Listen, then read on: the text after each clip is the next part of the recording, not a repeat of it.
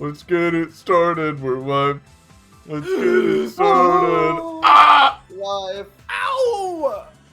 Live. Oh! Variety. Oh! 4 E's, you know?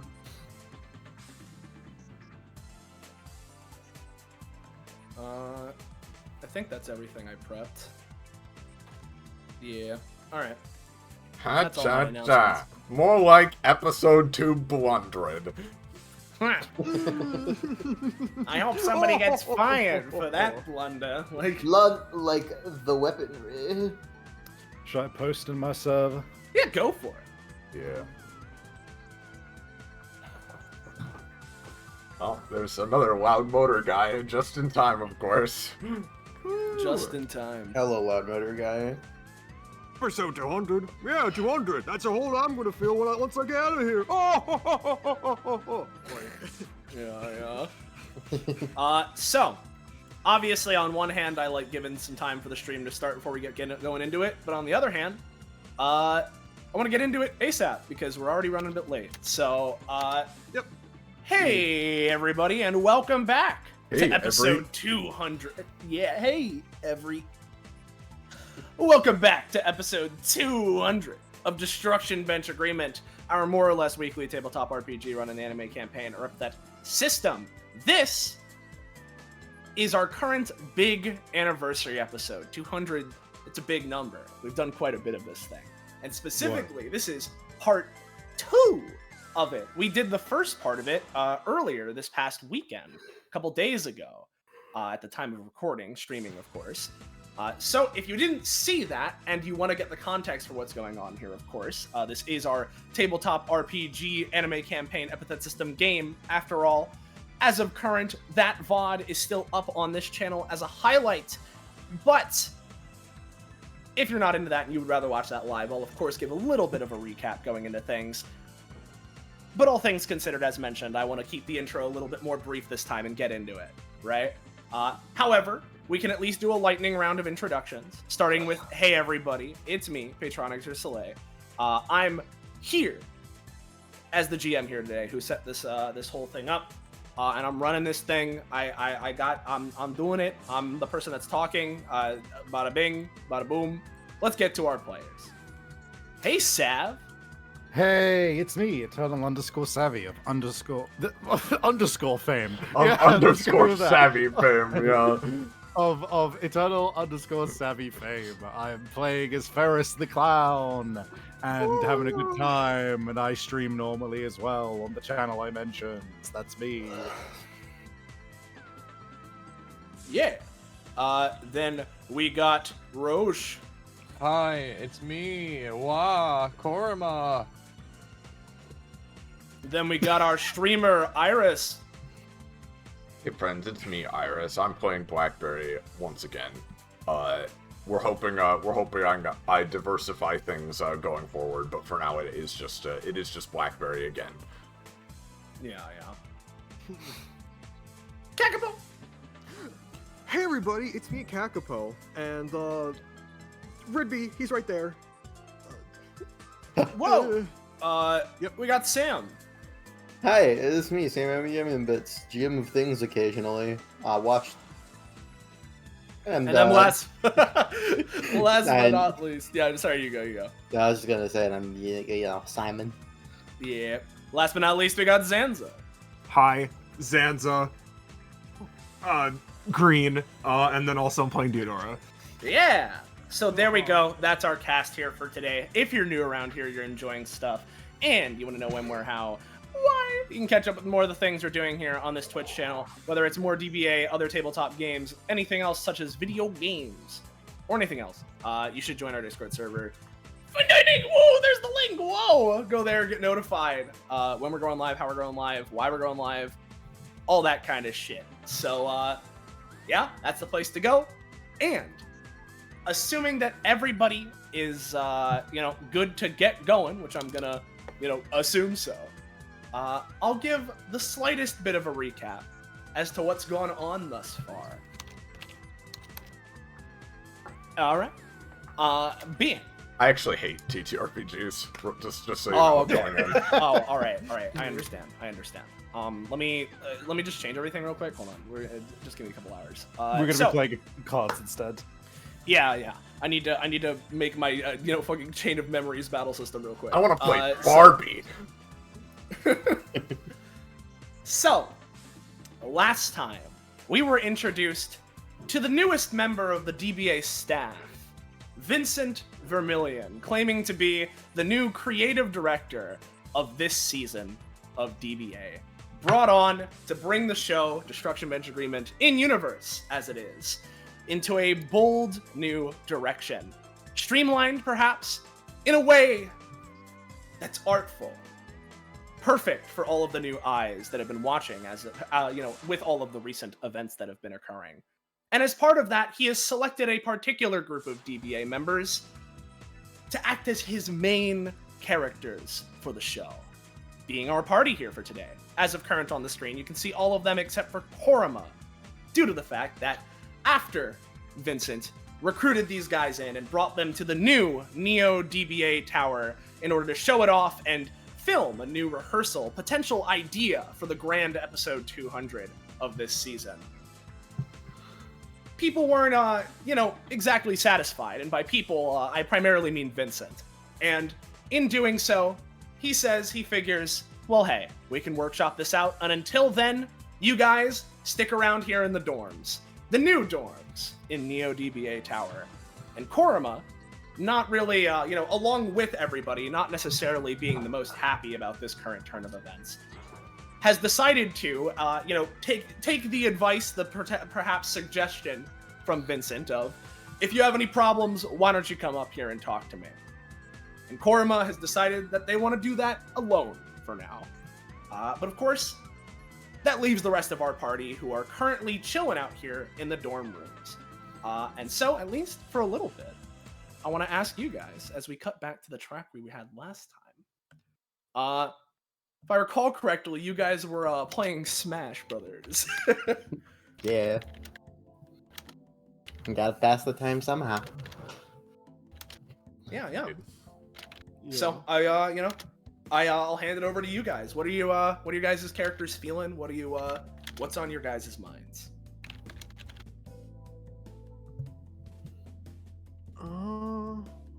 Head empty. Well, I guess. Sorry. Yeah. Head? I just said head empty. Yeah. Yeah. As a transitionary point between Korima's current mission and now Ridby, who has recently had some kind of conversation with him, came back to this area and is currently just sitting down, kind of leaning on the piano chair, with his eyes closed, not seeming to pay much mind to the smashing going on right now. He's passing. We're smashing. Yeah. We're Precisely. we're playing Smash with our bros, and also we could smash our bros. Exactly. I'm a kid. You aren't included in this. Good.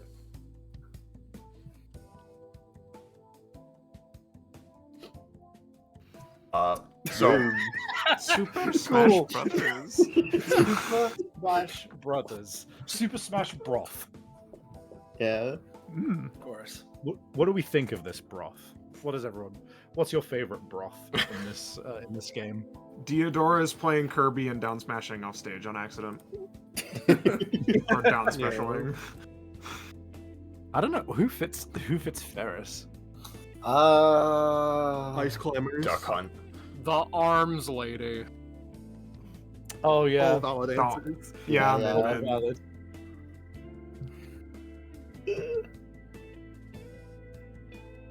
Blackberry wanted Min Min, but it's okay. It's alright. Nah, Ferris would give up Min Min. You can both play Min Min also. That's true. Yeah. Just both play Min Min. Simon gets to indulge We're in the just- idea of making things messy by playing Inkling. This is like a rare. This is like your escapism. I do not have to clean up after this, so this is how I get it out of my system. Oh my god. Simon, what's the opposite of viscera cleanup detail? Simon plays like fucking make a mess detail. Yeah. Make a mess Yeah. simulator, yeah. Make a mess simulator. I can't stand it. Just Resole. fucking make a mess. the Resole video game. company.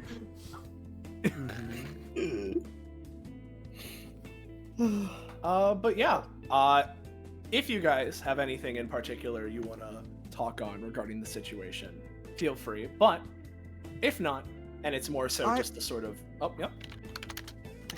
If we're gonna if we're in this transitionary state of, oh, if there's nothing else, we're gonna move on. I think the one thing I would do as Ridby here is just, Ridby would,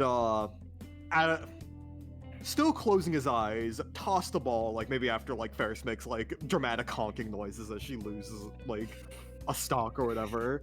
He would toss back the ball that she gave him to give to Korma. Back when they were doing the say what you like about each other to pass the time. Ridby tosses that back and simply says, "By the way, I apologize, but this didn't really need much use. Our good friend Korma didn't need, well, his problem wasn't with himself, is all I'll I say." gotcha. I'll hang on to this for another time then. My Very brain was well. just like, she eats it. That's not what she does. She does not eat the juggling ball. Mm-hmm. Yeah, and he just continues closing his eyes, almost in focus on something, but not really paying much attention to this scenario.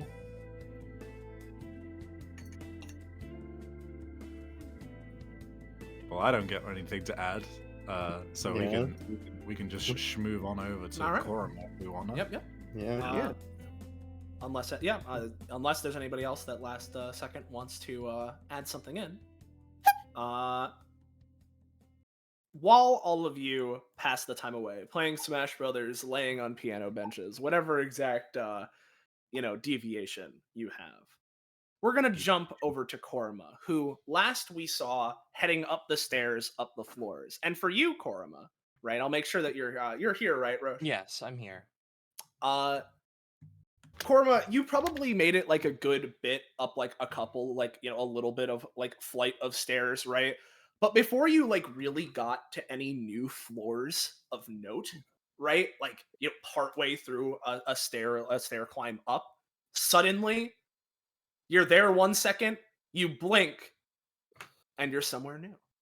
Let's go ahead. And in the same way, the same feeling you felt when he first teleported you out of his original office to the front of the tower, you find yourself in a new office.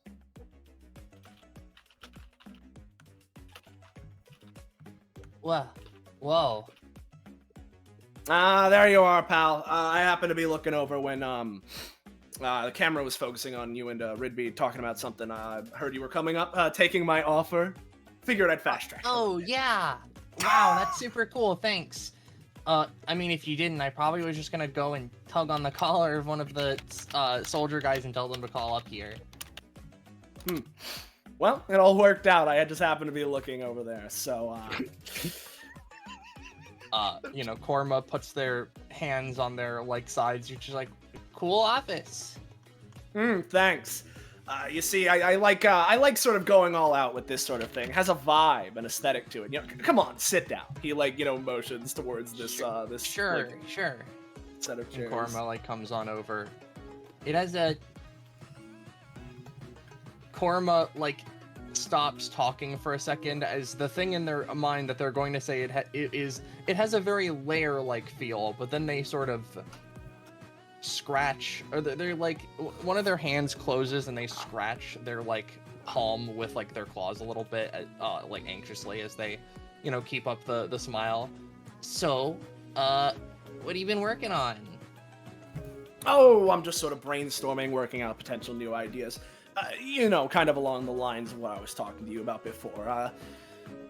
you know, this kind of thing takes a bit of time to work out precisely how things are going to go. And now that we have things in motion, I know certain players are on board, you know, we can really start getting to work with the, you know, coming up with a plan here, you know? Yeah. And yeah, I was, you know, interested in all of that, and I was, you know, thinking, maybe, I could help out if you need anything. Perhaps, you know, if I do need something, I'll let you know, pal. That's for sure. As of right now, I'm sort of taking it slow. I mean, we're not in any real rush. Like I said before, if you're worried about any sort of time obligations or what have you, I can make it work out. So that's not really a problem. I'm not worried about time.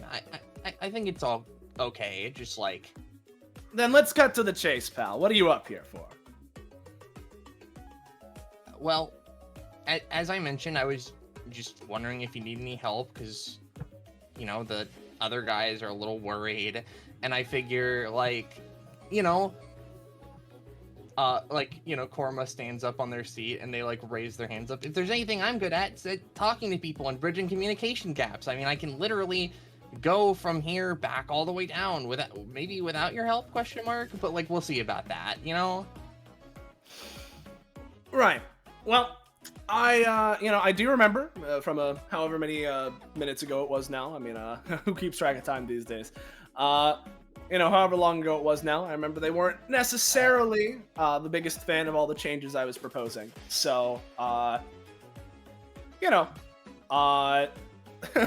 he sort of shrugs a little bit. That's the sort of thing. I'm brainstorming as of right now. I wouldn't say I'm necessarily having any trouble or requiring any help at the moment. It just takes some time to really work things out, you know? I suppose if you have any ideas, feel free to say them. No guarantees on anything in particular, but, you know, I at least can hear you out. Could I take a look at what you got? I mean, I suppose. It's mainly just ideas on sort of things, right? He, Okay.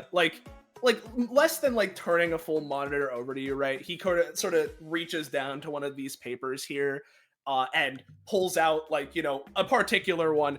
Yeah, here you go. Here's one of my potential propositions for something regarding 201, you know, next big thing after we have this introduction that's sort of introducing everybody. We're going to be focusing on somebody. I decided, hey, let's start with one of the good old classics with BlackBerry, right?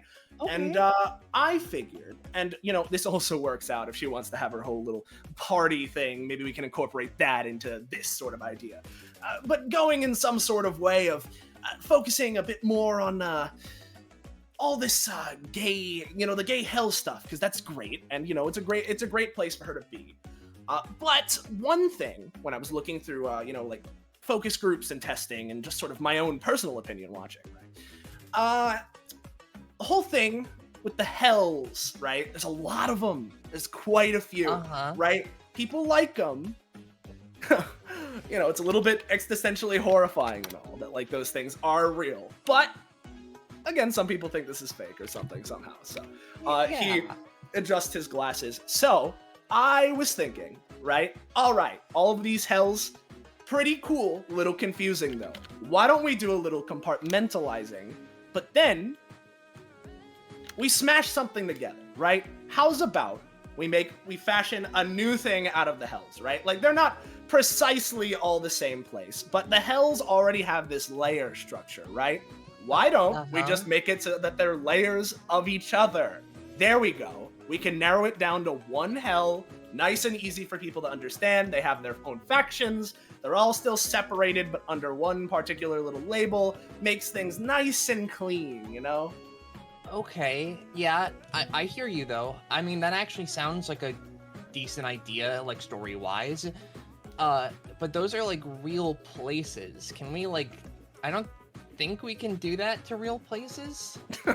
Well, maybe you can't, but you seem to forget who you're talking to. Right, you have a crazy, super powerful epithet, right? He snaps as you, Korma, are suddenly on the other, you know, set of seats. Why, yes, I do. I got Pac-Man. that's the thing, right, pal? Any of these sort of worries regarding, oh, well, how are we going to do something like that, right? How would we make a grand sweeping change such as that? No fear.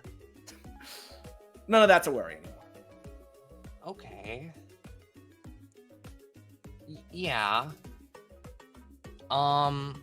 So, though, another thing is, okay, we've made them all one. You've put them all on layers. So. Well, I haven't put anything into motion yet. This is sort of my thinking. Yeah, I know. I'm just saying, like, we're going through the idea here. We put them in layers. What about the hells that already, like, have layers? Well, what's a couple more? Okay, so it's just like a big, like, staircase sort of thing. All right. And what if Crimson Hell tries to invade and kill all of the other ones? Well, for one, that seems mighty irresponsible. The kind of thing some villains would do. So, I don't know, if something like that were to happen, right?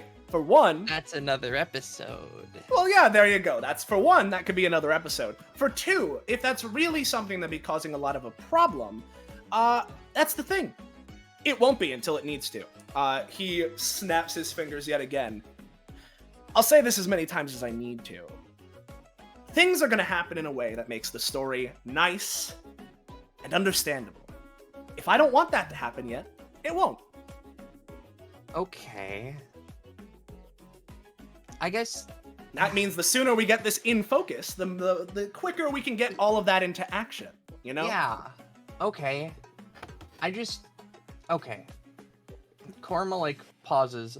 Because it's like, you know, storytelling-wise, this isn't terrible. It just, like, how are you... Like, Karma then voices, like...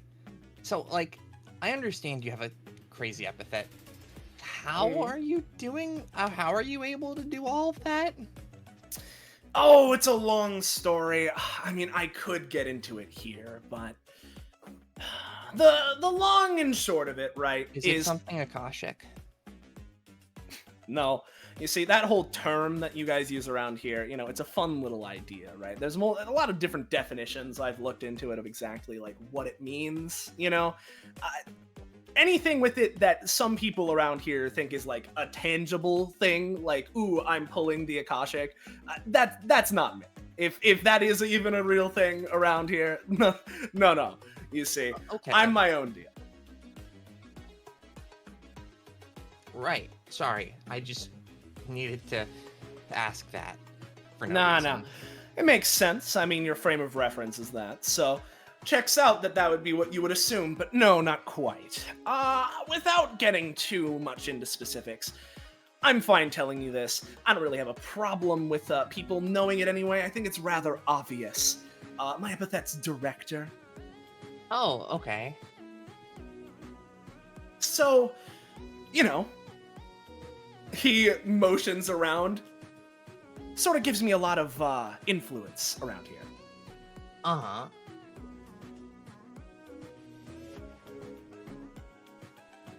Any other questions, I guess? Is that all? Well, again, there's more to it, but I don't necessarily need to go on a whole diatribe about myself.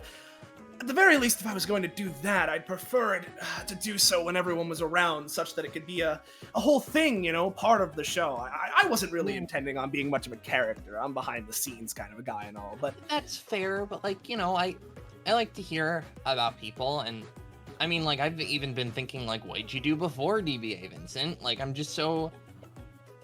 You know, Corma, like, you know, like, comes over, and their like upper chest is up against the desk as they like put their hands over it. I'm like interested in you because we're gonna be friends for a while, and you know.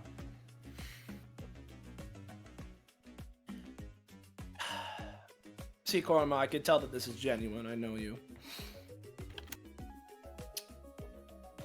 I just want to make sure we're on the same page here, right? Okay. We're friends and all, of course. We're all working together. We're on the same team. Is this really the main reason you came up here? Well, partially. Yeah, and what's the I other mean, part? I'm just worried about a lot. Like what? Well, again, as I mentioned, everyone else is worried, so I'm also kind of worried. And What are they so worried about? they look down and to the side. You should ask them that. You know, this is what I was saying. If they have any issues with me, they should come up and talk to them myself. Or themselves, rather, you know what I mean. Well, yeah, I just, you know, I prefer to talk about things. Well, we can do plenty of that. Yeah. So, you know what? How's about this, pal? Right? Either you can Form up stay perks here, up. or, you know, if the others want to talk and have these issues, sort of like what we're talking about, how about you bring them up here too, right? Again, if you want to stay here and just sort of wait for them, that's one way. I can bring you back real quick, and you can all have your good little walk up together and make it a whole little thing, right? Or I could just put a thing over the intercom, tell them to come up, and we can keep talking. But you know, if they have all these issues with me, then like I said, and like you're saying, why don't we actually just talk it out? Yeah, I just think that people don't fully understand, like, the real you, Vincent, you know? Like, and not to say that you're being the fake you right now, because I think you're being real with me. I just don't think, I think people see the, you know, the director and not the Vincent. Well, you see, in parts, ideally, when it comes to art, I mean, art is a reflection of the self, is it not? He, you know, goes, takes a hand, and flicks it off to the side. If I'm putting my work out there, that's in some way reflective of me. The director and the me, in some ways, not only two sides of the same coin, but, well, they are the same coin after all, you know. We'll get plenty of time to get used to each other, but you know, I'd rather keep talking about this when everyone is here so they can provide their little input. So, what's the preference here, bud? You want to stay here and wait for him, or should I send you back down? I'll stick up. All right. In that case, give me a moment. And as he says that, we're gonna cut back to here for a second. And I'm gonna, you know, ask you guys, what's going on? Oh my goodness, I thought I was you for a sec. I just walked off the edge. Oh, yeah, that happens. Yeah, it's something you gotta get used to, especially when multiple people playing the same character. Side note, maybe I'm just not as good at the game as I thought I might have been. Oh, you're doing good. You say that, but like I was the first out before Miss walks off the edge. Oh, I like holding left sometimes. I'm gonna be honest. Considering that I'm usually the type to take the fall, yeah, I'm kind of surprised too. Maybe I'm just off my game. Ferris says this, and she is just genuinely like pretty competitive at this game. Yeah. Ridby seems to have tuned out this entire conversation, is like listening intently at something else. Still their eyes closed, but they've sat up at this point. As the game's gone on, and they've been playing it, Blackberry's been playing, you know, trying to distract herself, but it's pretty obvious that she's very distracted, still wrapped up in her own thoughts, and eventually, you know, at some point where no one said anything for a bit, I think after the whatever current round they're playing ends, she'd set her controller down and she stands up. Alright. I'm sorry about this, guys. I've been really trying not to ruin the vibe and the good mood and the whole, you know, the whole fun we're having with this, you know, our big anniversary episode and all that, but I no matter how much I no matter how much I turn this over in my head over and over, I'm sorry. I've got to make a selfish decision here. Oh. She just sort of is looking at the floor, just tail wrapped around herself nervously. Yeah, what's up? I can't do reshoots. I just can't. I'm not the type of person who can just do that kind of controlled, repetitive, disciplined thing. Like, it's not who I am. Even at, like, my quote-unquote real job at my restaurant, I mean, I change up the menu almost all the time, almost every week, and the hours are completely different and arbitrary depending on when I feel like running it and when I don't. And, you know, yeah, the restaurant doesn't always get a lot of customers because of that, but I know that if I tried to force myself to do it more normally and have a strict schedule, I wouldn't have any customers, because it would suck. So, on top of that too, I just can't bring myself to work with someone who just, on a whim, tosses my friends in a cage just because they don't fit in at the current moment. And so, all this to say... I have a problem with that as well. I was hoping Victor would be with us for the whole time. He's cool. I was sort of hoping that, you know, they would let Victor out now that, you know, whatever has passed. I mean... But they still haven't. Yeah, but we're just, like, sitting here and, I mean, nothing's happening, and... All this to say, I know that you guys were saying, like, you know, let's at least give him the benefit of the doubt and everything, but... if this is how DBA is going to be from now on, like, I don't blame anybody for wanting something like this to be more controlled and streamlined, but if that's the case, it's not for me anymore.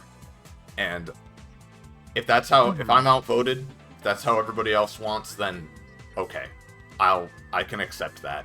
But I know we were saying let's, you know, give him the benefit of the doubt and everything, but I can't. Not even for that. I'm not saying, like, you know, again, if I'm outvoted, you know, fine, I'll go wait in the box with Victor. But yeah, I can't do this. I'm sorry. Yeah, as Blackberry is saying all that, Ridby's opened an eye and just sort of like, almost like put like a finger in one of his ears and is sort of like facing the other towards Blackberry. And after she kind of finishes that speech, Ridby turns to her completely, still closing an eye, and nods. Well, I'm glad the opinion is finally out there. To be honest, I've sort of had as I've mentioned earlier, I've had a similar issue of sorts. Seems if this guy won't, like, even if, like, we should be taking things in a new direction, this change seems to be so sudden and, I don't know, feels like no one has really had a say in whether or not it's occurring. Fortunately for us, our good pal Korama has, been speaking with, Mr. Vermilion as we speak. And I've been listening in with, one of my good old tools. Korama's given me permission, so it's not a worry there. You it okay? seems that their they seem to be going along well, but kind of like listening in a bit more. It seems the conversation's getting to a point where can't really go on without the rest of us there. And as you say It's that, us. Rigby, Yeah, right, yeah. there's suddenly a let me keep this track on. There's suddenly a voice that rings out from a sort of loudspeaker, PA system. Hey, DBA! You know the guys I'm talking about, stars of our show. This is the boss, Mr. Vermilion speaking. Yeah, right. I'm talking with your pal Korma right now, and we're thinking of making this a group meeting. If I could request you all to, as quickly as possible, make your way up to the top of this tower to get to my office, that'd be grand. Don't need to rush too much, but if you're taking a bit too long, I can always speed it up a little bit, so don't dawdle. Well, yeah. Well, I'm certainly one for keeping things rolling. I'm not one for sitting around. Yeah, I've been kind of waiting for him to call on us, to be honest. Oh boy. And while we're getting there, actually, let me fill you all in on what I've heard. As Ridby would go into some of the things that Korma and Vincent have talked about, just so there isn't a they don't have to go over the same subjects and stuff, including actually blackberries. I'm combining all the hells together. Ridby would definitely explicitly say that to Blackberry. Ferris has been cartwheeling down the hallway, and I should mention that when I made that internal note, I did not know that there was a fountain up here, so she just full on eats shit into it. Yeah. But Ridby would say, seems like his director powers would have enough. I don't know how strong he is, but he seems to be confident he'll have an effect on everything regarding that. Yeah. So, I didn't want to reveal it till it was totally necessary, but I did mentally guess that earlier. And, this is going where I've been afraid it's going. Yes, Simon? I just want to say, since regarding the whole discussion earlier, it's just a thing where I have to admit I can't be too invested in how what the future of DBA. This is my first time here, and it's I'm not exactly the most invested person. I've got other interests, etc. But all that being said, I like to think I know when that I can size people up, sniff out a rat, as it were, and just in general, the way he's been going about things just doesn't really seem the way to do things, and I don't exactly condone someone locking me up in a tower and saying you're not allowed to leave. I don't do well with directions from people that aren't my boss. Yeah, I've never. No. It's regardless of whether or not you've been here before, great or small. It seems we're all in the thick of it now. 'Cause if I'm getting the vibes correctly, this man would like to have creative control over our real lives. And I, for one, do not prefer that. Real quick. Considering if that affected Clown Town, there would be that'll be a bit of a fucking. That'll be something. I mean, I can't even. The fallout if gay hell is moved around. It's that's gonna be something. Real quick, guys, come back over here really quick. Just for a second. Ferris. What? She leans into everybody. I just don't want to be too close to the guards when I say this, right? Just really quick. I don't know what's gonna happen, of course, and I'm not saying we go in there guns blazing, but obviously we're in kind of a pretty tricky situation right now. So just in case certain things happen the way I think they might, I just want to considering what his power is, since it's out in the open now, I just wanted to let you guys know something. And she kind of leans in and pulls everybody into the huddle and just group whispers for a moment, and I'll send that privately. But yeah, then we can move on. Yep. Cool. Yep. One. Hee.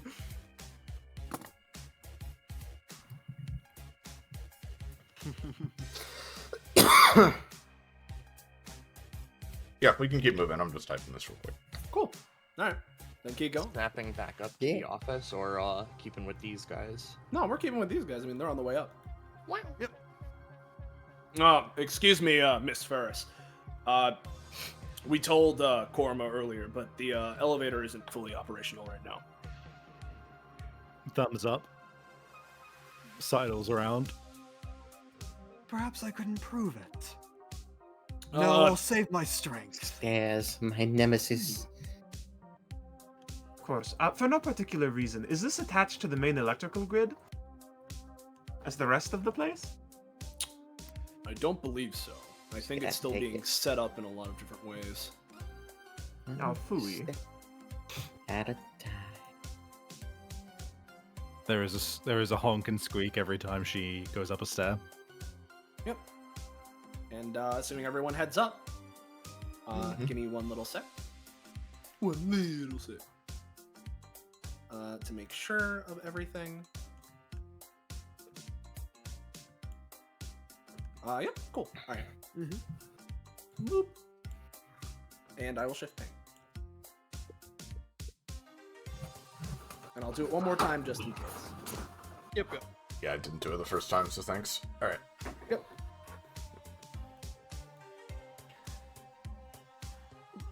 I don't know, like well, no, we've gotten past where we saw the conversation, so Ridby's gonna just at least listen in to see if Korama or any of them are talking about anything else. Yeah. Ferris just goes, damn, this is a long hallway. Hold on. And just This starts is cartwheeling down it. exactly really kind of fast. hallway I expect from someone with a ego bigger than themselves. Ridby has 8 movement because of his class 2 passive, so he's a lot faster now. I'm Oh, imagining you can keep up with me then just by jogging. Yeah. I'm imagining she's cartwheeling, but it's that weird stuttered like 300% speed, like violently moving, you know? Yeah. I imagine it as not like, you know how like in legit when you're doing like a legit cartwheel, there's kind of like you put your hands on the ground and then like you kind of pivot your like lower half so that your feet are like, you know, you kind of like use your body for it as well. Yeah. I think with her upgrade, she now just essentially puts her arms and legs out and just fully spins on an axis around the center of her body like a wheel. There is no movement. She simply moves like a wheel. Yeah. Yeah. Nice. Like animation cell being spun. Yeah. And I will start to reveal. Nah.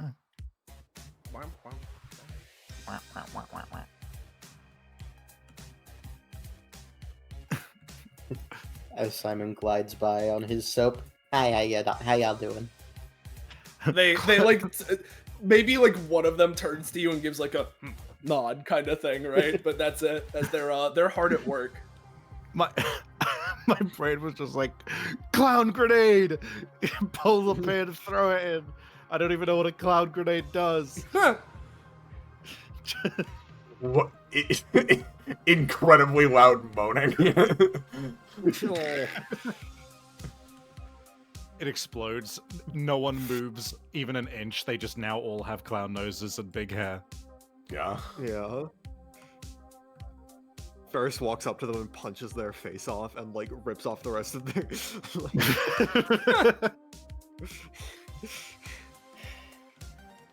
What is that? He, But he's so big that we're like circling around it with these hallways.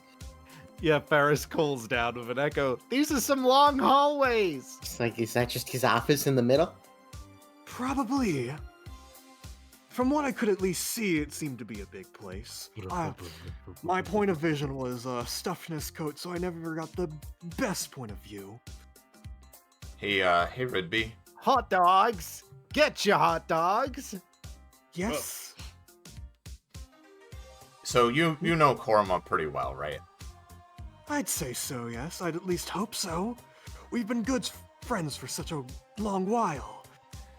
Well, I'm not gonna say I know him the best. You probably know better than me, but I mean, I consider him a friend too, of course, and I know that sometimes he just has a tendency to get overly attached, or, you know, really easily, and from how he's been talking, I'm just worried that, like,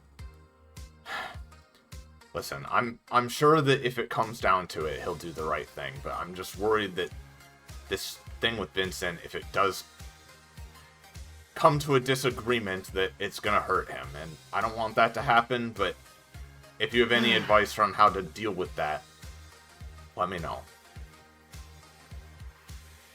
I'm still navigating through what we've talked about myself. Though I'm sure he wouldn't mind, me at least filling you in partially. He would kind of grab Blackberry so she, like, Theodore and the others aren't in, like, absolute earshot. Grabs, like, by the throat. Yeah. Korma's problem is less so that it's partially that he wants Vincent to be a good guy, but it's also partially that he feels this whole song and dance of DBA antagonists coming in. It's Sisyphean to a sort. He's sick of being unable to resolve these situations peacefully, you see. Yeah, It's I not mean, the I get fact- that. Yeah. So, whatever situation we have to, comfort our friend to make sure we have the best possible situation where everyone walks home happy, it will have to at least address that. And who Yeah. knows? Vincent could very well be agreeable, but She The writing kind on of the makes, wall like, is the clear. horizontal, like, mouth, like, press X to doubt on Ensue him. yeah, like he says, we both see A writing on the wall, no matter where it goes. Look, even if Regardless. Yeah. even if Sorry? we wanted to just be like, fuck you, Vincent, and get him, I don't even think we could. We're gonna have to go through whatever it is he puts us through, even if we brushed him. But, like, anything like that, it's gonna be instigated by him, not me. So, don't worry about that. Indeed. The first shot will be fired by him, and not to worry, ever since I got my new duds, well, you know what comes with that. And I think I might be able to help you all out even better. Alright then. You do have some nice Ferris. duds. Ferris has a huge wiener. I'd like Yeah, I'd like one hot dog, extra dog. It's Yeah. 2 hot dogs or No, one hot dog with extra dog. one long dog coming up. It's Oh, like he reaches in and it just pulls it out from like the little fucking like thing that's there, right? Like I imagine like the fucking grease tank, right? And just takes the clippers, starts pulling it out. It keeps going. Like Ferris Yeah. watches with a huge smile on her face, like, yeah! This is the good shit! you're a long dog, sir. Thank you very much. Sir, Hmm? can I have one bottle of mustard? Sure. He reaches over. You want a dog with that? Oh, sure, why not? He like hesitates for a moment before handing you a hot dog. Ah, wonderful. She pockets the mustard and doesn't put any on the hot dog. Got it. I can't wait for mustard element. Like, She specifically puts it under her hat. yeah.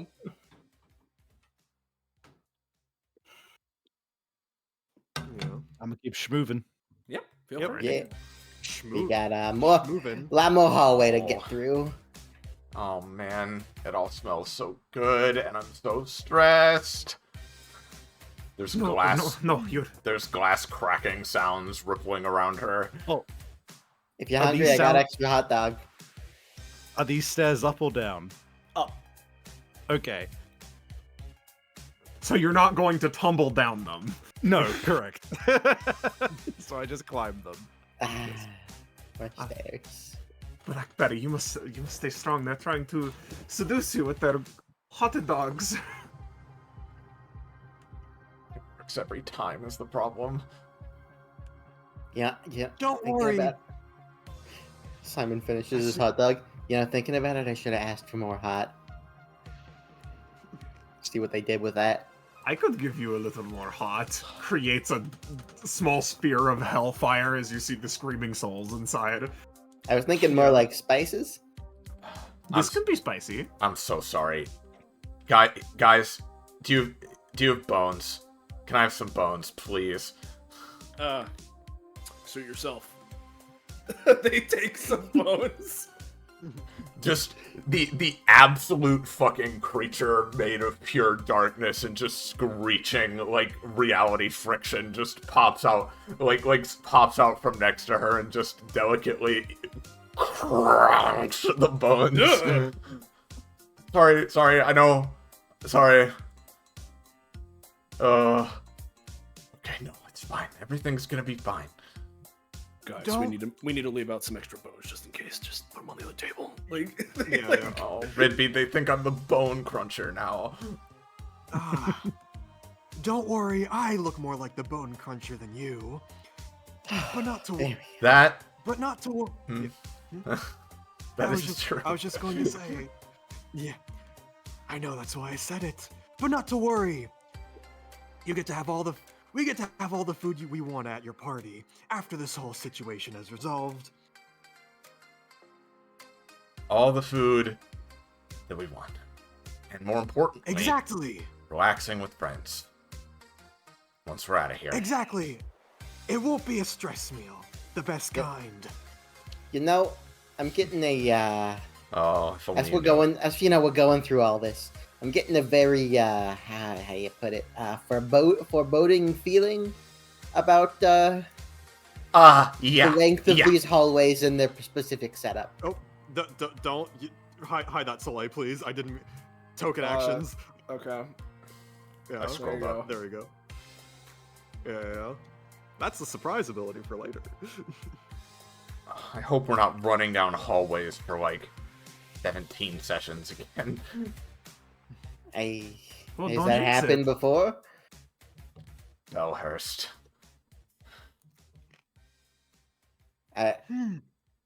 Also, what do you mean by session?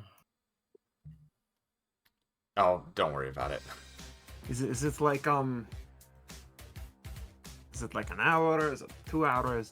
Is it just sort of a vibe? Do you just sort of I assume kind of it's, understand it? I when you assume it's feel like it? a lingo for like the episodes. Like a part. Some people say that for like a part of a DBA episode, and they vary wildly in length. Trust me. How do Hey guys, check it out. They're playing 16 Switches at once. Yeah, Oh they're my also God. playing Smash. Except for this TV, which is currently playing the episode that you guys are on right now. So it's kind of like an infinite loop. Simon waves at himself. Ridby waves at himself. Theodora waves at herself. Ferris puts her entire face to that it is just an infinitely repeating her face. Why do you guys need 16 switches? Do you keep like breaking them or something? This guy turns around. You want one? I don't know. I take one. You take one. You know, that gives me an idea.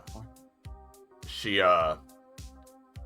We've established before that DBA is streamed like essentially a live stream. So she'll take out her phone and like have that open, you know, for later. Yep. Just the stream of the episode itself. Yep. And Assuming it's working you- and all. Yep, there you go. Since your guys are now here, right, I'll sort of explain that, like, in this sort of crossroads, right, you can see through these windows, right, like, you can see the lower hallway down through this one and an upper one up through this one. Yeah, the more we're walking through this, the worse the foreboding feeling is getting. Oh God. Anyone have an ability that lets just like go through a window? I have this fun thing to do a thing where I make a thing out of soap that could theoretically break a window. I could throw you really hard. Oh yeah, sure.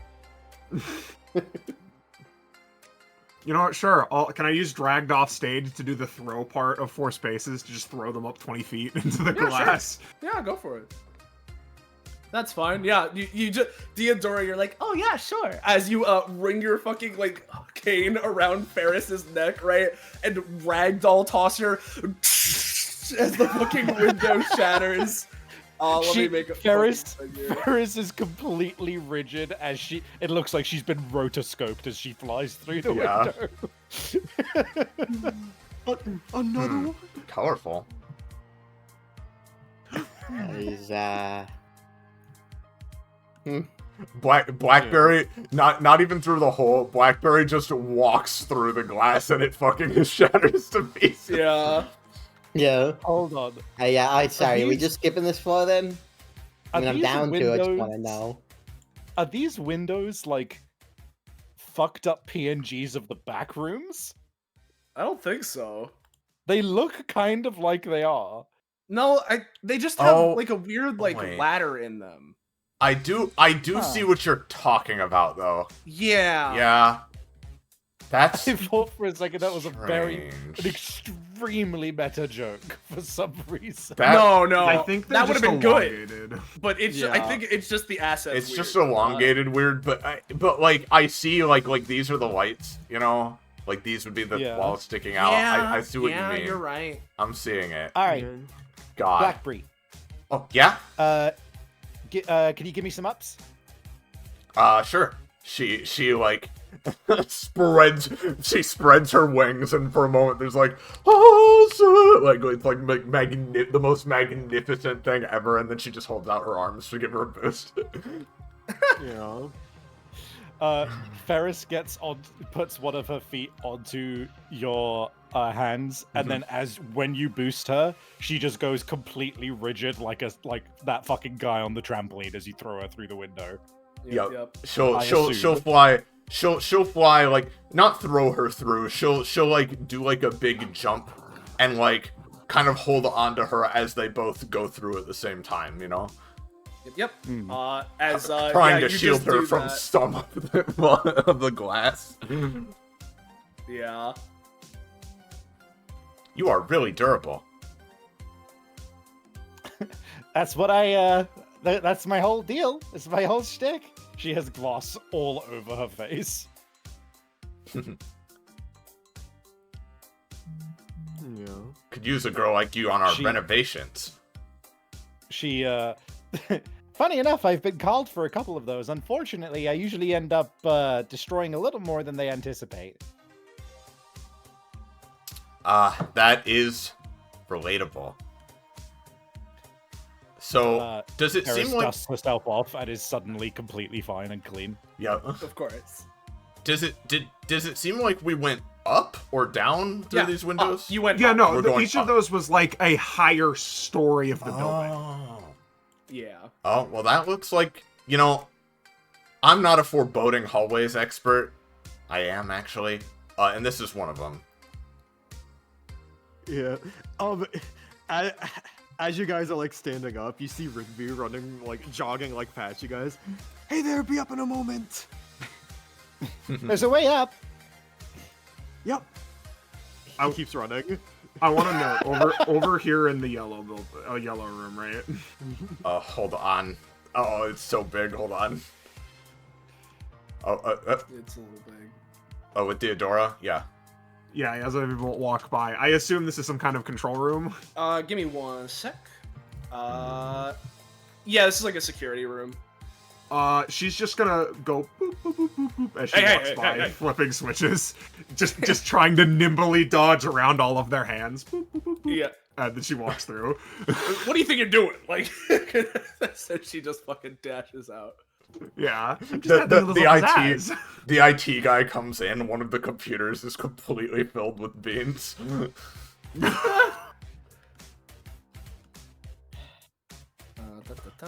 Oh god, there's more to it. I can give you guys a lift. She calls down. I would appreciate it. I don't really want to go around again. Oh, I really wanted to throw you. I would prefer you did not.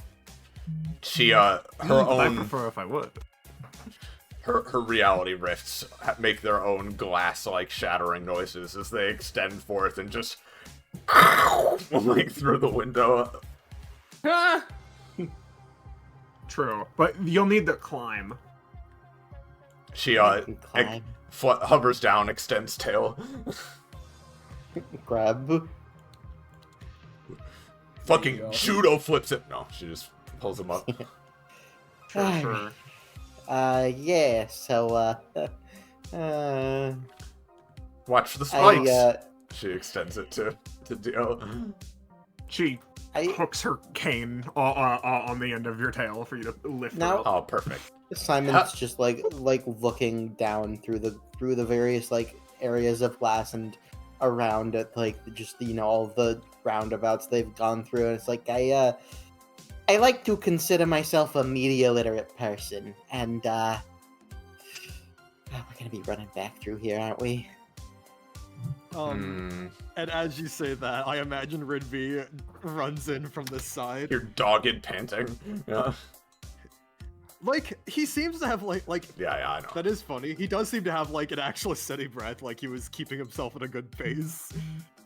Alright, nothing of too much note in the orange and blue hallways. I will ask, Roche and Soleil, did Ridby hear anything of their conversation? Effectively, anything if you would have heard is like more of like the same kind of shit. No like huge bombshells or anything. It's like same kind of like, oh, but what about this idea you had? Oh, it's kind of like this. I'm just gonna change this fundamental aspect of the universe. Oh, that sounds like it could be fun. Like, kind of thing, right? Like, oh, good. They're not in too much danger, but not really liking the idea of their ideas workshopping, if I had to say so myself. At one point, Vincent is like, sometimes, like, there are implications of, like, there being heavens in addition to the hells, but, it doesn't really seem like much potential. Let's just get rid of it. Get rid of heaven. just get rid of it. Everyone's damned. Like, I do imagine that for some of these, karma would be, like, not a complete yes man on them, but it's like, those aren't the important ones yet. Exactly. I wasn't thinking too hard about that one. I didn't think about really turning the ocean into Glorpus. It wasn't really... The Breeze episode, we can put that one aside. That one's not really all that important, anything. I just thought it'd be funny. Yeah. And as you guys make it there, walking through there, you find yourselves going through more of hallways similar to that. More of a hallway similar to that. It eventually opens up into this. I was just scrolling down like, oh, where'd Korma go? Did he fall behind? Oh, there you go. What do you mean? There's more. He's got a Beetlejuice corridor, dude. Like, I enjoy the fact that Korma canonically already saw all this. Well, no, specifically they didn't because they were zooped past it. Did he get zooped? So I'm sorry. Yeah, he got zooped. I think the crazy thing is that all of these buildings, these rooms are hundreds of feet wide. Give me a sec, Ferris. As you enter this area, it's weird. The like, how do I describe this? The like, why is this not revealing? It's because it's already revealed. It's just tinted. That's my bad. You can see like this hallway, right? Yeah. Yeah. Yeah. The fucking like, it's weird in the sense of like, the hallways other than the colors are like very like strangely barren, Ugh. I like the colors, but there's not really much else life in this place. I knock on the walls. Oh, there you go. Well, check. There won't be anything, but...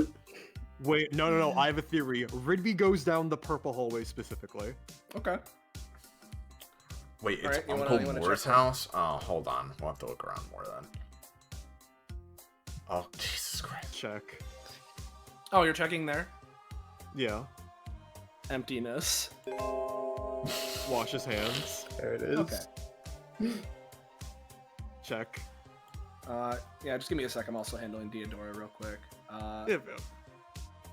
The emptiness, the hollowness simply grows in your heart. Wash his hands.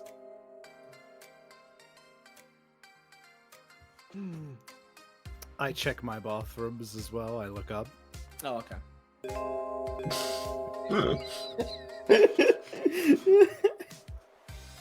I'll Just also rapid check- firing emptiness. Indeed. Yeah, Diodora, as you're going through and similarly searching, this emptiness really like sticks and hangs into your heart. I'm imbibing as much emptiness as I can. Listen, not to spell everything out, but I can't believe this is functioning as a metaphor. It's really funny. Yeah. I mean, we gotta check. Like, I know. We do. Everyone's got to get their turns. yeah, and Heckin'. real quick, I will say, Roche, how much is like Romeo peeking out of Korma's coat? Like how deep? Not very. Like Korma Yeah. has put Romeo deep in there. Yeah. So he sees like the You raw can't really aspects see and what's... Yeah. can't really see more so here. Just checking because it's just like he probably saw like the outer area, but not much more. Just wanted to check because he would have made a comment. Oh god, are you My kidding shit me? wide open. She points up the stairs. Oh, how? I get really Sensible. surprised at this point. No, come on, let's hurry this No. up. She like tucks Simon under an arm and starts flying. Yeah. He goes from having like carefully going up one step at a time so as to not slip. She- to, oh yeah. She just grabs Simon like he's a fucking like sack of potatoes, but then to Diodora elegantly offers hand. Yeah. She will elegantly take the hand. Then immediately Not starts fair. blasting both of them up, like just flying as fast as she can. Yep. Blast And my if you- shit wide open. This guy- Exactly. Yeah. If you guys don't mind, I'm gonna use the bathroom real quick. But then I do mind. Yeah, make sure you check the make sure Oh, you check I'll the check. toilet. I'll check. I'll tell you. I'll tell you. Yeah. Let us know. Yeah. Blast my shit wide open. Ugh, I really want to kick the door down, but that might be taken the wrong way. So fucking hungry. Best not to instigate things. After all, if this is going the way we're thinking, I'd rather him fire the first shot. So, Roche, Yeah, what's up? I just to make sure that there's no chance you could run and get like a quick snack or anything, because I don't want you to be super hungry when we're starting the shit TM. Maybe I'm not sure if dinner's being made literally right this instant or not. Which like if Okay. it is, then I will wait a little bit longer. If it isn't, Yeah. then maybe I can Why don't grab you- something. Why don't you try to go survey what's going on? Yeah, because I don't want you to be hungry for the whole thing. Dinner.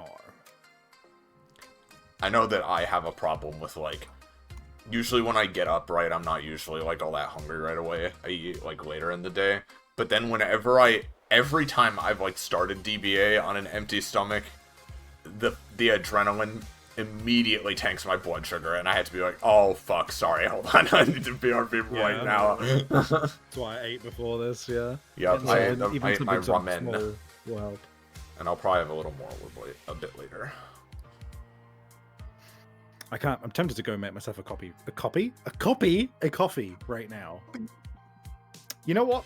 I'm gonna go do that, considering what my brain just did that. So Yeah, good idea. This seemed a little pre-action break. Sounds like a good idea. Not that anything's gonna be happening soon. Yeah. The British call pennies copies. Because they're made of copper. Hold on, where is I it? thought that was a joke off of Penny Craftwork. Yeah.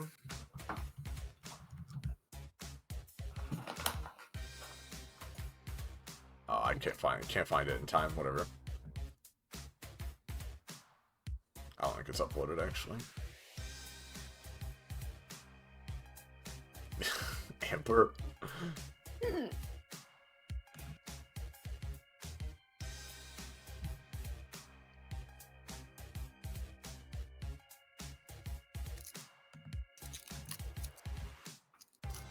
Having fun, guys? Yeah, for sure. There was nothing there. Okay. Aw. Good to know. We're doing a bit of a pre-action break. As Yeah, well. people are. Okay. While you were gone, it was like people are getting up to get stuff because probably a good idea to do that before the nothing that's gonna happen soon. So Why would anything happen? I don't Nothing know. crazy is going to happen. will ever happen. So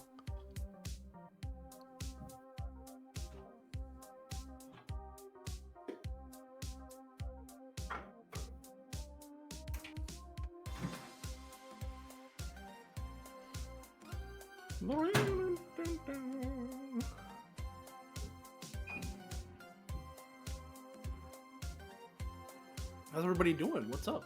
How are people feeling? doing good. Doing good. Cool. Doing pretty Really good. good. Chilling. I Sorry. have no idea how I'm going to complete my mission, but we'll see. I don't know what you're talking about. Oh right, you have that. I don't know. Don't know what it would be.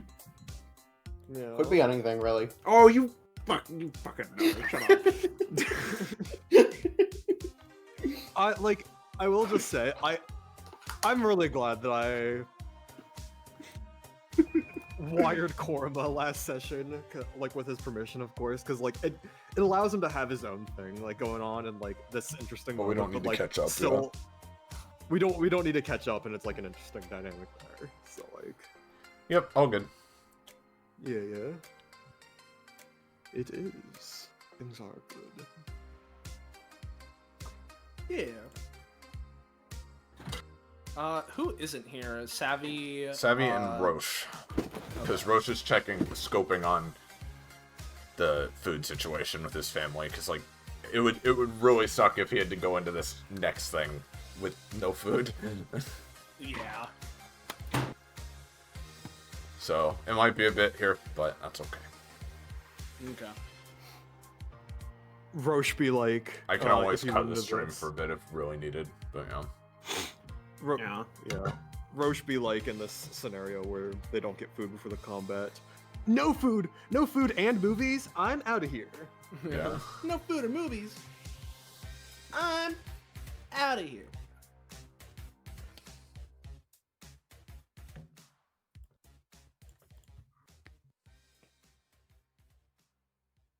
How you feeling, Soleiil? Oh, I'm feeling good. I'm simply. You're running it. I'm running it, and more apt for the current situation. I'm simply stealing myself. Yep. Mm-hmm. Yeah.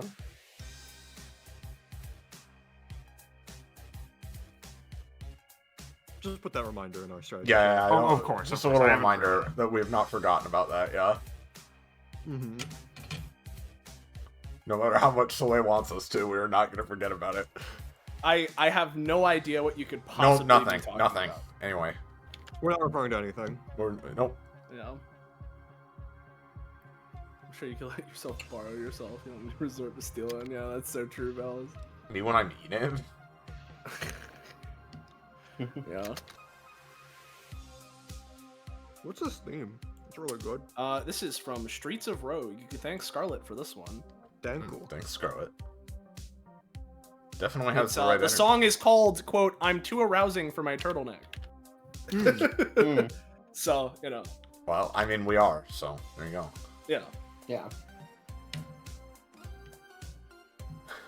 Oh god, It was really funny, And Reggie, Scarlet, of course, is in a turtleneck. Sorry, continue. Of course. Ace Attorney investigation occurred.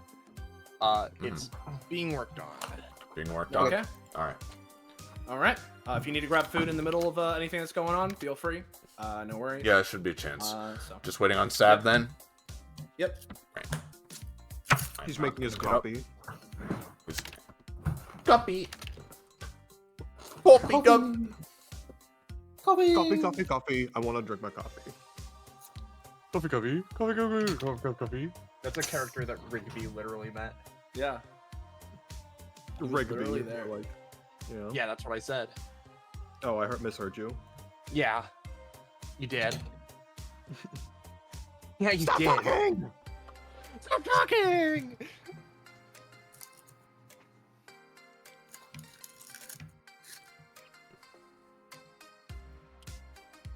Oh boy. Who we wait on? Savvy. Oh, I'm sorry. It's okay. It's fine.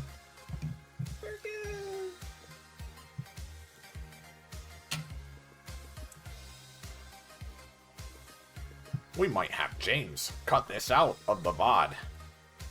Why would we do that? That doesn't make any sense to me. This is imperative for the. Hopefully, by the time we get to 200 in the YouTube, I'll have a better computer. Yeah, and Yes. also by that point, I will be helping out. So.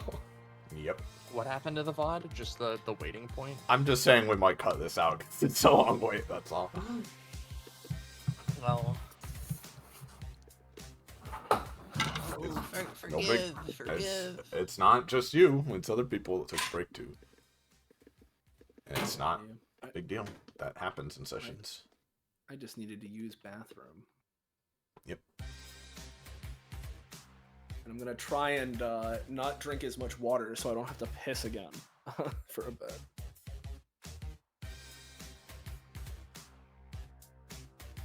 There's no escape for me. No. How unfortunate that despite everything to do with Theodora, she cannot make ice cream. It's truly unfortunate. Thought you were gonna say she could not piss. That would be a long-term problem. I had my bladder removed. It's what That they was a smucked terrible about stage for. accident.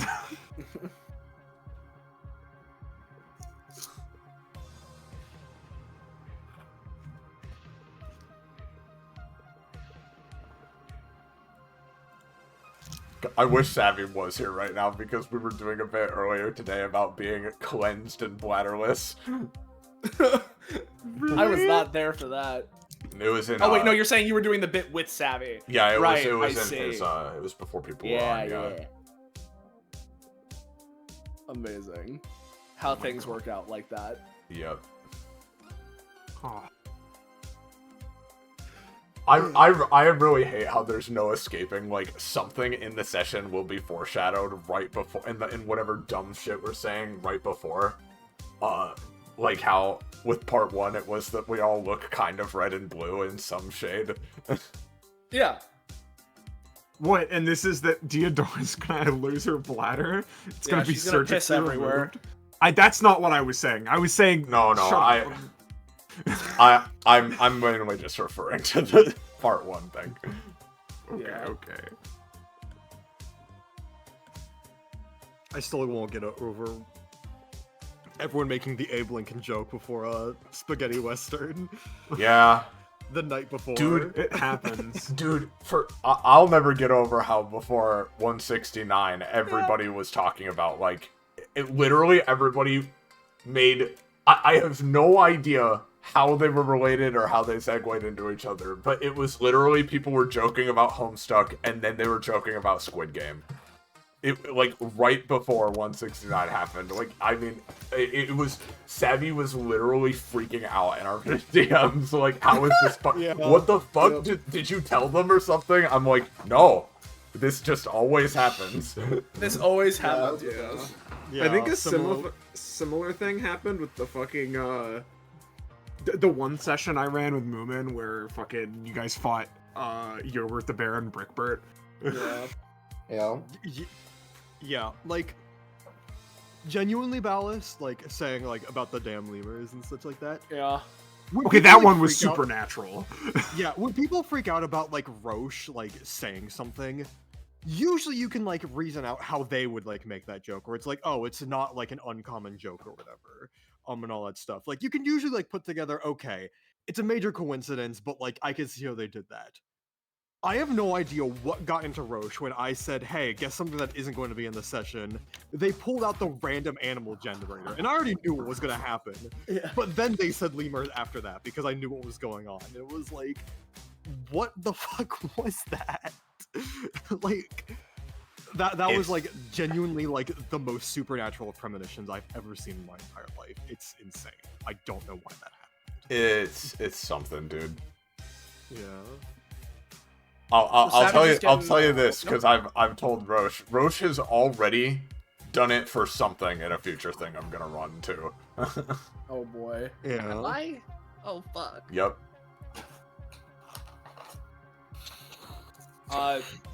Right, coffee. Okay. Hey, everybody's here. Yo. Hey. We all good? We're all set to go. Yep. Yep, I'm All right. here. I'm ready. All right. I Noses, got noses coffee, I got melon, I'm powdered. ready. In which case, I assume you guys brace yourselves and enter. Indeed. And in which case?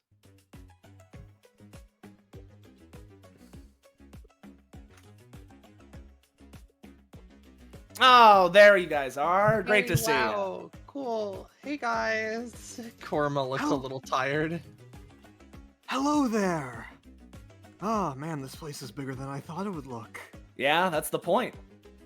He kind of looks around, sees something, and then just sort of walks up to the desk. Looks What's like with the chair?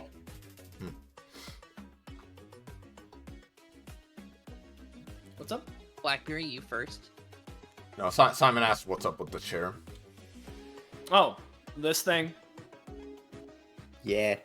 Just Uh, thought big. I'd do something fun, you know? Something big, spacious. Like, gives me something to stretch my legs out in, you know? Yeah. I don't. It's not. It's probably not great for posture, though, right? Oh. He shrugs, just like. I guess you got a point, but I'm not really thinking about that, so. Nod, Um, nod. I peer over the edge, is his feet dangling? Well, as of currently, he's sitting back a bit in the seat, so it's more like he's kind of like just in the middle, right? And he looks like comically small in it. But Oh like, my god. Ever since I became kind of mortal, I've had to worry about my spine existing. But that's okay because it's kind of like it kind of isn't like a regular one, like a regular human one, so it kind of bends. you know, actually, what do you happen to know what all of that really is about anyway? About the becoming mortal thing? Is that just like? No. Because we can do something with that if you want. We can come up with some sort of thing, right? Oh, like a plot line? Oh, something like that. Give it some sort of explanation other than just power of friendship or something, you know? Well, I don't really have any formal explanation for it other than I loved everyone else so much and they liked me so much, or sorry, they loved me so much that I just like felt it happen and then like they pull their hands out to the side and like wiggle their like claws. It just happened. Yeah. Huh. Sounds kind of similar Rigby to. is. Yeah. Sorry. Just sounds a bit familiar is all. Rigby has picked up the book and has like started paging through it. I don't know. Wouldn't we rather investigate the actual cause rather than coming up with our own? Seems more natural, interesting. Well, Well, that's it's a little probably bit of what A, a makes little bit of sense. B, but you see, that's the thing, right? This is the sort of thing I've been trying to get to you guys with, right? So, we can investigate, and in fact, you all will. Even if I come up with something, I'm not necessarily going to tell you, right? But, that's the ticket. Whatever it is, it's going to be cool and good and awesome, and I can assure you that, as opposed to it being some sort of it's literally just the power of friendship, you know? Because, like, that has a time and a place and everything. But there could be a little more there, you know? What should say in the book? There's not much in there, right? Other than, as of right now, it is probably literally just described everything everything in this session from his perspective thus far, right? It's the sponge, Yeah. the sponge with the SpongeBob giant letter T at the beginning. Yeah, exactly. Like, Yeah. effectively. Yeah. Yeah. Nothing about like, and here's how I came to DBA, and here's who offered me, or here's why I decided to come here on my own. Like, Oh, nothing no, about nothing, that. nothing quite like that, no. I He flips think to the back if there's anything else, but that would be about it. Yeah.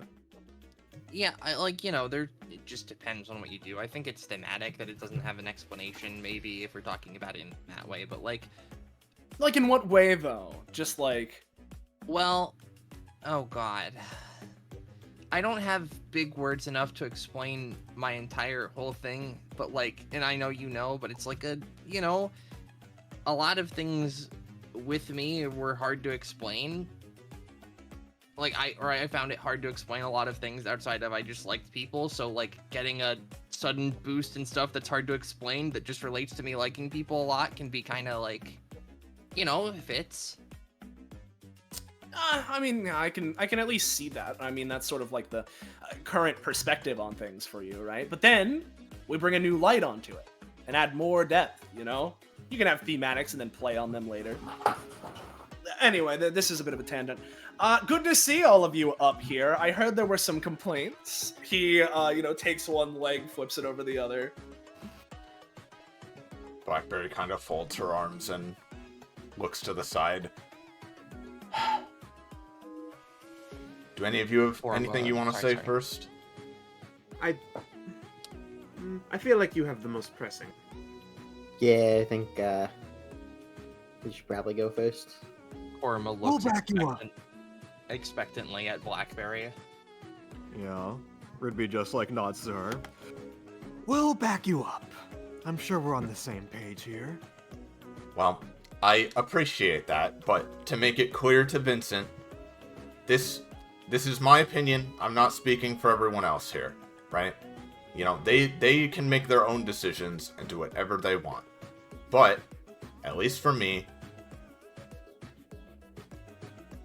I can understand wanting to make DBA more controlled, make more sense, follow up on some of the crazy things that happen, and just, I get the desire to try to consolidate and control, but, well, I mean, that's not me, right? It's not what I'm all about, it's not what I find fun, and it's not why, even despite all the hard times that we've been through, that's not why I keep coming back. I keep coming back because I want to help my friends, I want to be myself, and I want to have fun and escape from some of the other stuff I've got going on in my life right now. And the thing is, it's not your or anyone's responsibility to cater to just me, but where I do draw the line, even more so than just your creative vision, I definitely don't like the idea of messing with us. Like, messing with the world and changing things around. I mean, look, hey, maybe some things need to be changed, I get that, but messing with us as people, Korma's mortality, or, my identity or whatever else, like that's just not cool. That's messed up. And on top of that, you seem to be a lot more concerned with doing things the way you want and telling the story in the way you want, to the point where, you certainly don't have any backup plan for if there's one extra person that we just happen to be hanging out with at the time. You certainly don't have any,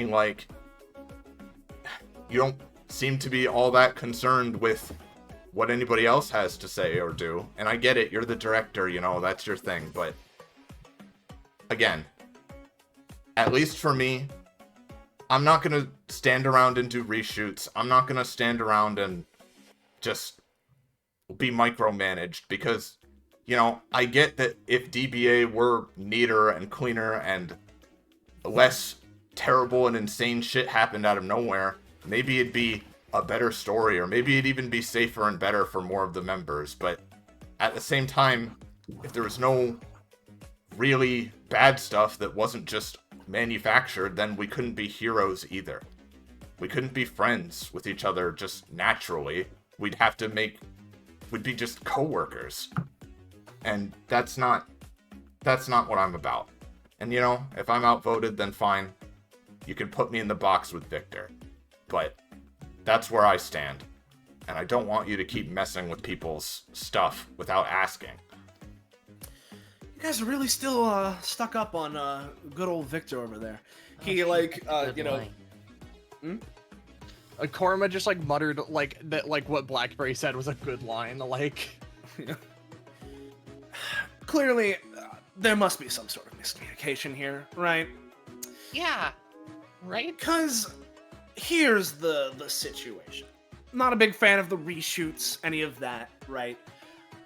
I'm not sure you quite completely understand what my intentions are with what I'm doing here, right?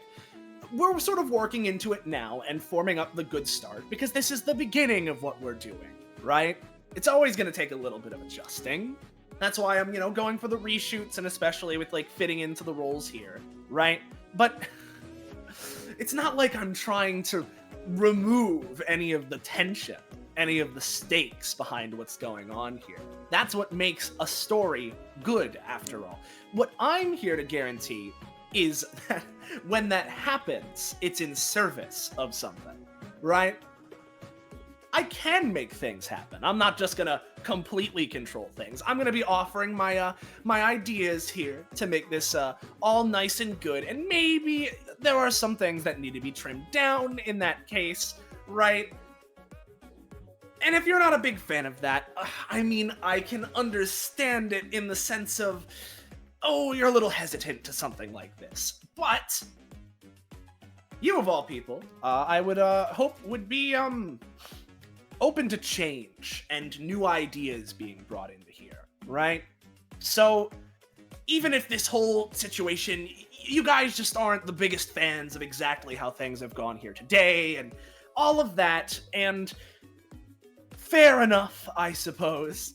But trust me, I'm going to be working things out, and fine, maybe we don't even need to reshoot this one. This is the little test drive or whatever. But, he, like, motions his hand around. Have a little faith in me.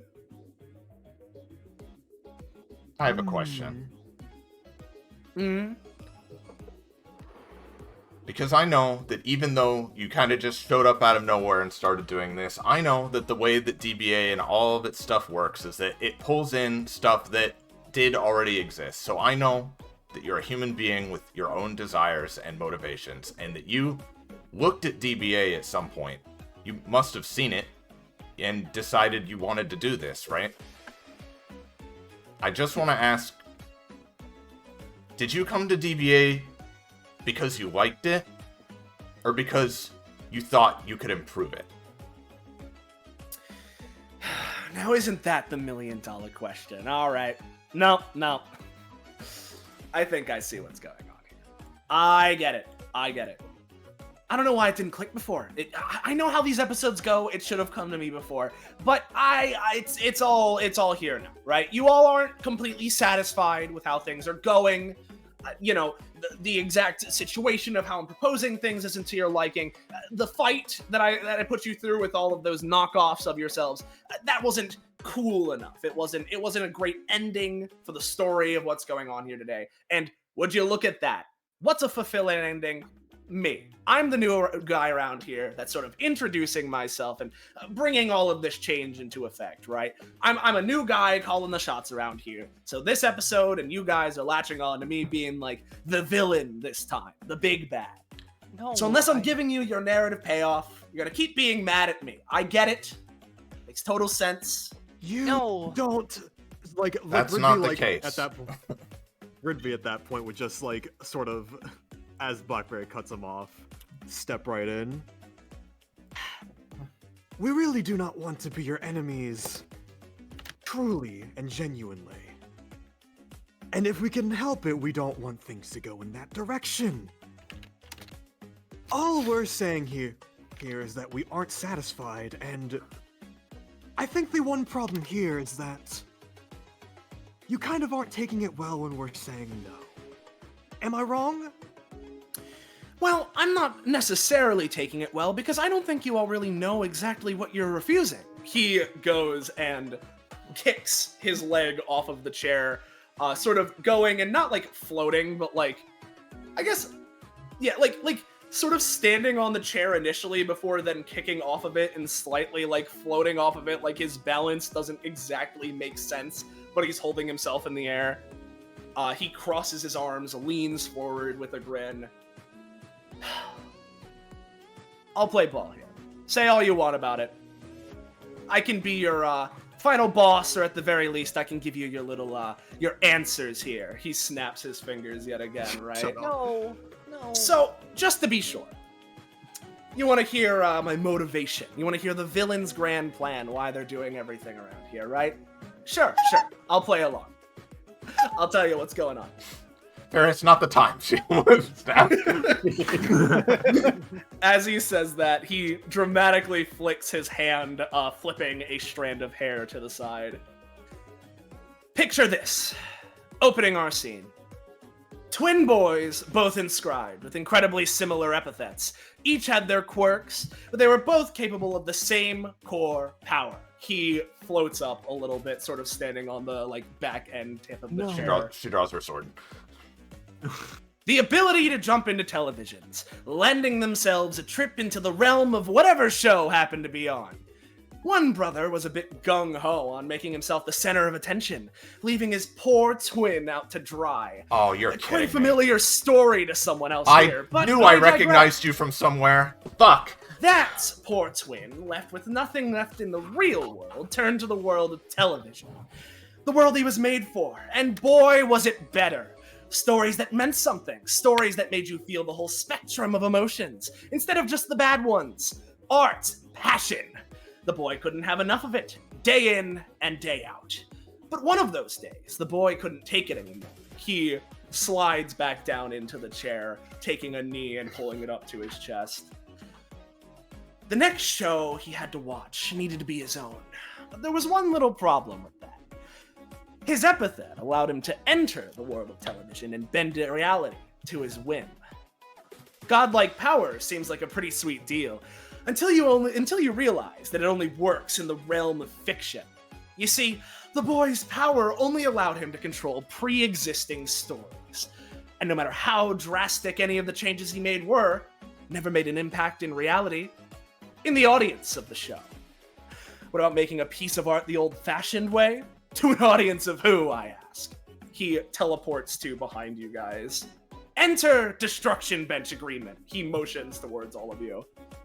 Recently, the boy had heard some buzz around whatever the hell that show was. So naturally, he binged the whole thing. He was immediately a huge fan. Oh, well, almost. There was potential. But eventually, there was a spark. The boy latched onto a particular episode from the current season, where DBA's good old president was properly revealed for the very first time. Neo Bagel was the name. The boy almost felt a sort of kindred spirit. Not exact, but something there. Originally, Mr. Akashic said that he was getting bored, and if that kept up, he was going to scrap the whole production and start fresh. How strange. Whatever happened to all of that? Vincent teleports back yet again into his seat. Well, the boy found that ever since that episode hit the airwaves, things started escalating. Started slow, but ramped up hard. And now look at what's been going on. All the crazy things the show's been up to. People can't help but watch. Yeah, look at how big it's gotten. I guess Bagel isn't bored anymore, and neither was the boy. But it wasn't perfect. Things got better, thought the boy, but not perfect. Issues still seep through, rearing their little heads in. So many episodes, but how much substance? The potential's there, but it's caught in so much dumb fluff. So many faces, so many places, so many stories, but how much of it even really matters? Even if Neo Bagel was satisfied, the boy wasn't. A little bit of tweaking, a little bit of a filter. That would be all it needs. Someone to guide the ship. I could be that, thought the boy. His power normally only functioned in works of fiction, but Destruction Bench Agreement had lots of stories to work with. Plus, this is the very same show that a large chunk of the population still thinks is fake, somehow, despite all of the evidence of the contrary. A show following real events, but structured as a story. Maybe it was worth a shot, thought the boy. And so here I am, your creative director. He teleports yet again up to the top of the chair. Under my management, real life is now the show. Anything our devilish little cameras pick up can be changed. With a snap of my fingers, I can do anything. But don't you worry. we're supposed to be on the same team. And we're here to not only make a good story, but you're there to live it out. Be glad you're not one of the poor saps trying to destroy this place. If you ever worry that your life has lost meaning, don't be. With me at this helm, I can assure you that nothing will be forgotten. Everything will be held to my creative vision, one of quality and fulfillment. No more bullshit. And right at a time where all eyes are on us, you all can keep living your lives as you always would. You're the stars of our show, after all. There'll still be plenty of struggles, plenty of challenges, plenty of stories for you all to experience, just like you have in the past. But isn't it better knowing that it'll be good, that there's a vision here, one that's not run by a madman like Bagel? I can take all of your DBA nonsense and make it make sense. It'll be grade A entertainment with a grade A director. And I don't really know why any of you would want to leave that kind of a gig. There you go. You happy with that performance? He slides back down into the chair. Ferris does actually applaud a little bit, of just like, Thank you. Thank you. I mean, yeah, that was a really cool speech. Yeah, genuinely pretty damn But good. I just don't. I want to. We're not aiming for like an end of session villain thing here. That's not. Keep going.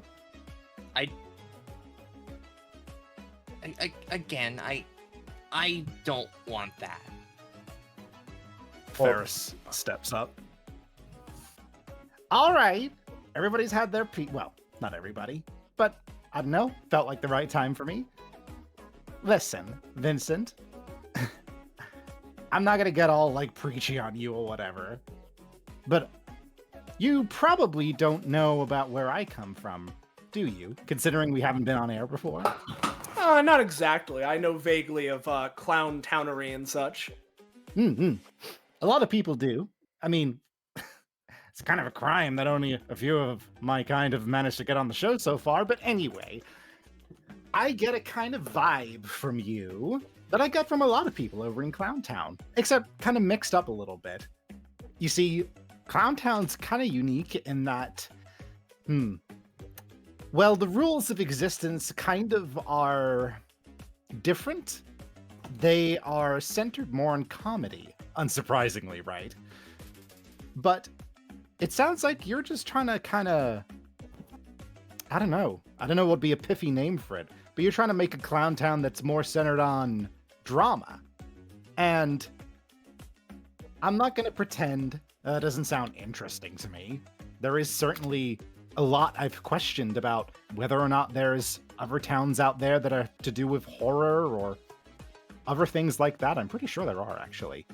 But if you want to make a place like that, you said you don't have an audience? An audience of who, right? That was one of my lines, yes. Well, she kind of sits down and just goes, there's one thing I know about its audiences and its performances. A lot of us, what do I mean a lot of us? Pretty much all of us over in Clowntown, we have to learn to figure out what our act is and gain an audience. And it's hard. It sucks. A lot of the time you wonder whether you're even funny, or I guess in your case, good at writing. But it doesn't really mean a whole lot if you start stealing other people's material, even if you tweak it yourself. I'm not saying inspiration isn't a big thing in what we do here, and it certainly is a huge thing in what we do in Clowntown, but if you're going to make your own place based on drama, that kind of thing, at least have the decency for yourself to know that the people are watching because they like what you're making, not because they got grandfathered in from, well, what we're doing. I say we. I've been here twice.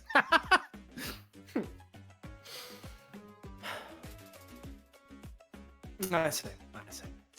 she tries to jump on the telescope and it falls and she slams into the ground. And then the telescope goes over its head and slams into her on the ground, yeah? Of course. Yes. Of course. Yeah, let me go ahead and, Yeah. In which case, any of the rest of you have any comments or concerns before I propose my idea? Well, I just wanted to ask. I thought I recognized you for a second. You're not Victor's brother, are you? Oh, no. Okay. No. You Then look weirdly similar to him, and I thought that's who you were talking about for a minute. My bad. No. You wouldn't know my brother unless, well, are you into dance shows? I watch them sometimes. No. Okay. I was gonna be like, everyone I looks mean, at Theodora, who's ascending to Super Saiyan 3, yeah. Yeah. But I won't say anything. No, you Well- can. Go ahead. Yeah. I mean, you do what you want, but if you're not feeling it, well, if you are, then you might be aware of my brother Travis. But I don't believe that any of you have met him before. If you have, it certainly hasn't been on DBA. So, Okay. No, not on DBA. Well, my bad then. That was dumb of me. no, it's no, fine. I mean, it was But- a good deduction. But if that's the case, then why are you doing what you are doing to Victor? Oh, I mean, like I said, I'm gonna come up with an idea for him. He's not like suffering in there or anything. I'm just keeping him there while I think of what I'm doing. You, But like, does he- let him out and let him walk I mean, there's around? Does only- he like need an idea? There's only so much you can do with a Nintendo Switch. All right. Vincent, Enough of this for now, then. Oh, Just- what's up? look. The bottom line here for me. I'm not gonna do reshoots. I object to the direction you're taking this, no matter the reason. Although I get it. I really get the reason. And I appreciate you explaining it. But in terms of you being the big villain, the final boss, whatever, if that happens, it's because you decided to do that. And you know what? Valid. But nobody here is attacking you or wanting to, like, dethrone you, even.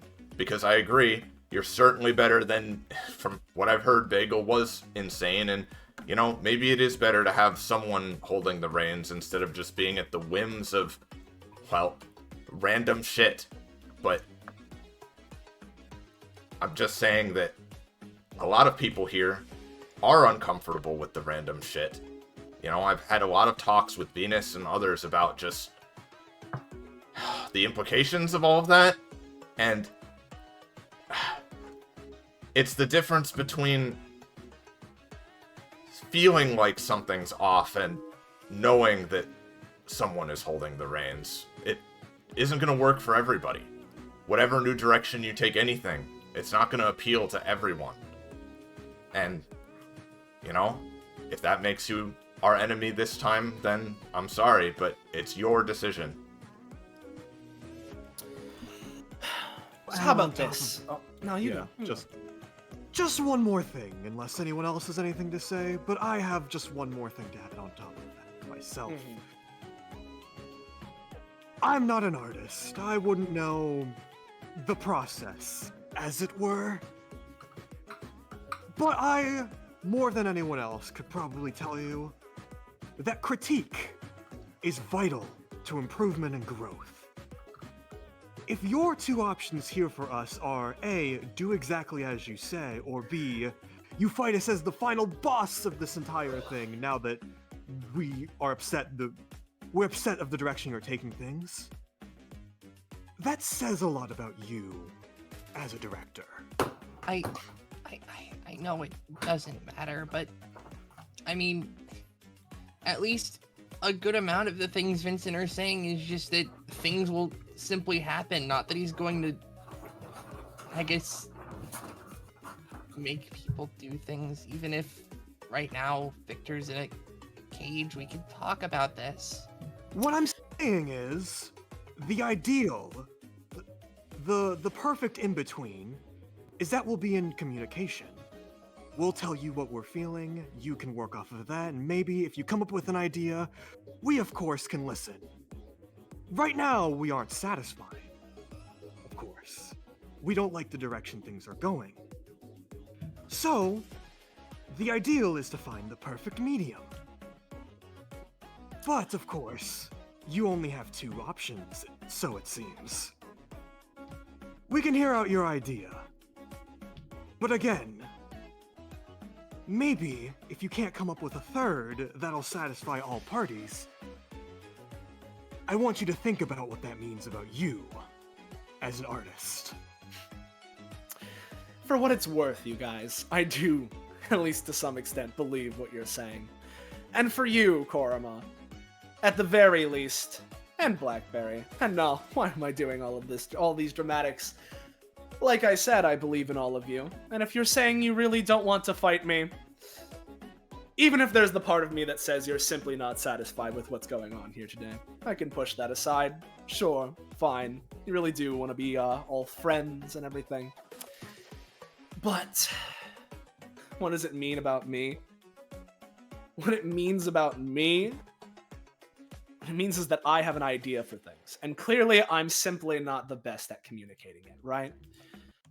So, how about instead, I go ahead and show you what I mean by this. Give you a little example of what I'm going for, I'm not treating this as you being the aggressors or anything. No need to worry about that, Korama. I accept it. I'll be firing the first shot here. But that's because I want to show you why I'm right. So... I mean, I'm open to... I am open to seeing what you're about without the reshoots. We've stayed... You guys? I mean, I'll see what else you got. In which case, for any of you that were hoping to someday fight that good old Neo Bagel for yourself, I hope you're excited, because this is about the closest that you guys are going to get for a very, very long, and as he's saying that, Vincent, right? look out! Oh no. Oh, come on.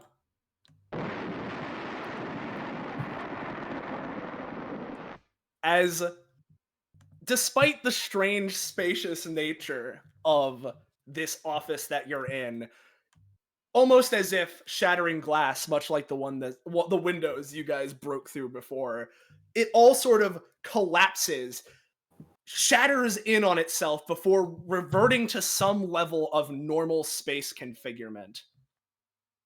And, let me switch the map. Oh, come on. Oh my god. Oh shit. Okay. As you all are sent flying back every which way, in the center where Vincent and the desk was, Vincent, of course, seems mostly fine, having, in this split second, ducked into a little TV he's riding like the egg carrier, right? Or rather, like, you know, the little egg mobile. Meanwhile, in the center, having smashed this desk and leaving nothing but oozing cracks on the ground, stands a large, imposing figure.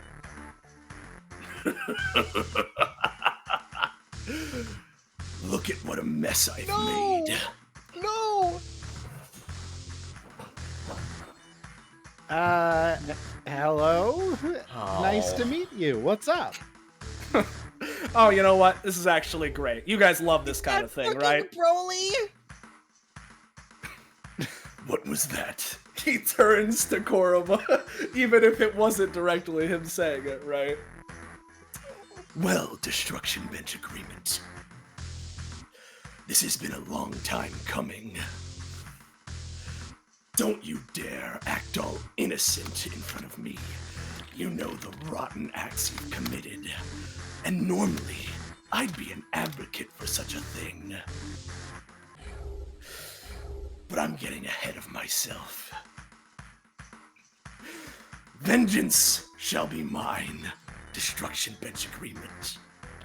For it is I, the King of the Glorps.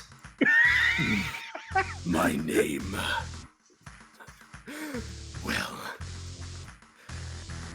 I'm Disgusto.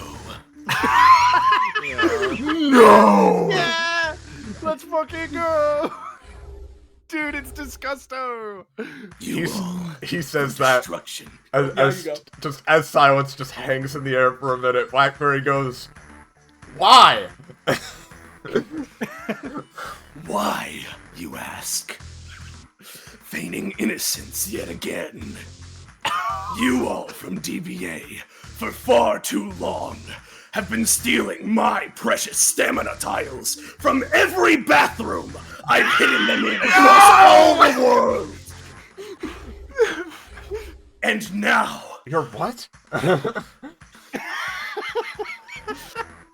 in this time, when it's gotten to a peak, when you've even stolen my precious stink tokens, Oh.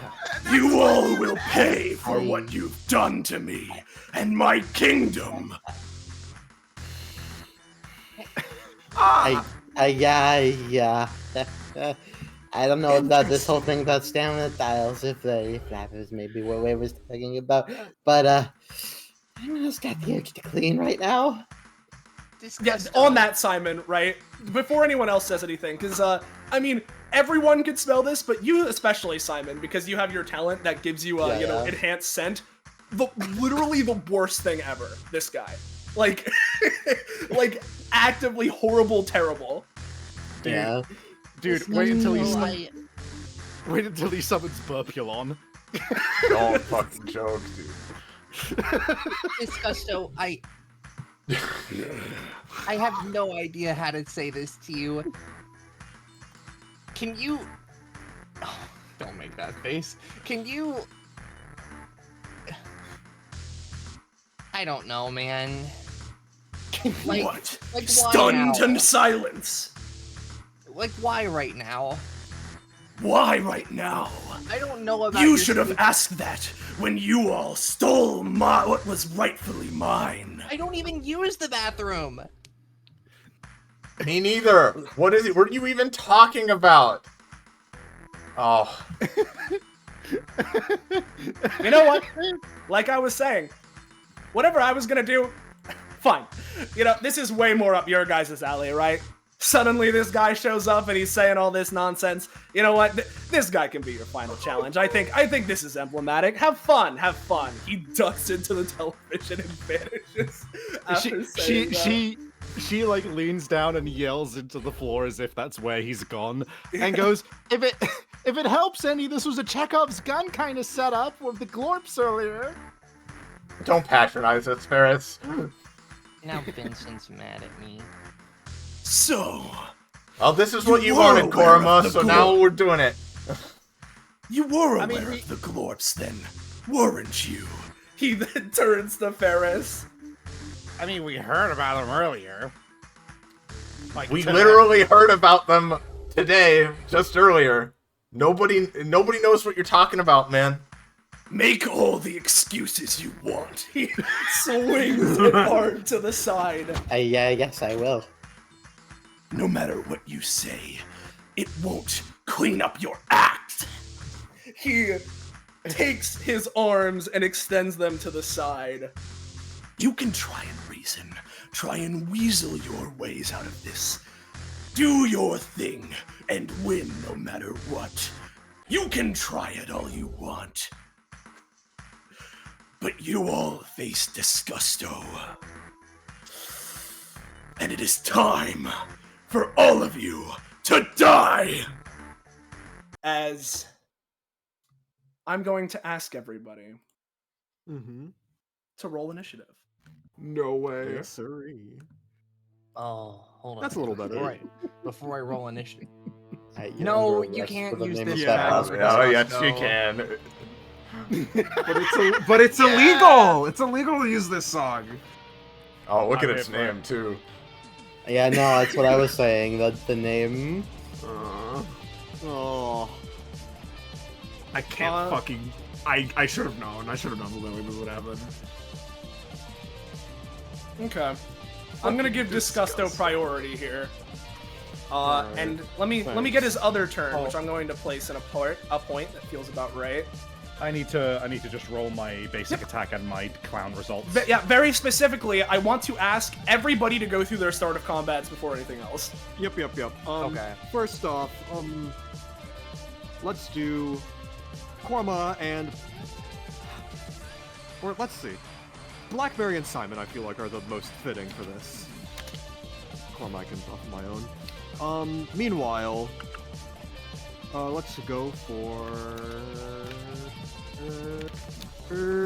lesson for today.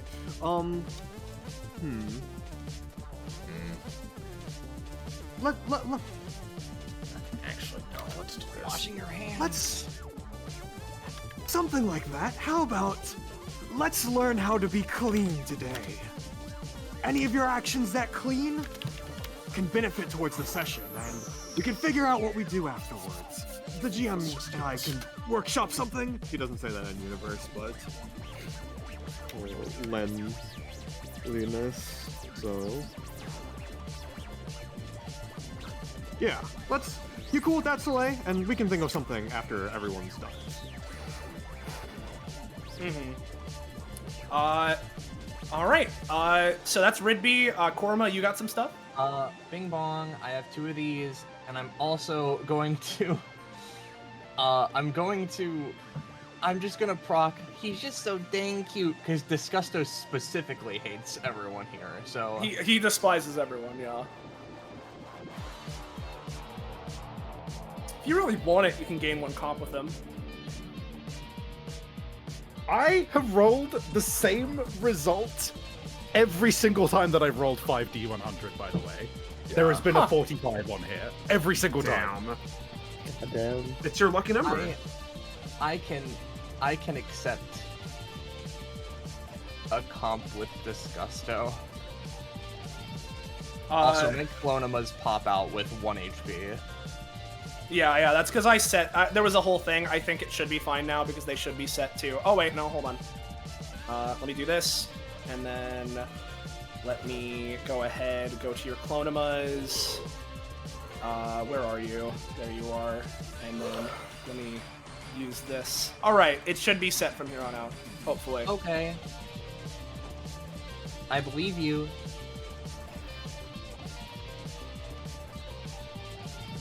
All right. Ferris, you did your stuff. Blackberry, what are you choosing? Hungering Void this time. Gotcha. Simon, I don't believe has any start of combats, which means I forget Diodora. You get a start of combat attunement, right? Yes. At the start of combat, I get 1 free attunement with something within 2 spaces of me. I'm gonna point towards Simon and try to attune. In which case, let me just double check something real quick. When you point at Simon and you do that, you get soap. Okay. Understood. In which case, now that all once per combats are settled, I need to post Disgusto. Yeah. So let's all right. Quick to it, aren't you? We'll see how long your bravado lasts.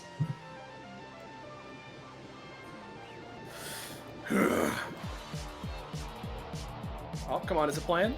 Come on. Oh yeah. Oh no.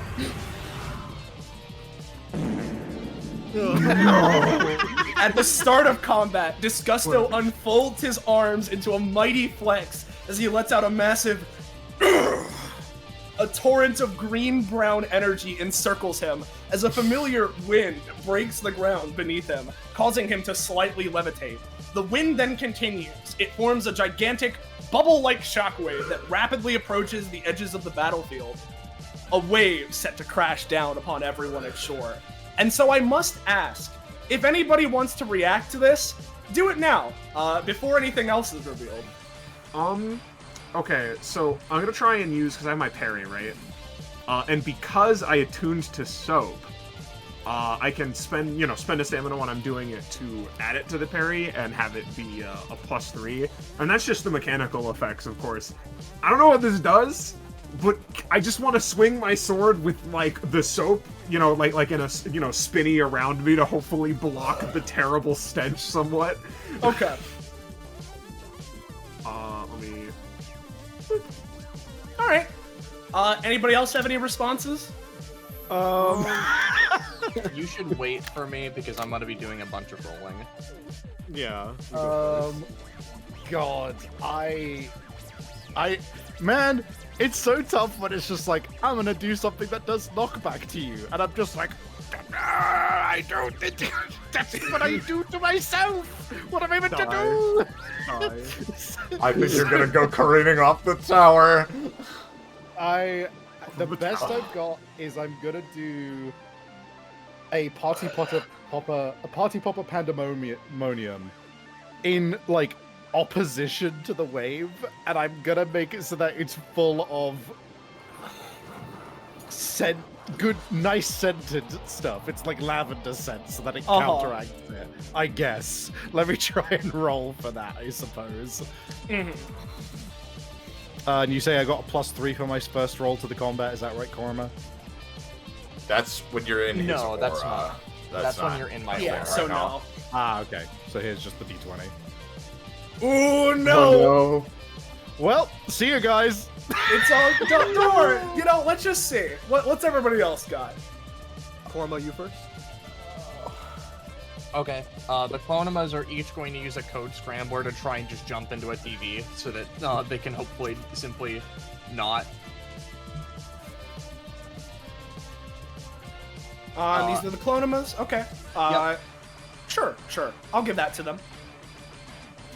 I think Korma themselves is going to, I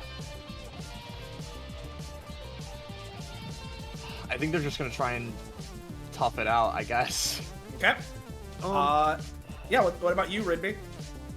Ridby, at first at least, is going to try to use red, yellow, green, specifically green, to make this wave, this blast, go back towards him. Because stopping it might not do much, because if it resumes, it might still careen towards Ridby. So, you know, reverse its direction completely. Go the other way, back to your master. Well, I'm at least willing to see it out. Yeah, green like Disgusto. Anyway. Okay. Gotcha. In which case, Blackberry, Simon, you guys got anything? Yeah, I think Simon is just gonna bubble bob to effectively Smash Bros. Spot dodge the taboo wave. Yeah, sure. Let's see it. Similarly, Blackberry is gonna extend her wrists to surround herself and form essentially a barrier of nothingness around herself so that it cannot get to her. Okay. Let's see it. That is a 6, eight. An 8. But yeah. Okay. In which case, let me post the rest of reverberating part. Yeah. You don't have to. If this makes contact with a unit, item, or structure, they are immediately afflicted with 5 stink tokens, sent flying up to 5 spaces backwards, and knocked prone when they hit the ground. So, let's go about it like this. For you, Diodora, right? You manage to put your sword in front of this blast, and you manage to fucking, block the brunt of it away from you such that you're not afflicted with the knockback at all, right? However, your swords are afflicted with 5 stink tokens. No! Oh no! Meanwhile, for Simon, you're completely fine with that spot dodge. You simply just fucking dodge in place. With Blackberry, right? This hits your Hungering Void, right? And is going to prevent the other effects of it. However, due to the relatively low roll, it's going to have a particular effect that you'll see. For Ridby, you manage to reverse your at least in part, your part of the wave. And you know what? I'm going to give this one to you. Or, you know what did you roll? You rolled an 11. I rolled an 11, yeah. Let me double check something with how something works here.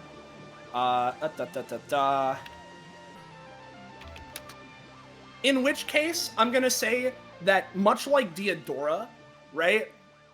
You're fine, but your stop sign is going to be afflicted with it. And Koroma and Ferris, you're just taking it. As for the Clonomas, they're fine, but the TVs they are in are not. So that's something. But no. Yep. What's up? Now, would you consider my stop sign an extension of myself? Yes. However, I'll get to that in a second.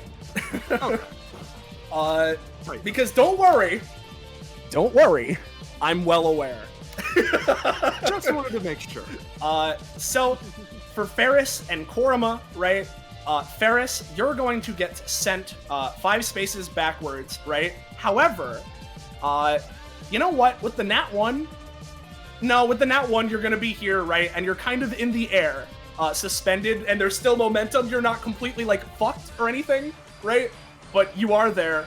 Koroma, you're similarly sent flying 1, 2, 3, 4, 5, and you fortunately have this TV in the way to land on, but that also means you're knocked prone. And so, allow me to post Disgusto's main passive. No, you always have a choice. You never have to do that. Despicable Me. Yeah! Of course. Inside every forgotten fridge, spoiled milk. Within every smelly sock, a gnarly foot. In every living being, a brutish slob. Hideous, repugnant, disgusting. It is I, Disgusto, harbinger of all things rotten. You're about to have a bad, bad day. Disgusto is a truly terrible beast. His stench is unmistakable and taints everything within its reach. Once you've smelled Disgusto, legend says that the sensation never truly goes away. All of Disgusto's actions inflict stink tokens on all units that they affect. Each will state specific amounts of stink tokens that they inflict, and if something doesn't state a number, the base is considered to be 1 stink token. Stink tokens can be placed on units, items, and structures. And if one makes physical contact with Disgusto of their wielder's own accord, they are automatically afflicted with 1 stink token unless they are adequately protected. Additionally, anything adjacent to Disgusto at the start of their wielder's their creator's turn is afflicted with 1 stink token. While it is possible for stink tokens to be removed using a free resist roll, it is difficult to do so, especially if attempting to remove larger amounts of them. Stink tokens have a variety of effects depending on how many something currently has on them, right? For you, Diodora, right, you rolled really, really high on your anytime, right? So instead of the full 5, I'm going to say that your swords are afflicted with, let's have it rounding down to 2. I'll take it. They're on your swords. Simon, you're completely fine as mentioned. And then for Ridby, Blackberry, Ferris, and Koroma, right? Let's start with Ferris and Koroma, as I'm going to post what having 5 stink tokens does. Or, well, rather, I'll post a couple of effects of stink tokens.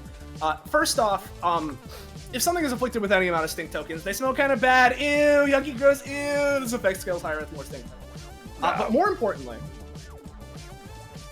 at every interval of 5 stink tokens that something is afflicted with, one of their kit features, or of Disgusto's or the GM's choice, is replaced with the stinky version of itself.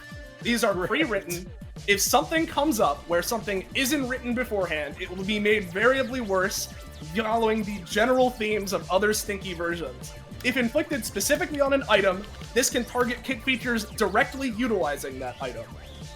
And so, for Koroma and Ferris, I want to ask you guys, would you like me to post your guys' stinky versions I'm forcing upon you in chat, or do you want me to DM them to you?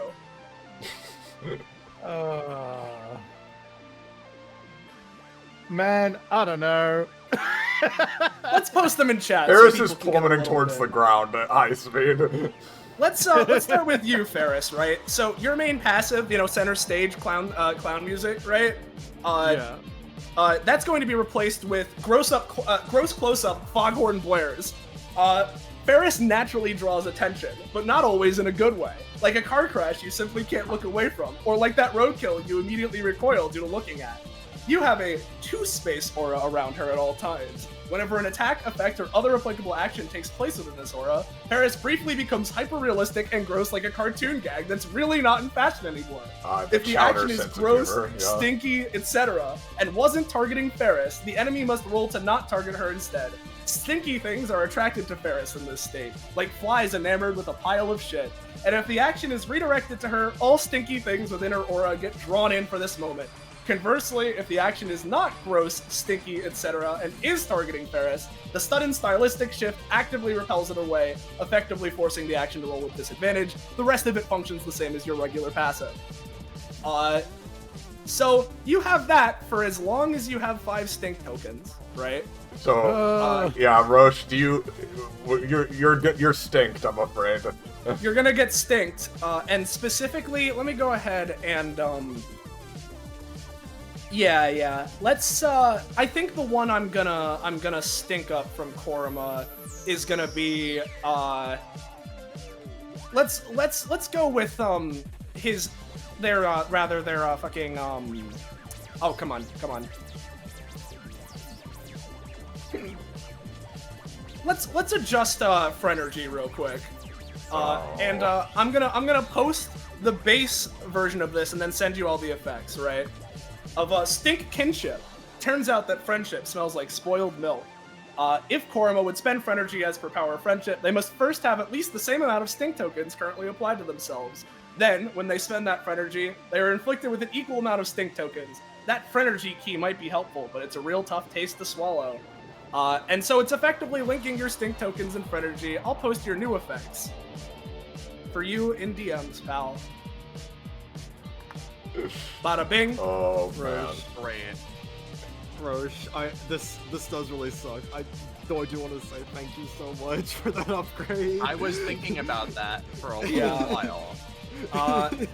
Oh, and I should, you know what? Let me go ahead and post specifically, well, you know, I'll keep doing what I've been doing, right?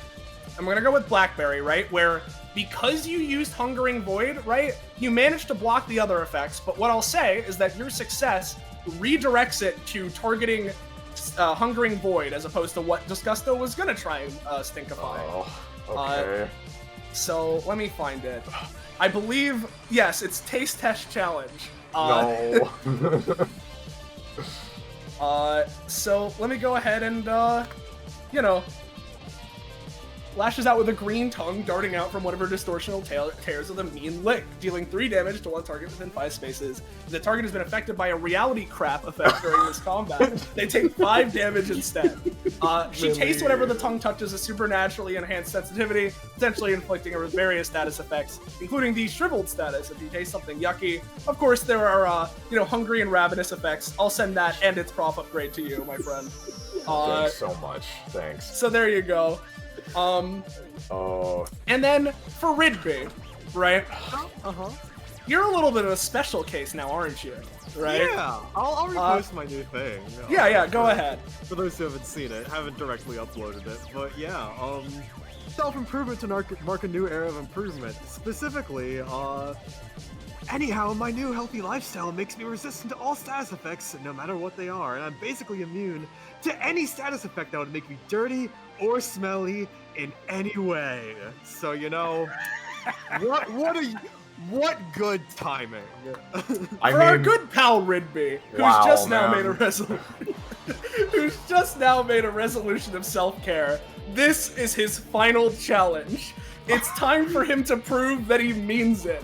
Prove that you're gonna take all of those showers. While Ridby can still be inflicted with stink tokens, despite the self-improvement to mark a new era of improvement, he does not palpably stink nearly as much from having them.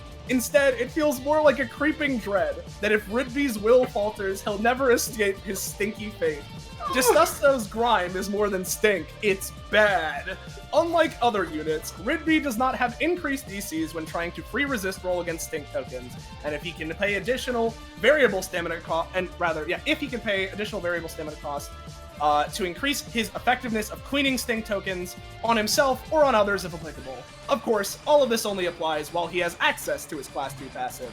Meaning, Ridby, you can still be affected, but you're an antidote. And Kakapo. specifically with red, yellow, green, you have redirected it instead of targeting your class 2 passive to red, yellow, green. So let me grab red, yellow, green's stinky version. Kakapo, I mean this with all sincerity. You need to fucking hard carry. I understand. Green, green, green. One of the most important lessons in road safety is how to obey traffic lights. But I guess we're gonna need to deliver messages to the future. I'm always willing to give people in the hundreds of thousands of years with so much untapped potential the chance to reach new peaks. As a once per round anytime action, I could pull out my stop sign and, oh dear, it seems to have been replaced with a radiation warning sign. This irradiates an action I was targeting, making it less esteemed and more deadly. Recoil and splash damage seems likely. The clicking is getting louder. Shut up! No, explode. Well, So, God. yeah. I'll certainly keep that in mind. that's quite a bit to go over, right? And as one final thing before we get into it properly, because I realize I should probably post this, of when it comes to gaining 5 stink tokens, right, to stinkify one of your kit features, this effect applies whenever an interval of 5 stink tokens is reached from a lower number, not for every 5. And stinky versions of kit features are only reverted when all stink tokens are removed from their source. Once per combat / session usages are shared between their features and whatever their associated stinky versions are, even if they're named a little different way. So keep that in mind as we get into Disgusto's proper turn. And let's see what we're gonna start off with. It has been 45 minutes since the start of combat. Haha. It has not been that long. It's been a little fucking while though. Continue. I'm having a good time. Oh man. I think he immediately senses the threat of Ridby. And so he's going to go Ridby, look out. 3, 4, and He's then gonna he's going to disgust begin you. using his extra fucking basic attack action that he has, right? Because much like Dante, he has an additional main action on his turn that can be used on basic attacks. We're gonna start off with something, and we're gonna roll.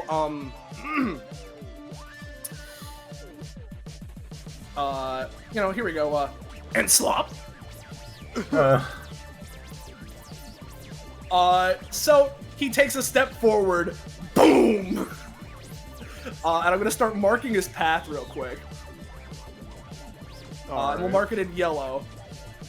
So kind of like this, right? And effectively, even if this doesn't hit someone, so long as he succeeded, he can count it as a success for comboing. So let me go ahead and let's mix it up with an and muck, I think. Cool. One of those. So Fuck fucking yourself. yeah, so boom, kind of deal. Is that why your status on Discord? It's not why, I made, it was a joke I came up with while writing this, you see. Okay. It simply is a little coincidence. A little quirky. Yeah, I get it. Ooh, and luckily he didn't quite get to you, Ridby. Yep. However, it was successful in getting this far, and so now I need to post the other part of his shit, which is his other big mechanic, and then from here I promise we're gonna get a bit quicker, because you'll understand things. No, it's all good. Yeah, I'm sorry. It's a matter of I simply need to make sure that people are aware, and there's a lot going on here. Splash Zone. And you've got front row seats, poor fools. A large portion of Disgusto's actions have inherent splash damage, appropriately labeled as that action's splash zone. Each action has their own listed splash zone with its own effects, although they are usually considered to be liquid or semi-solid projectiles. Actions with the sloppy keyword have their splash zones trigger even if the action is dodged, parried, or blocked, only able to be prevented if the action is negated / cancelled. This even applies to failed actions, so long as it wasn't a critical failure. Although splash zones produced in this way grant units that would be hit by them a free reaction to dodge roll, some actions with sloppy may have additional conditions. And so I hate that this guy's the most complicated kid I've ever seen. Yeah, the most... dude, You want to know why I was fucking racking my brain writing kits? Yeah, I know. I get it Yeah, now. yeah. It makes sense. Yeah. Mucking. And Muckin and Slop share a splash zone, which is a puddle of liquid yuck is kicked up in every space, adjacent to the area that Anslop produced, inflicting 2 sting tokens and up to 2 spaces of knockback, right? So it's a little bit more than this, right? So it's kind of like, kind of like vaguely like this-ish area, right? But these still need to be here because one final thing. After a splash zone successfully occurs, Disgusto tenses a hand as he pumps his vile essence into the substance it produced, making an even bigger mess of things. This causes a super splash zone, a subsequent delayed unique splash zone that is forecasted and activates at the start of his next turn. Meaning, whenever he does shit, new terrain hazards set up. So, bada bing, bada boom. As for his regular action he's going to take now, right? Regular? Yeah, his like actual main action, right? I think he's gonna go for Repulsive Ray. and he's gonna be firing this beam in a way to, as much as he can, try and hit Ridby and Korma.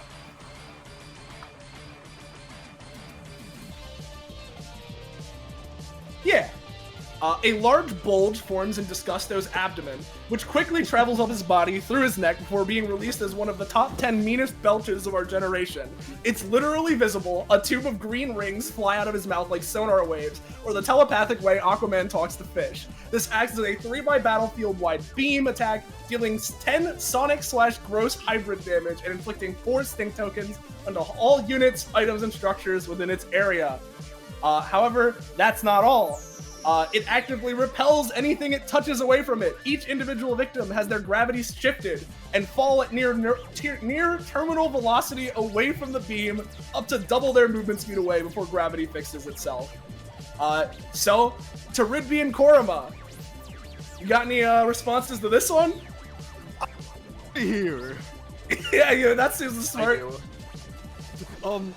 Hey, Korma, I can't get 4 more stink tokens. I can't go at the speed of sound. You gotta help me out, man. I don't think I have anything that can help you. Not Pin of Lennon? Oh, wait, I can. Hold on. Yeah. You got this, Ridby. Thank you! Yeah, re-roll it.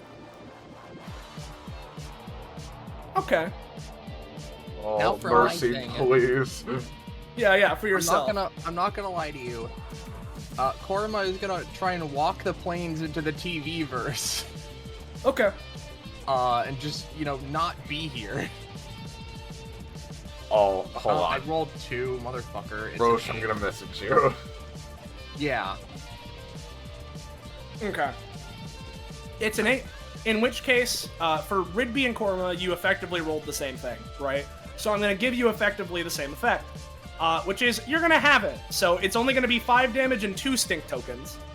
So Ridby, you have 2 stink tokens. Your stop sign has 5. Remember that. Okay. And Korima, you're now up to 7 stink tokens. But other than that, you guys can dodge. Ridby, you get your dashes in however you want. So you can run, and very specifically, with how Disgusto was aiming it and where you guys are, this one isn't going to produce a splash zone, because it only produces a splash zone if it makes contact at its end with a solid surface, and it was kind of going this way, like, into the fucking void. So it's not going to be making a splash zone. So that's good for you guys.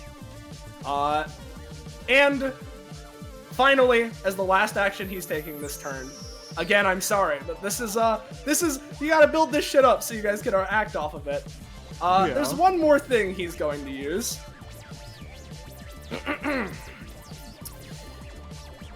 And I'll post the first part of this, right? As Disgusto, after firing that, out towards Korima and Ridby and forcing them to duck and cover, turns to the rest of you, smiles. No. Green Charmer, 0 damage, battlefield range. A twisted, jewel-encrusted Gallarhorn formed from a beast likely lost to time. By blowing into it and performing a particular winding dance, its wielder can call out to the unknown, drawing out hidden reserves of energy tucked away within the earth. If there is something to find, of course. Disgusto masterfully belches into it, corrupting its power for his own machinations, with an efficiency unmatched by anyone else alive. By using Green Charmer, Disgusto summons forth 1d3 plus 1 stamina tiles, which they have 5 points that he can split between. That, when you step on them, temporarily reduce your max stamina by that much. Man. And specifically, he's able to do this because the first time that he uses it, it is an guaranteed success bonus action. So yeah. I'll roll it just in case to see, but you know. And then 1d3 plus 1. Of course. So let's just start off strong as he blows into this Gallarhorn and does like a fucking belly dance, right? And you know, up top. And we'll dot the corners. No. Hey. Oh boy. All right. What and an then absolute let's mark these. fucking sham. Yeah, it's pretty bad, ain't it? Let's go ahead, mark this with a 1, a 2, a 1, and a 1. So, finally done. Hey, Ridby, what's up? Hey, so first off, Rigby drops a stop sign. Okay. Just getting that out of the way. Sure. Let's just might come up later, so I'm gonna say it's like here. Boop. There you go. It's all green and stinky, just how he likes it. Just how he likes it. He wouldn't have it any other way, man. Yeah. But meanwhile, first off, what are the terms for removing stink tokens again? So specifically, you can use like the once per turn free resist roll. Normally, it's very hard to do so, but with your passive, it's just the same as any other status. Okay. In that case, he's gonna test his limits. Or, quick poll chat. Should I remove the 2 I have right now, even though they're not affecting me, or try and just reverse my stop sign? Because I want as little as possible, so he doesn't potentially aim for the 1 antidote I have. Try and revert your stop sign, because that's a good amount of the things you do. It's only 2 things. And I'm not even gonna do it this turn. Honestly, I am thinking about it, and I know I asked people, and I know I asked y'all, but I think Ridby's at least going to remove the 2 he has on him right now. All right. There we go. Whoa. Yeah, all good. Completely gone. Gone. And, Ridby just looks at the scenario. He's down a weapon. Everyone else is stinking the place up, and not to mention the boss. But it's as Vincent said. DBA likes the stuff, and he is treating this as our final boss. And it looks like it's going to be one hell of a fight anyways. So he says to everyone else, "Why the sour faces? Remember, this is episode 200. And if we are to believe the man's words, this is our final combat. So why don't we take this the best we can? Not in stink, but in stride." And Ridby is going to reach up to the sky and tear into it a bit. I'm going to use my outclass. Yep, let's see it. Alright. I'll copy it from you, because more recently sent it to our DMs. Here it is.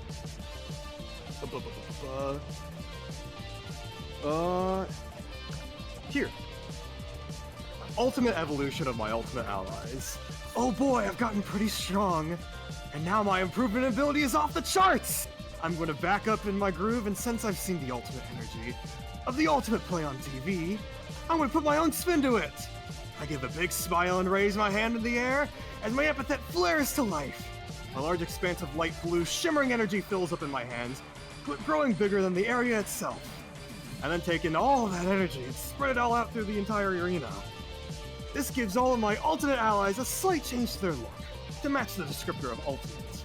Boosts various kit features, and gives them a small new passive / ability, benefiting of them.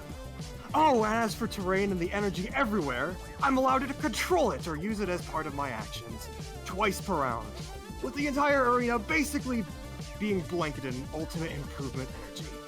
Wow! After my outclass is set, we can get to that later. Yeah. That's not important right now. We've already spent a bunch of time. But, you know, perhaps to combat, the stinkening of your kits.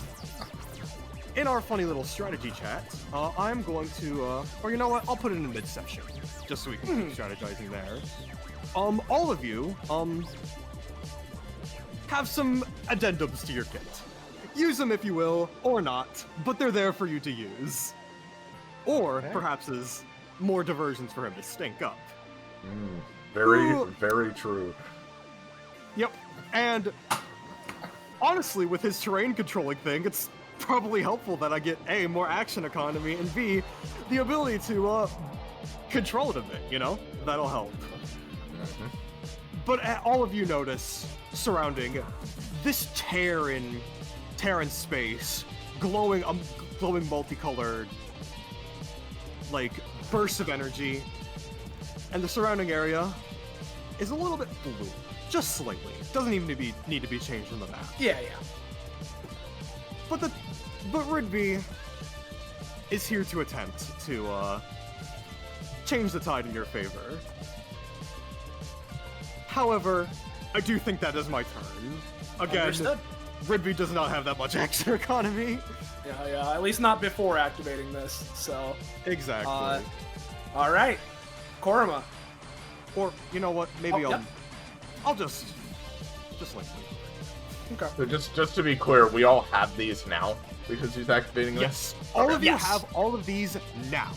Use them how you will. Alright. So we enter our ultimate upgrade. Yeah. Yep. So, I have a question. Because Korma has sunk into the TV. I don't imagine they can see Vincent at all.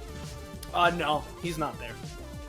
They just take a moment, and pretty much they just try to call out along the line like, Vincent, if you can hear me through any of these, please help.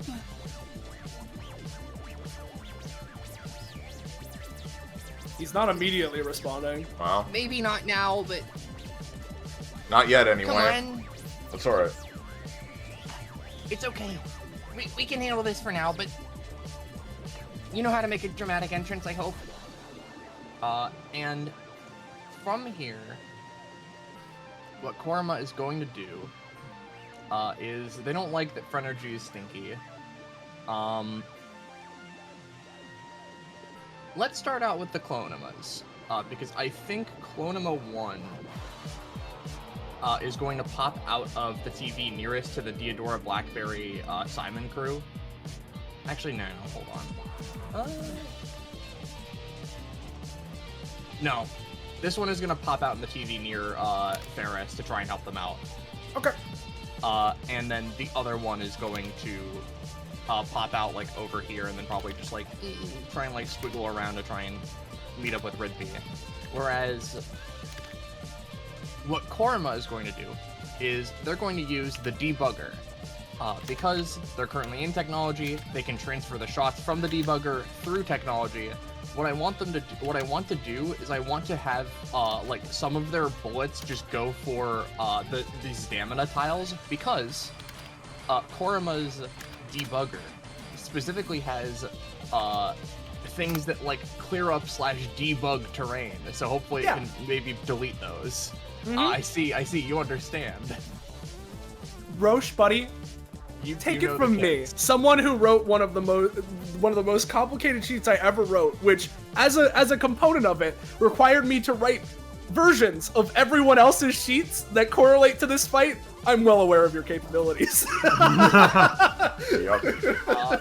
So, I'm gonna do that. Right. And you're great. firing them like from TV out to this guy here. Yeah, from TV out to this guy. From one, like the third one would be TV out to this guy. Okay. So to The like first two are on this guy. Understood, The last one is understood. on this guy. in which case, what I'll do is the 10 is going to get rid of this stamina tile. So that's gone. The 7 is going to reduce this one's point total down to 1 instead of 2. Alrighty. And then Korma is going to zip out from there. Actually, before they head out of this TV, they're going to like look back and they're going to be like, no, actually, they're not going to say anything. They're just going to like hop out of the TV and like show up like near here and just like rush on over and be like, don't worry, I'm here. As they're going to end their turn there and just try to effectively act as support for these guys, hopefully. In which case, we're going to head to Ferris. And I will, of course, also, along with this, probe you, Roche, with your Clonema, right? What's going on here? The Clonema currently is, like, hanging out at the TV a little bit, holding their hands down towards Ferris.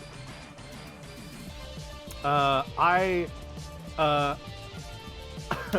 look at the Clonema, and Ferris just goes, "Oh, thanks, but I think Ridby just saved my ass." And if that's all good, I believe I have a way to get out of this thanks to Ridby's new abilities. Yeah, let's see it. Okay, so new ability that Ridby just gave me is Ferris wheel. I contort myself into a wheel before rolling at a target of my choice at high speeds from anywhere on the map. Yep. And then I can choose to deal them 6 damage or 6 knockback and then taunt them after it is resolved. So let's hope I get a good roll here, gang. Yeah, you got it, man. All right. So I assume you're going to discuss, though. Yes, I am. I absolutely want to taunt this son of a bitch. Alright. I understand that I will likely be going through all of this bullshit he's put down, but I'll accept that. I still technically have a move action, so Yeah. All right. In which case, let me. You're ramming into him, and I assume you're trying to deal the 6 damage. Should I try and ram him into the TV, guys, or just deal damage? I don't know what the TVs do to him, so maybe just Let's damage find for out. now. I ram him into the Okay. TV, so 6 knockback. All right. In which case, you have touched him of your own accord, so you gain 1 stink token. But he is then sent sliding as he does. His feet kind of crumble and melt against the ground. Ugh. He hits the TV, and nothing really seems to happen much. It's literally just a wall. I will then use my move, if I still have that, I assume. Yeah. I assume that that ability is a main action. Let me double check because I know Kevin. Yeah, I mean, it says, it doesn't have anything in Oh, well then regards that, yeah, you still have your movement then. So- Yep. I'll move here. He's technically in my stink aura, meaning that his stinky things are drawn to me. And I have my bonus action. Do I want to do some stupid shit? Yeah, you know what? Fuck it. I want to fire as a bonus action at him with a Party Popper Pandemonium, just to make extra sure that he is taunted, but primarily because I want to cover him in hospital strength disinfectant. Yeah. So I'll take the -2, All right. and we'll make a roll. All right. Yeah, you just pop this party popper into him and cover him in this disinfectant.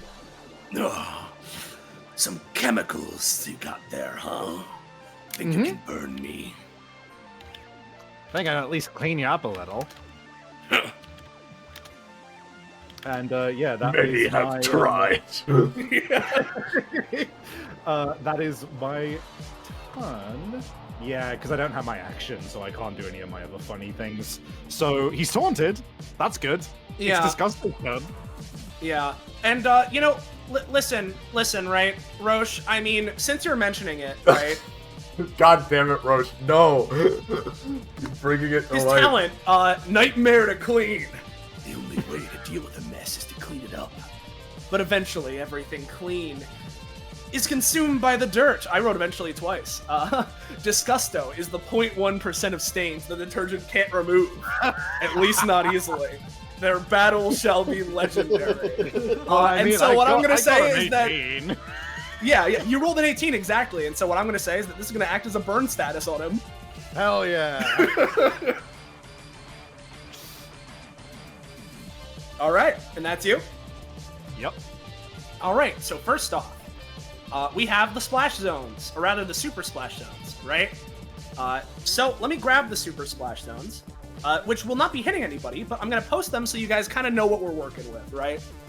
Of the plumes of liquid yuck stream into the sky, primed to fall back down. They will land in every space that Anslop and Anmuck combo chain covered, including their splash zones. This deals damage up to the number of Anslop and Mucks in the combo chain that initiated this, and 3 stink tokens. No one's hit by that, so no need to worry about it. Yeah. Boop, bop. Disgusto's taunted, yes? Yeah. In which case... It seems you've taken to the stink quite quickly. You want it so bad. I mean, I have a couple of green nose friends, but I'm not keen on it. But lay it on me, I suppose. Lay it on you. Sure. You're about to experience the diaper baby bash. As he reels an arm back and goes to punch you with his basic attack, Ferris. As a cloud of stink erupts from Disgusto's arm as he goes in for a nasty blow, inflicts 2 stink tokens and up to 5 spaces of knockback. Dexterous, sloppy.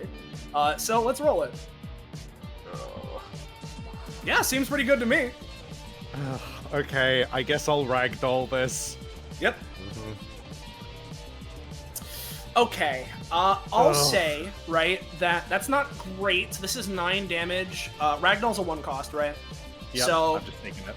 I'll say that effectively, and this is like, you know, including your cost that you take with that, right? You're only going to take 6 damage instead of 9. But you can increase your knockback by up to... I say you can. You're going to get knocked back 3 more spaces, right? Yep. Unfortunately, the 2 stink tokens are still put on you, though. Yep. Okay, so I'm up to 8.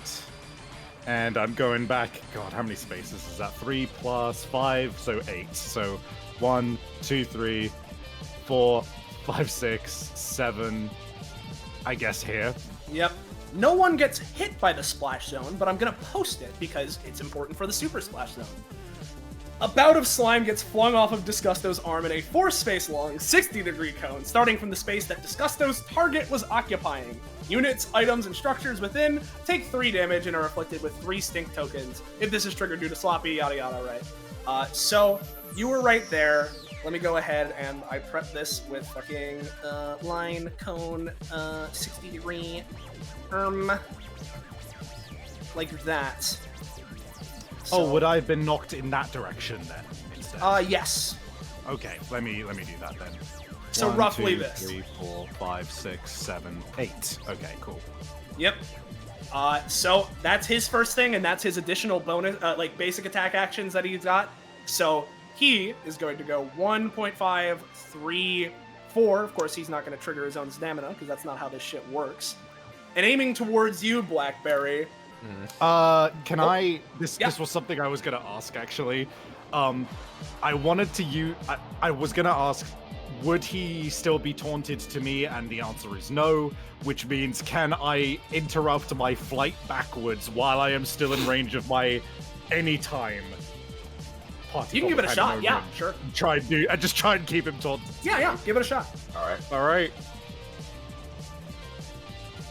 Okay. He initially aims towards Blackberry. Still not done. Looks like you need a bit more of a thorough slopping. As he is going to take a hand and fling it upwards with an upward swing. And he's going to use Dumpster. So let me go ahead and post the first part of this, and if it succeeds, this is a bonus action. I'll say, if it succeeds, I'll post the no, let's just post the whole thing, because it's a bit longer, but boop. Dumpster. With a wicked grin, Disgusto takes a tensed, claw-like hand and flicks it skyward. A rumble courses through the battlefield before suddenly, a 3x1 dumpster erupts from the ground in an area within 6 of his current position, which... Oh, that's the cone still. Up. Yep, he can put it here and it will still hit, yeah. Within 6 of his current position, it's filled with toxic sludge and garbage. Gross! Deals 4 damage and 2 stink tokens onto every unit, item, and structure in the area. And Disgusto can then choose to either A, send all units flying into the air, additionally inflicting them with soft juggle, which is a thing that will be relevant if it's inflicted, and leaving the dumpster open, or close you inside, which it's going to be a little bit stinky in there. So all that being said, here's a roll. Yep. Well, I can't ragdoll this one. Yep. So unless somebody else does something, oh, whoa! I accidentally moved the background there. I could try to save you if needed. I would appreciate it, because I have used my once per round. It's not come up till now. All right. Ferris, I know you can take a blow, but I don't want to see this happen to you or anyone. Snaps her fingers. We're putting her in Theodora. All right, yeah. What did Disgusto roll? A 17. I'll say that this is still gonna clip Ferris for. Do you want to take? I guess. Tell me this, Savvy. Would you rather take damage or stink tokens? Damage. In which case, you're gonna take 4 damage, but then you're, you and Theodora fuse, and you're not getting any of the other effects of Dumpster. So. Okay. Thank you very much, Blackberry. Much appreciated. Yep. In which case, then, what he's gonna do is after using Dumpster, I should actually roll his burn status first. That's my bad. Should have start of his turn, but just do things as they were, or as they are. He's then going to use his main action for Dumpster diving. If Disgusto intends to perform Dumpster diving, he can first choose to use Dumpster even if his bonus action has already been spent once per turn. His legs tense, bulging, emphasizing their solidity, while contradictingly beginning to shift. Then, with a grunt and a slosh, he leaps into the air as his body morphs into a blobby, mouth-like ball with jet streams of goopy waste trailing him. As quickly as he rises, he falls, plummeting in a vicious dive targeting a 4x4 area, including a space within 6 of his current location. All units, items, and structures within the area take 10 to 12 damage and are inflicted with 3 stink tokens. If dumpster diving targets an area that has an open dumpster with it, he laughs, it ringing out throughout the arena with a devilish echo as he gets slurped into the dumpster. It shakes and bounces as if it's been animated before spitting him out like water tossed out of a bucket. This effectively grants Disgusto another immediate use of dumpster diving, although the areas that each usage affects cannot overlap. So, let me just make sure of something. Yep. He is going to, assuming that this works, of course, which it does, he's going to fucking slam down into this dumpster, producing a splash zone, and let me check to see if that hits anybody. Splash zone. As he impacts the ground, chunks of his body fly every which way in every direction. In a ludicrously messy burst, hitting every space within two of Disgusto's or dumpster diving AoE's outer edges. So that would just barely not hit me. Yeah. It's like roughly. Oh, the AoE's outer edges. Okay, that would. Yeah, yeah. Korma, then. Yeah. It's gonna hit you and Korma for, let's say, on the lower end this time, so 5 damage, and 4 stinky token.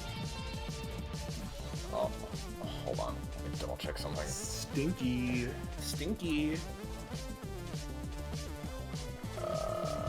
No, it's not good to use it now. I'm just gonna take it. Alright.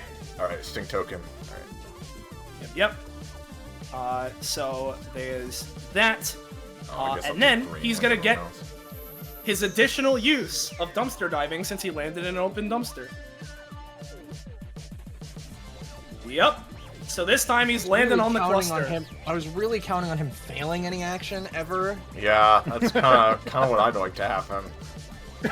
All right. Gotta kick it our ass. So, I want to note, since it's relevant Yes. for both me, since this is the first time I'm getting hit this combat, and also because I'm choosing Ferris, right? Yeah. So, I have this, right? Multi-type madness, Yes. where I gain a damage resistance and damage weakness, and Amber can attest that we had this that I had this conversation with her Yes. Saturday on Yes. what Soap's damage resistances and weaknesses are. Yes. And I thought it would be reasonable if the resistance is to dirty things and the weakness is to water. So does that mean that we can hopefully have a damage resistance to Oh this? yes. Okay. You know, considering or actually, hold on. Wait. Let me check.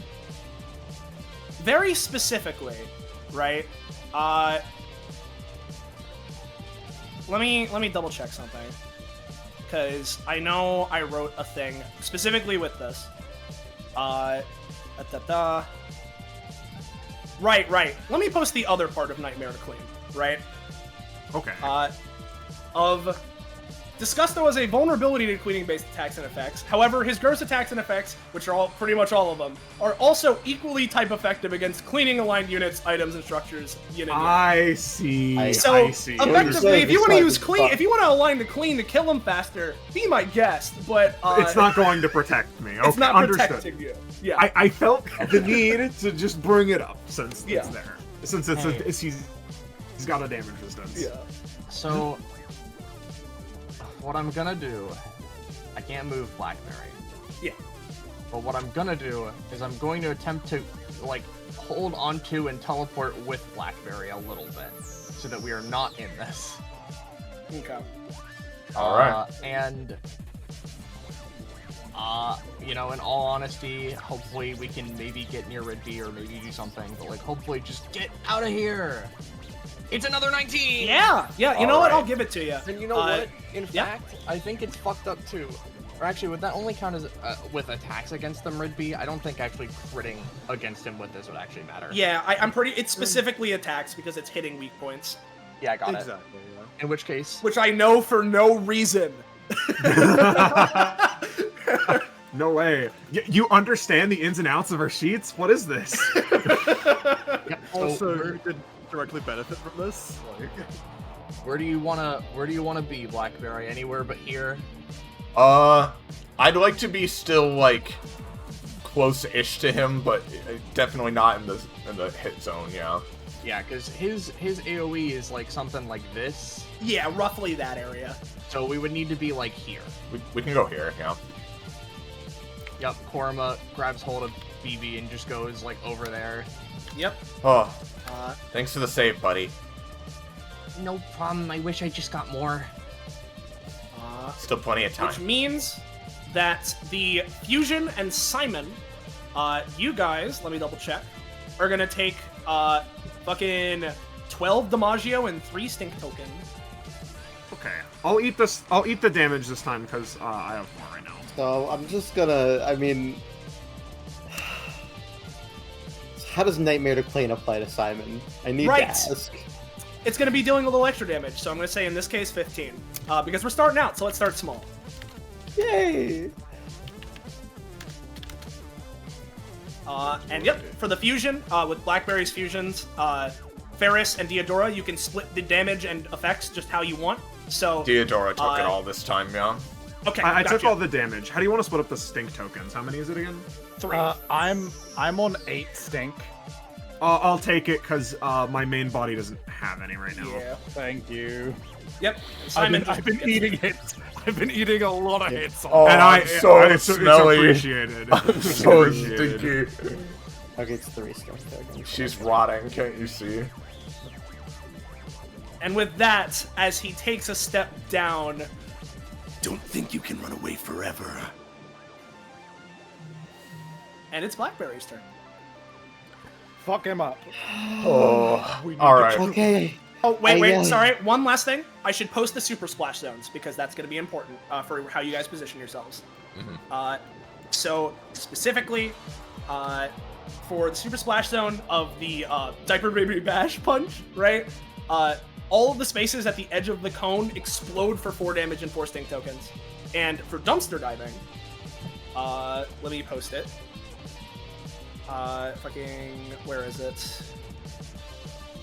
Right. The Disgusto chunks begin to bubble, leak, and fully melt into a toxic waste tsunami. Starting from the first splash zone created in the dumpster diving chain, it travels in a wave, moving from each splash zone to the next until all have been reached. Units, items, structures in the path get dragged along with it. 6 damage, 4 stink, and another 2 damage, and 1 stink token per splash zone they are dragged into. So, effectively, the main thing to worry is at Disgusto's next turn, there's going to be a wave from here to here that does those effects. Now you continue. My bad. Oh, that's alright. Alright. Unleash the fury. Oh, I'll do my best. Before you do anything, you want something to give you a little bit of help. Oh, I'm always down for a little help from friends, especially in trying times. Since the turns are right next to each other,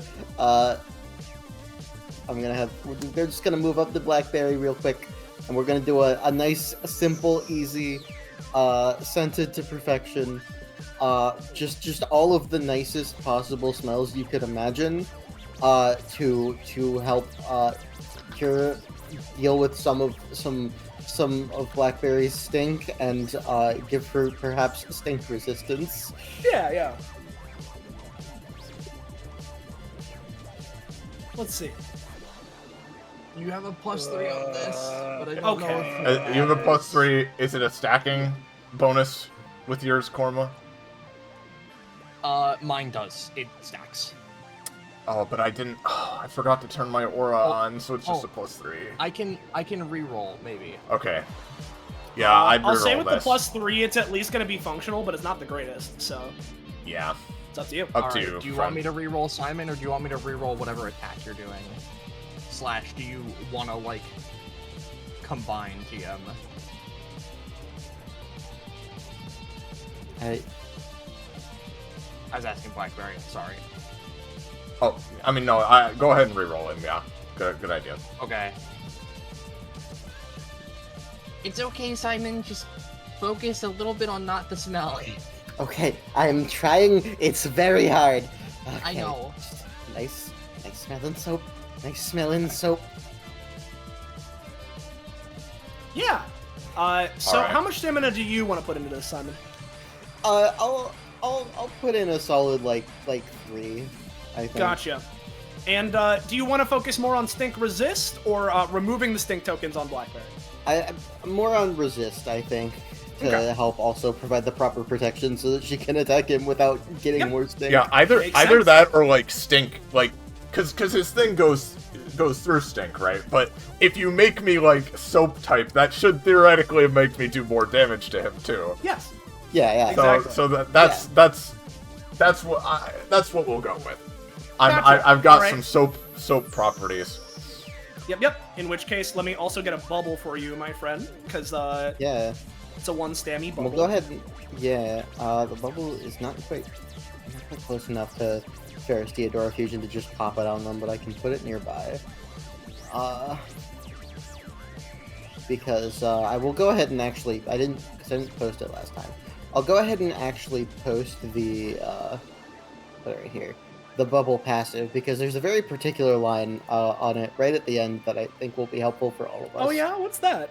It's whenever he does a main bonus or time action, he ends up washing up a storm. The body largely composed of soap produces bubbles. various healing, and importantly, last line, anything the bubbles touch is also cleaned up very nicely. We can't let him stink you. You need to, little boy, stay away from the big gross I man. wonder what Disgusto was gonna try and stink of Simon's if the reverberating fart hit him. Yeah. All right. It's just gonna be always wash your hands. Yeah. I mean, I already did some, like, I already, like, set the lesson of basically, Yeah. let's learn how to clean up and put our stuff away, basically. Oh, Yeah, clean up exactly. his stuff. You do good, yeah. I know, but it's straight up like a Sesame Street lesson this time. It's really funny. Exactly. I'm sorry to take your turn up any longer. I'm going to just do this and then move on. Koruma is going to at the least try to copy the effect of what Simon just did on Blackberry, the soapy sheen. Okay.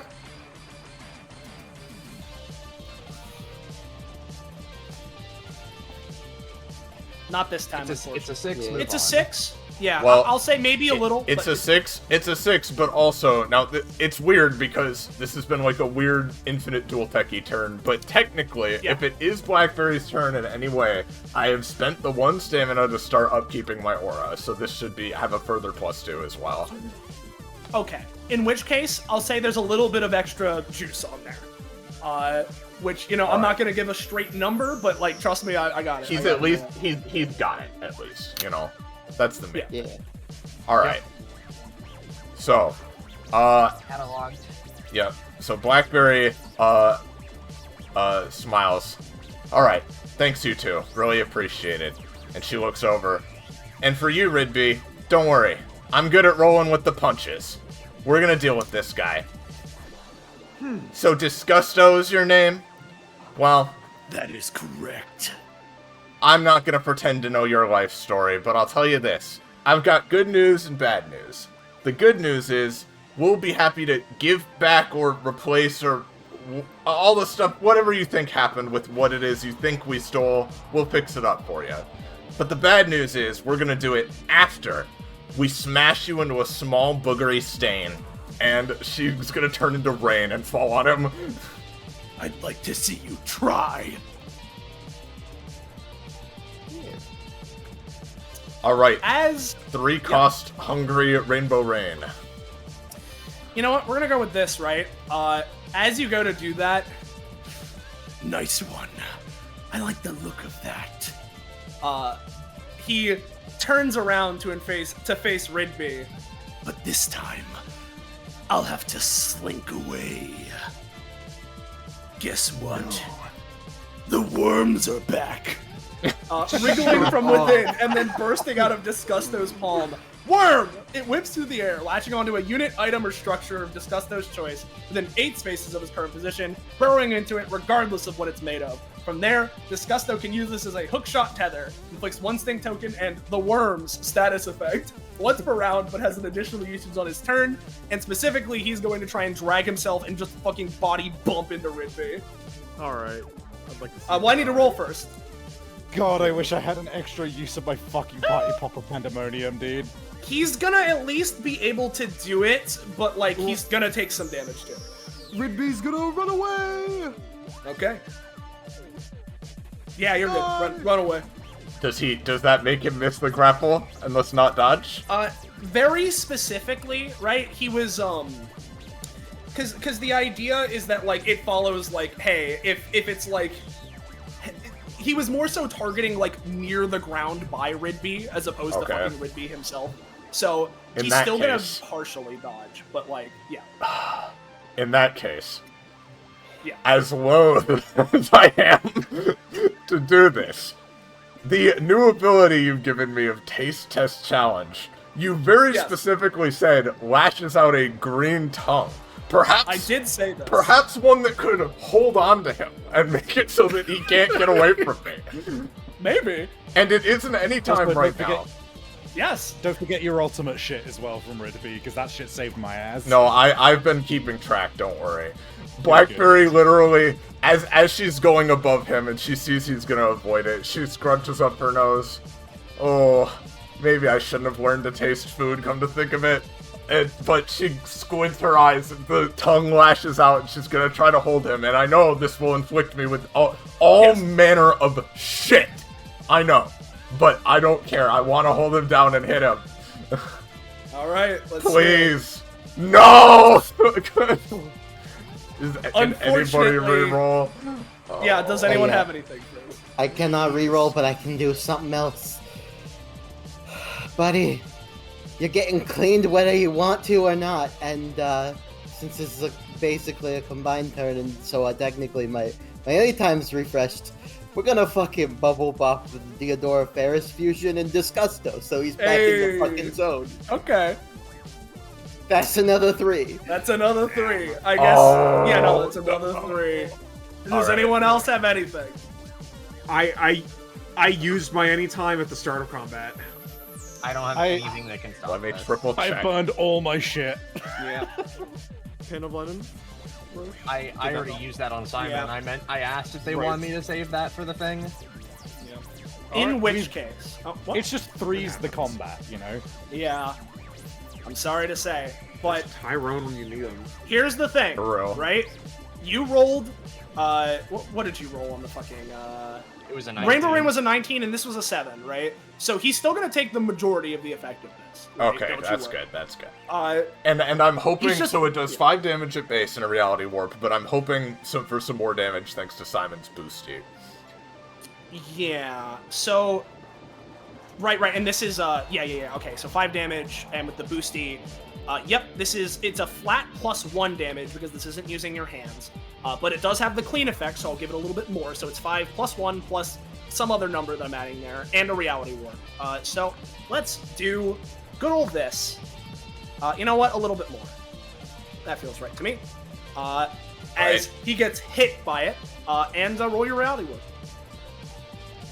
All right, let's see. Gigantic railgun blast. That's pretty good. I liked it so.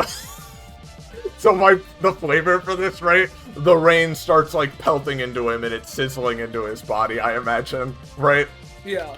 And then just like from within him it starts glowing and shining through the cracks and holes it's created, and it's just gonna like not even like a railgun blast, so to speak, but just like a secondary bomb effect blasts out of him. You little whelp! You know me, whelping around. And for my bonus action, now Ridby has saved my ass too, Savvy, because he's given Blackberry the ultimate upgrade. This is a bonus action. Yeah! So I'm gonna give let's give one to Simon and one to the Ferris Theodora fusion for reality warp tokens. That's a reality warp, right? Yep. Yes. Just a token that lets you use it when it's your turn.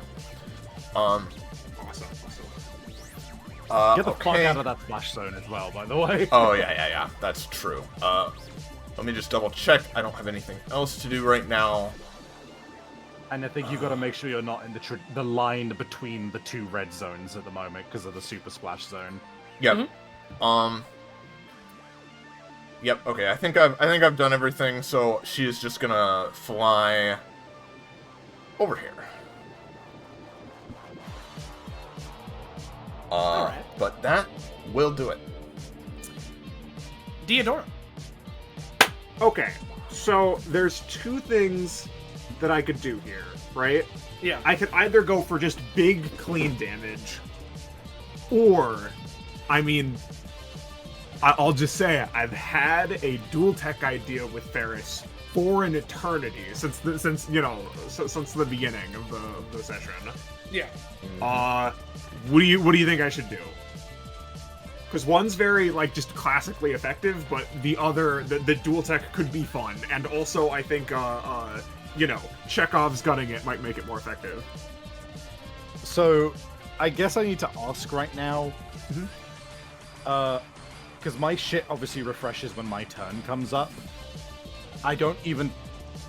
would we even be able to dual tech yet? Yes. So the way. So what I'll tell you is that my idea is mostly setup, and then all you need to do is do your bonus action party poppers to like trigger it, if that makes sense. Yeah, because and while you go you're and explain it, fused, Iris. yeah, while you're fused, like you still like have the separate turns like normal, but you can always add like something to whatever the other person's doing. Not like over and over again, but you can act as though like, yeah, and I do this to help out, you know, when you dual tech. So you can always add something in there. I mean, up to you. I personally, I am of the mind where right now, when it comes around to my turn, I would like to back up into that bubble in order to clean myself up. Because I really don't want to get another stack of stink, and I would like to get my regular aura back. I can help you out. But, yeah, I mean, up to you. I do not mind, Theodora. Okay. In that case, maybe I'd be able to do both, or maybe not both, but maybe I can get us in here and then still deal some damage, and then you'll be free on your turn, and I can set it up on my next turn if we're still fused. Also, get us out of the fucking super splash zone. Oh, yes, of course. Alright, so I can get here for 3, like... Okay. So then I'm about that many spaces away. How far? 7?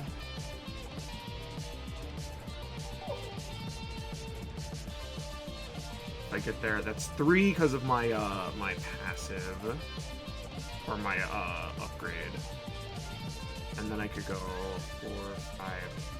No, I can't quite get it close enough that way.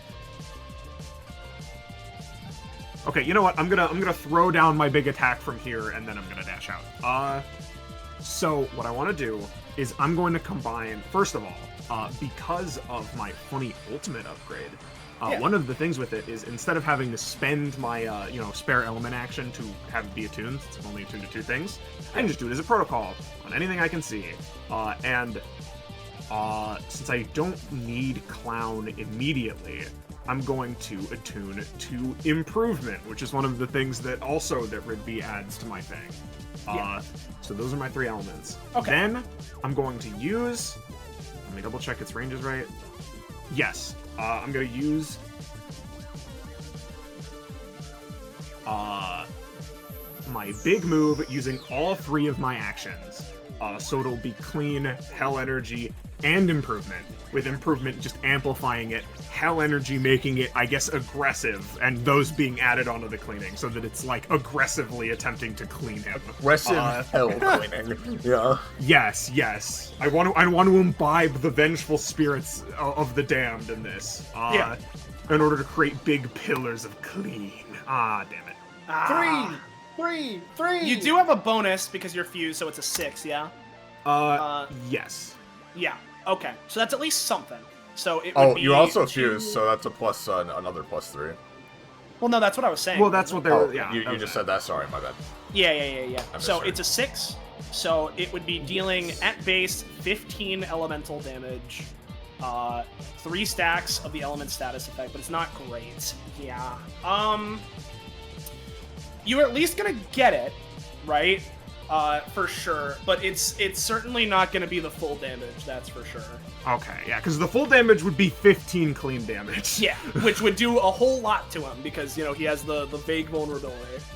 So, yeah, it's gonna be a good chunk lower than that, but it's at least something. Yep. It will also... I haven't figured out... Oh, shoot, I forgot the other thing with the... Oh, well, I'll do that later, whatever. Point is, I'll throw that out. It will stay around for 3 rounds, potentially doing stuff. There's also status effects. Yeah. Up to you. I'm gonna clean the, Let me double check what Growth Burn does. You know, yeah, I'm going to cleanse the pentagram stack, that I apply. And have the 3rd status be the one from Improvement, which is a Growth Burn. Okay. The afflicted gains a non-stacking +1 all damaging rolls against others per stack. Well, everyone gains a non-stacking +1. Actually, should I do that one, or should I keep the pentagram and cleanse this one instead? What do people think?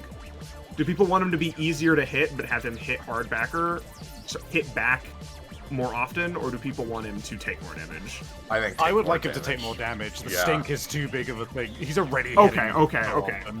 Yeah. Cleanse the growth burn. I'll flick him with the pentagram stack. Got it. And then I will just move back. We will take this. You can take the cleaning, and we will end my turn. All right. How effective is this cleaning? Right. So the idea being you're just cleaning up shit with him generally. Oh, you mean the bubble? Right. Okay. Yeah, give me a roll. Okay. Do you want to do it? Shall I? You know what? I can give the roll, but since you can add stuff onto my things, maybe you could add a little, pizzazz. I don't know, to maybe boost it. I mean, we're just rolling. Oh, it's a 15. All right, pretty Is good. that good? How much what I'll does that say, clean me the way that's going to clean you up, right, is because of the effectiveness of Simon's bubbles, you're going to lose 5, so you're down to 3. And you also just inherently get the 1 stamina healing from the bubble, and you can allocate how you want with fusion. So, Yep. You take it because you're lower than me at the moment. Yep, I'm at 8, so that brings me to 9. you know what? Actually, Ferris, you lose 1 more. You're down to 2 instead. Okay, thank you. There you go. All right, that's my turn. Sorry that took so long. Right, no, it's all good. Turns are taking long here for no reason in particular. So, his turn. At the start of the turn, the splash zones all go off as there's just like a fucking tidal wave avalanche of slop sludge slime first like exploding in this triangle, setting off a chain reaction that just floods down that way, and all of these are cleared. Which means it's now his turn proper. He's gonna take the burn damage first.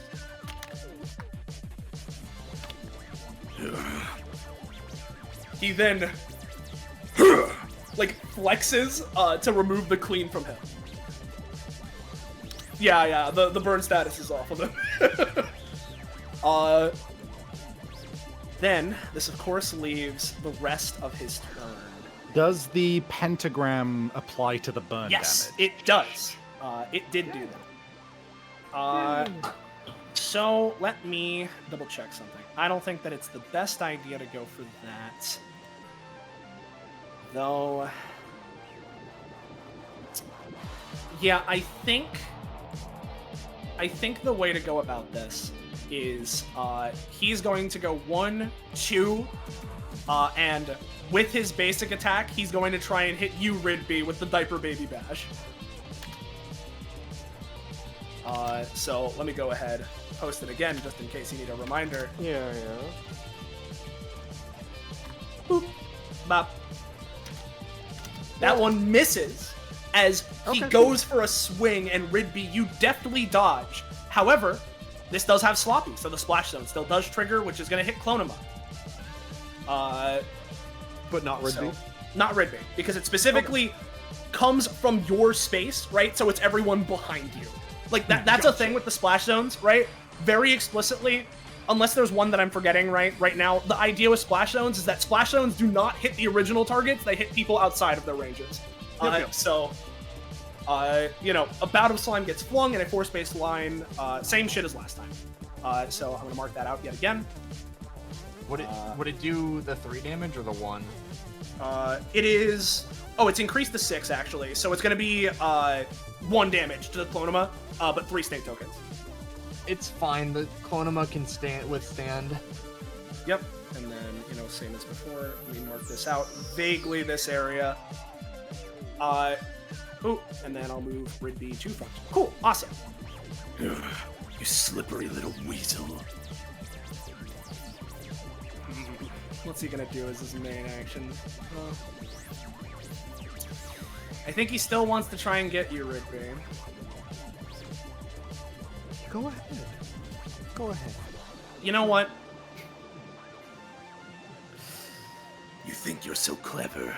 Think you're so clean. I can smell your sins. He reels back. Oh, baby! Let me post what he just used.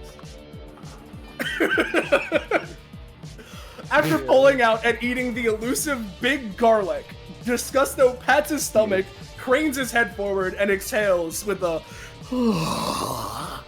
With this, a cloud of raw, toxic breath is released, taking the form of a 5-space long, 45-degree cone that inflicts up to 5 sting tokens and the shriveled status effect, and acts as a blinding smoke screen. The cloud then remains on the field, staining the air as an environmental effect for 2 rounds. These clouds have the same effects when a unit enters/re-enters them, although with only 3 stink tokens. Can be used as a bonus action and/or also a main action. It's just a bonus action this time. All right. Yeah, you go for it. Rigby is going to snap, and like the ground directly in front of him, like shimmers of bright blue, similar to the epithet energy he's gone about. And I'm going to use my first once per turn to construct a wall that blocks this blast. Let's see it. Ooh, it's above your thing. It is above his, so I'll ask you, Ridby, right? This is going to either hit you for very reduced. Effectively, think of it like this: the cloud is going to be dispersed, right? So don't have to worry about that as a hazard anymore. However, you're either going to get a small amount of sting tokens or shriveled, the status effect. And before you know what shriveled does, I want you to make this choice.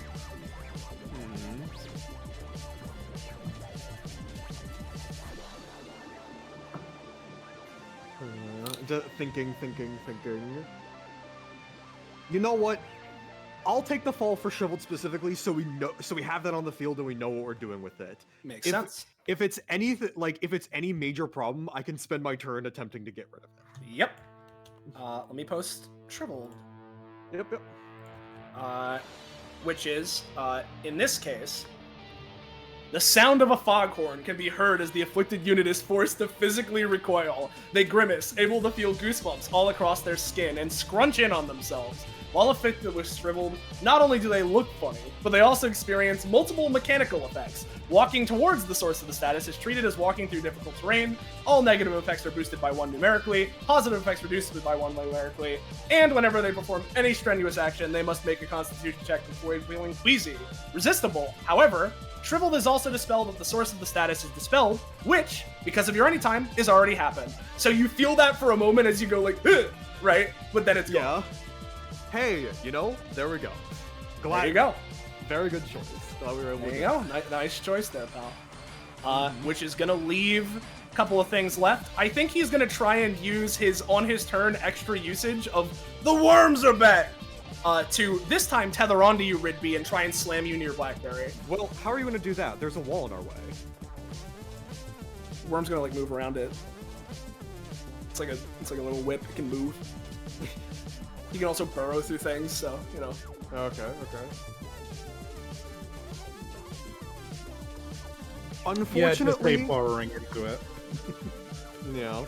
Unfortunately, I'm gonna lift as he's burrowing into it. I'm just gonna lift the wall, just gonna push it back so he doesn't get to do it, and just slam it into him. Like, there's the wall in front of us, and then Ridby pushes the wall, and then it just goes into him, and the worm can't do anything. So.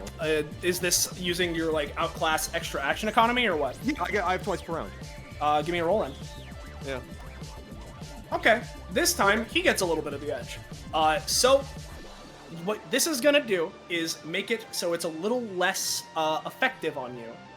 In that, same question. Do you want the 1 stink token or the worms?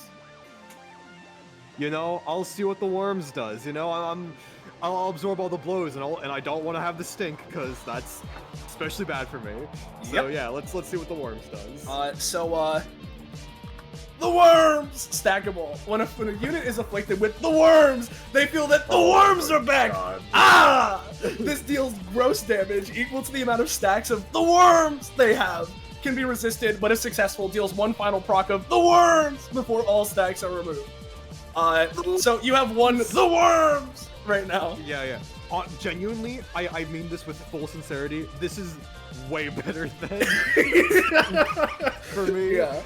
I could take it. Yep. Honestly, at this point, just because of how things are, I want to see my status, so I'm just gonna put another video on the field. Okay, yeah, sure. In which case, Yeah, once you're there, as mentioned though, he gets a little bit more of the edge this time, so you're not getting the stink token. But he is gonna get to fucking flop you over here by Blackberry, which is gonna line the two of you up perfectly for a repulsive ray. So we're gonna go with that again. Same shit as last time. He has but more actions. yeah, that was, he has more shit, dude. Let me make sure. There we go. This one. Blech. And that one fails. As Good. yet again. Oh, well, yeah, no, because this time it's not making contact with shit. No, I should have. If it was gonna do that and I was gonna make use of Sloppy, I should have said it beforehand, so I'm not gonna fucking take backsies it now, right? So, Blackberry and Ridby, he charges yet another fucking horrible belch. That, much like Ridby did with the punch before, you two managed to duck out of the way as it soars over your heads. Yeah. And that is his turn. So your turn now, Ridby. Oh, good work, Ridby. The worms! Ah! I'm gonna. So, I mean, this is very important, actually. How Yeah. many resist rolls do I get per turn? Is it once? It is one. You have one free status resist roll, which is like between like all statuses. I'm saying so. Like if you have stink tokens and worms, there's all of that. Also, one other thing. I'm sorry. Take 2 extra damage for the slam when you got hit to the ground. Because similarly, I also need to. I realize now the worms has a fucking a splash zone. So I'm gonna also post that there. You feel free to read it, but go on with your turn. Adjacent to Disgusto's hand. Uh-oh. More importantly, in this case, it's in a 3x3 where his target was slammed to. Okay. So I don't get any stink. Okay. You don't get any extra stink now, right? Again, because you're already hit there. But the super splash zone on Disgusto's next turn is this.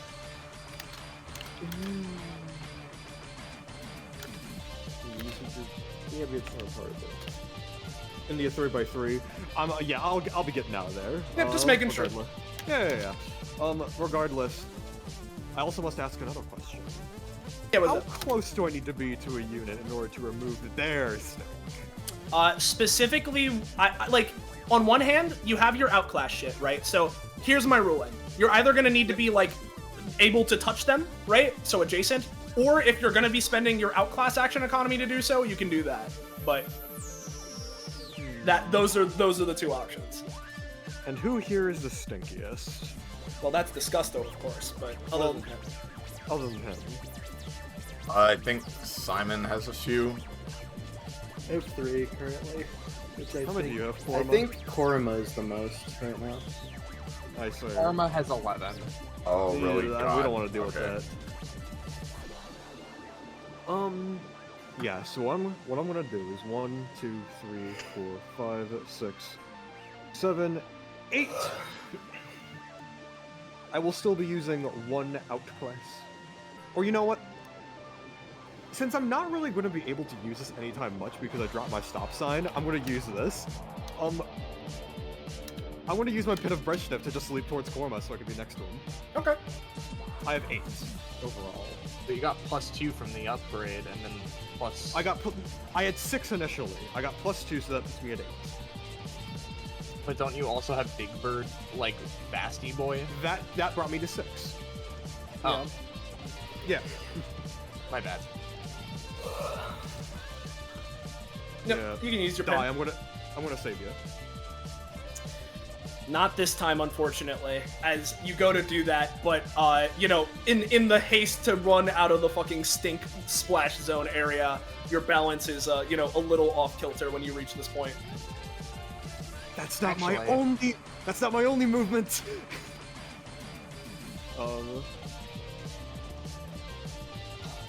So first, let me actually calc some things out real quick. Let's see. Hold how on, much- Ridby. No, Okay. I'll come to you.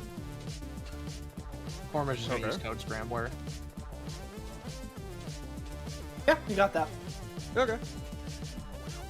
And because I'm adjacent to him, let's resist that. Okay. Yeah. And you're especially good at doing so. That's an 11, which is the amount of things he has, right? Yeah. I'm gonna say this isn't gonna reduce all of it because that's average roll. But You want to pay stamina? if you want to, that's up to you. I'll pay 3. Okay. In that case, Korma, you can cleanse all your stinkto. Whoa, I'm now. Which means free your and people your can buff kit features me. are back to normal. And there we have it. 8.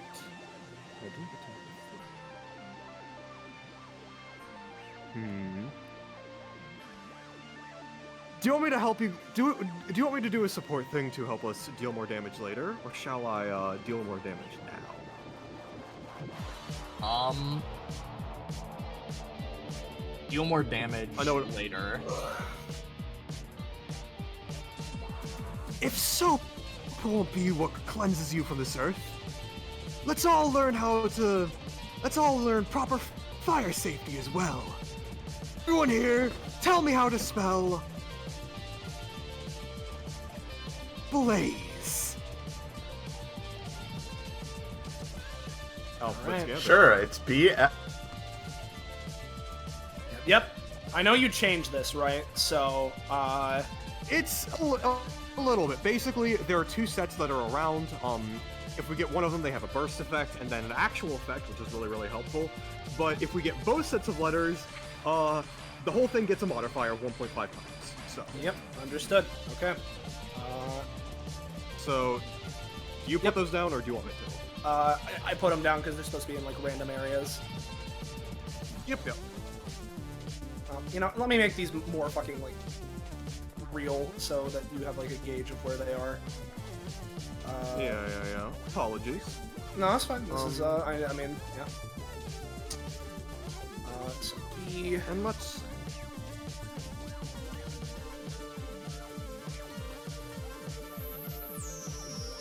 And my intention with this, by the way, it is delayed damage. We're not dealing things to him right now, but because he specifically has a burst. There is a burst effect and then an actual effect. I will say the burst effect is him taking a lot of fire damage, and then the persistent effect is us dealing an extra 1d2 or 1d3 plus 1, like however many fire damage on top of whatever else we're doing. So we're just dealing a lot more, and yeah. So. Gotcha. Understood. Yep.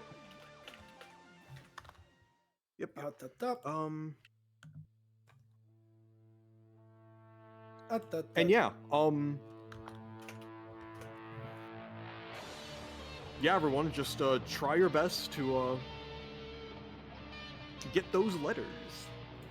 And All try to right. do something as well. Yeah, those letters are important. In order, I assume, yeah? Nope, just all of I them? keep track of them.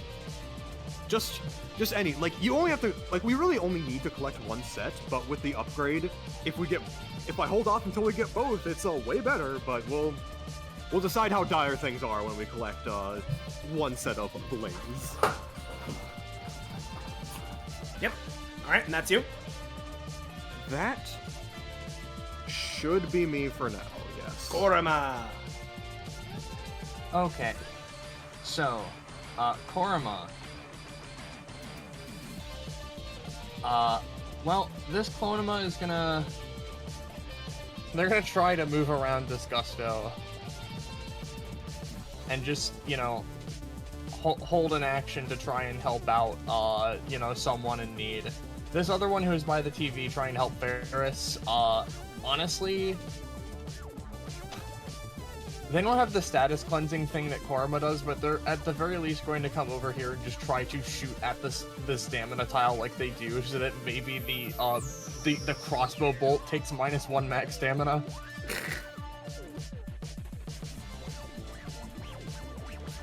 Does this one doesn't have like the cleansing properties? Nope, they just have basic thing.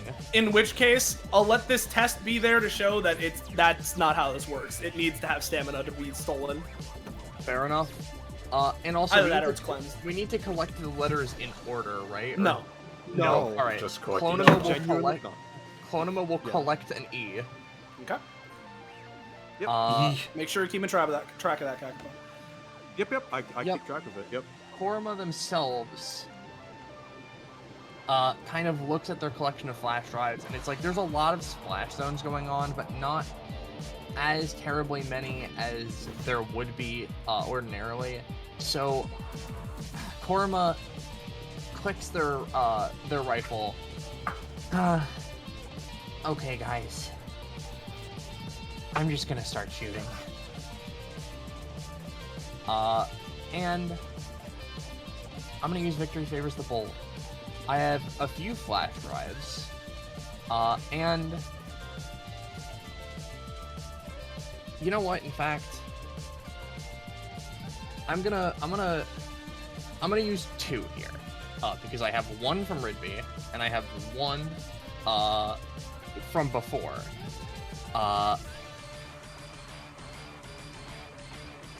And so the first one, I'm just going to use the like flash drive that I got from Dante of like the angelic and devilish stuff to just sort of like on one side, just hit him with a red-blue cascade, you know, with like just the regular rifle. Just shoot him through the chest. Just shoot him through the chest. Just kill him. He falls Just over kill dead, him, dude. Why didn't we think of that earlier?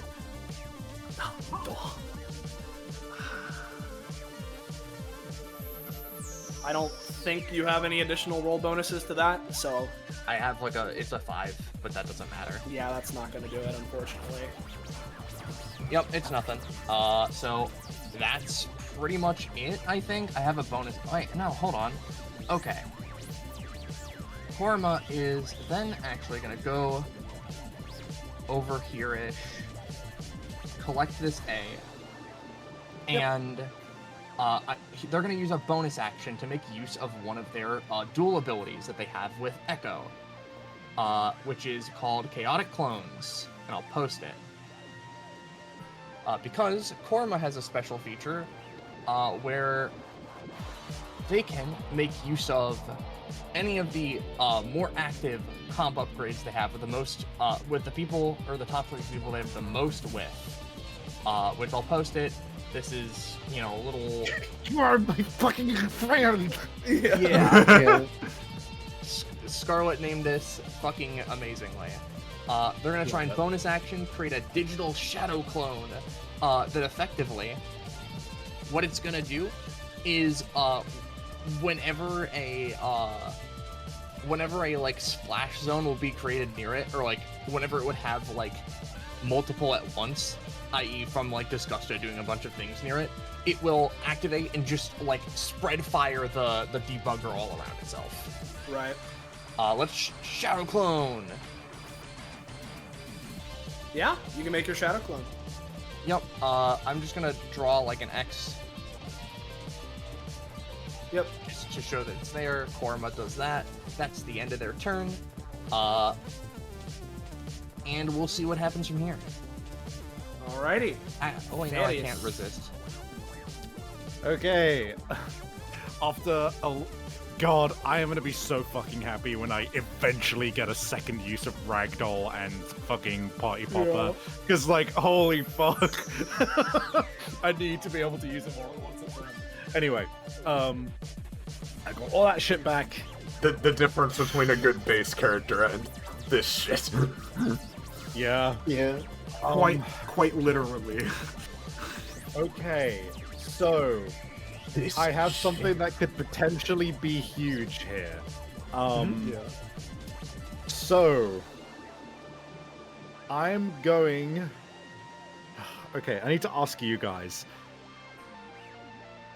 I'm gonna probably bonus action try and spray myself in the face with some nice smelling stuff to get rid of my last 2 stacks. But for my main action, do we want me to start up my my new confetti chaos, where in a 6 square radius around me, he has a -3 to hit my allies, but +3 to hit me? Or do we want me to try and fire off number 19 on the clown magic list in order to try and completely consume his next turn? Both those are pretty good. I mean, Because they're both pretty good. I will note, if you do your AoE, right, since we're fused, I can try and be my modification to infuse soap into the confetti area so that, like, I don't know, maybe he has a harder time applying stink stacks when he hits you in that area. Maybe we can talk about that if we do it. But I'm gonna leave it up to you, gang. Do you want me to start up the big area? It is gonna mean that it's only people who are within 6 of me, but that is a pretty huge area. Lion. Sorry. Or do you want me to try?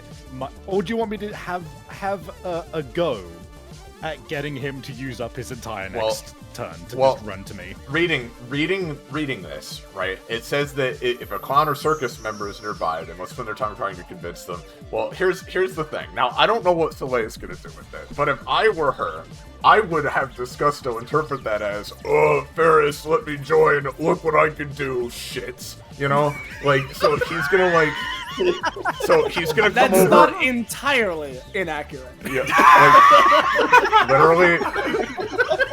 So I think what this will do is less take up his next turn and more act as like a super taunt. Like, he's gonna come for you, you know. So just now that could be good if you want that, but I'm just letting you know that is how my guess. You've convinced me. I think having a big area of he has a harder time hitting all of my friends, I think is going to be better. That's probably a good idea. So I don't know what the current rules are with activating upkeep things. I still have to roll for that? Is that correct? No. Well, I mean, it depends on the thing that you're making, right? Like, it depends on, like, you know, what feature it is, right? I'd say, like, what is your intention for Ferris? You know, like, what is the idea behind it? The intention here is that, like, because it's costing me a stamina return, and it's making it so that it's easier to hit me. This is, like, it is a huge buff in terms of, like, giving a -3 to everybody around me, but the idea is that, like, you know, I am detrimenting myself specifically. I didn't really consider whether I would have to roll or not when I made this. I just kind of, like, assumed that there was a certain way that upkeep things are treated. Yeah. So, it's like, completely up to you and how well you want If we're going by a general standard, the standard is, like, it is rolled unless your idea for that feature is that it is unrolled, right? So, like, baseline things are rolled, but, like, you know, it's up to you and what you intend for that. You can make the call there, yeah. I mean, I've got the +3 because I'm fused, so I will just roll. Like, I'm not gonna jump out of that. Yeah, you got it. All right. Yeah, cool. Okay, so let me add that fucking aura. So I've got a second aura, and I'm gonna make it. I'll make it fucking pink. Why not? What's 6 squares converted to feet? That'd be 30. 120. 30. No. Yeah, 30. Okay. Yeah. Okay. And each square is 20 feet long. So, could you make my auras visible, please? Are they not? Okay. They're not. Two players, that is, if they aren't already. There you go. Okay, thank you very much. All right. Right, so if you're in the pink aura, which is the bigger one, he has a -3 to hit you, but a +3 to hit me. I will now blast myself in the face with soapy confetti in order to try and make myself get rid of these last 2 stacks of stink. Yep, that's it. As my bonus action. Not this time, unfortunately. Even as a 5? Even as a 5. May I use my modification since it's literally soap to potentially boost You that? can sure, go for it. That is a 12. Yeah, you know, with that being modified, I'll give it to you. So your 2 stink tokens are gone. Hooray! All right. You're no longer I will say stinky. though, right after your next turn, Diodora, the fusion's gonna unfuse. Makes sense. That's alright. All I right. should probably move before the end of my turn, so let's fucking get closer to this son of a bitch. I'm gonna go 1, 2, 3, 4, 5. And I now have everybody in my aura of -3, and I've got Ridby and Korma in my aura of hit me, please. So that's me. Okay. In which case, we're gonna get to discuss those turn. Where first off, these splash zones are gonna go off and not do anything. Except, I mean, actually, the stop sign is gonna get inflicted with fucking stink tokens. So let me check. It is. It was at 5, so. Yeah, it was at 5. It is now going to be at 9. Alright. Good thing I. Genuinely, I think it was just the best idea to drop it, considering everything. Yeah. So. Straight up. Yep. In which So case, I'll just keep track of it with this. So it's at 9. I'll edit it as it goes. Setting up your defenses, are we? I see. Despite all of your virtuing, you're making quite the mess too, clown. as he, looks staring at the confetti you're spreading everywhere. In which case, I suppose I'll set up my own shower. As he is going to first reach to his side, right? And as a bonus action, right? He's gonna go for, give him the slip. Disgusto flicks a wrist, producing a banana out of thin air. Every second it remains in his hand, its rotting hyper-accelerates. Before long, he ditches the banana itself as he unpeels it, tossing the peel like a plague upon you. He can toss it anywhere within 6 spaces of his current position. If it hits something, it is supernaturally forced to trip. Feet being cartoonishly magnetized to it, dealing 2 damage, sending them flying up to 6 spaces away, knocking them prone, and inflicting 1 stink token. The peel is then additionally sent flying somewhere else within 3 spaces. And let me post the X cost of is equal to the amount of banana peels, cap of 3. So he is going to use 3. And let's see, where is he throwing it? Oh, that's cone still. Let's go to line. 1 at Korma, 1 at Blackberry, and 1 in the ground somewhere around here. So let's see. He will have a -3 to Korma and Blackberry. And that's fine. He's still going to try it. Plus he has to learn somehow, doesn't he? So, let's see it. Alright, so it's an 8 to Korma and Blackberry, so it's not going to be as good. But before anything else, I'm going to ask, is anyone going to do anything about this? All right. Yum banana. Yum banana. How about you, Korma? You doing anything? Well... Oh... Sorry, someone blasted in. He's tossing a bouncing banana peel? Less a bouncing and more just like he's it's throwing just a banana peel. multiple banana peels, so it's one coming at you, yeah. Okay. It's an 8, though, so you can probably do something. Yeah, not gonna lie, Korma is gonna try and, walk the plains, just basically spot dodge.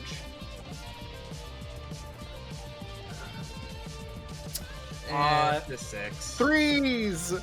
It's a 6. He rolled an 8 with Ferris's influence, right? So I'll do the same thing. Stink token or the other effects? The other effect being like 2 damage, sent flying 6 spaces away and knocked prone. I'll take Stinky.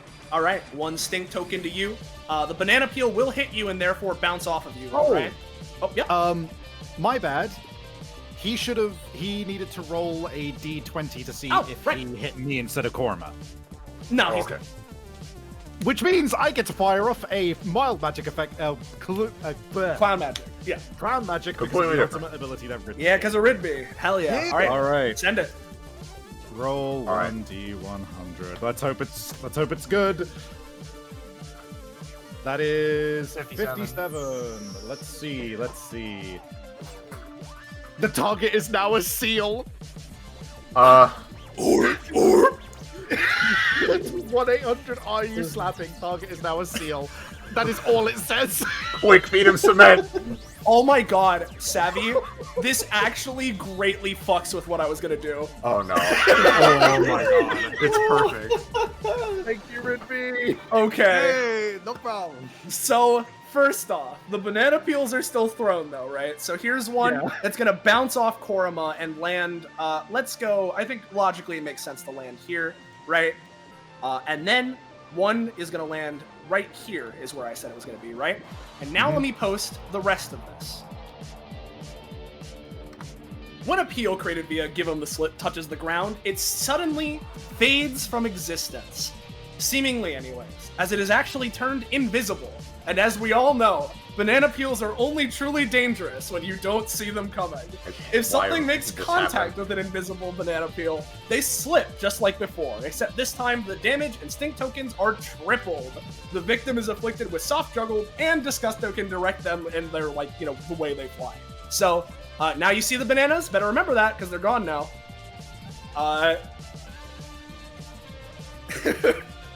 As, Disgusto is now a seal. And I'm gonna. Why Korama move? Yeah, I don't know. Oh, I thought that was right. Actually, I should. No, you took I the wasn't stink. Yeah, you sure took if the stink. Yeah, you got stinked. Well, I was. I mean, yeah, I was wondering because like, oh, it teleports a little bit. I was wondering like if not move, then. Nah. It's more so Okay. you shift your planar position slightly such that you're not hit by it as bad. Anyway. For reasons you will see if this works, I'm gonna give him a roll to see if he can resist sealage. This will be his status resist for the turn. Okay, let's come up with a new plan. You know, I mean, if you've made him a seal, what's something that seals are good at? Fucking doing their dives. So I guess we're gonna go for some dumpster diving. Let's see. All right, I have a I can't plan. believe I actually fucked with your plans. With that. Yeah, I have a plan. For this specific move that I thought of last time. Bada bing. Let's give him. Well, rather first, if he intends to use it, he gets another usage of dumpster. So he's gonna do that, right? So let me post dumpster again first, because it is, you know, important. Yeah, legs. This one is possible with his current form, unlike the other thing I was going to do. Yeah. All right. So, first off, dumpster. Where is he targeting? It has to be within 6 spaces. You know, let's go to Blackberry. We're going to target the area with Black. All right. So, Minus to targeting with a me. -3. Yep. It's a 12, so it's still going to work, and I don't think Blackberry's in the aura. No, she is not. Oh, No, okay. so this is just going to work. So, first off, All right. before anything else, if this hits, this is going to deal 4 damage to stink tokens, and you're going to be flung into the air. I have a plan. So, Okay. as this dumpster comes towards her, Blackberry extends her shadowy tendrils, and yes, because of the current state of things, this is gonna be a little gross. But she's gonna wrap her tendrily tongues around the dumpster and throw it off the building. Thus, not only saving myself, but meaning he has nowhere to jump to any longer. Yeah. Yeah. It's a 19. I will say, it's a 19. I'm going to say gain 1 stink token for licking an icky, yucky dumpster. Yep, makes sense. But you do grab this thing with your tongues before it can fucking hit you and fling it off the side. Meaning that he doesn't have a dumpster to land into based on where he's going to aim, which is correct. He is still going to be able to perform the dash, though. He just can't combo. So that's good for you. Huge, honestly. Let's roll dumpster diving. And that is a 9, because of Ferris's shit. So he's going to land here, and let me make a 4x4 area, because it's bigger than him. Oh, no. Again, oop, bop. Oh, come on. Please work with me here. My blood! My disgusting blood! blood! Yeah. So in this area, let me read this again. It is 10 to 12, so it was a 9, so I'm going to say 10. 10 damage, 3 stink tokens. Alright, let me think here. How much... You know what? Okay. If I don't avoid this, what can I do? I can potentially... Let me double check something really quick. Well, actually, no, if I did that... No, I'm just going to take it. I can't do anything, because if I did that, it would ruin it. So, alright, 10 damage and 3 stink. And 3, so you're at 5 now, yeah? Yep.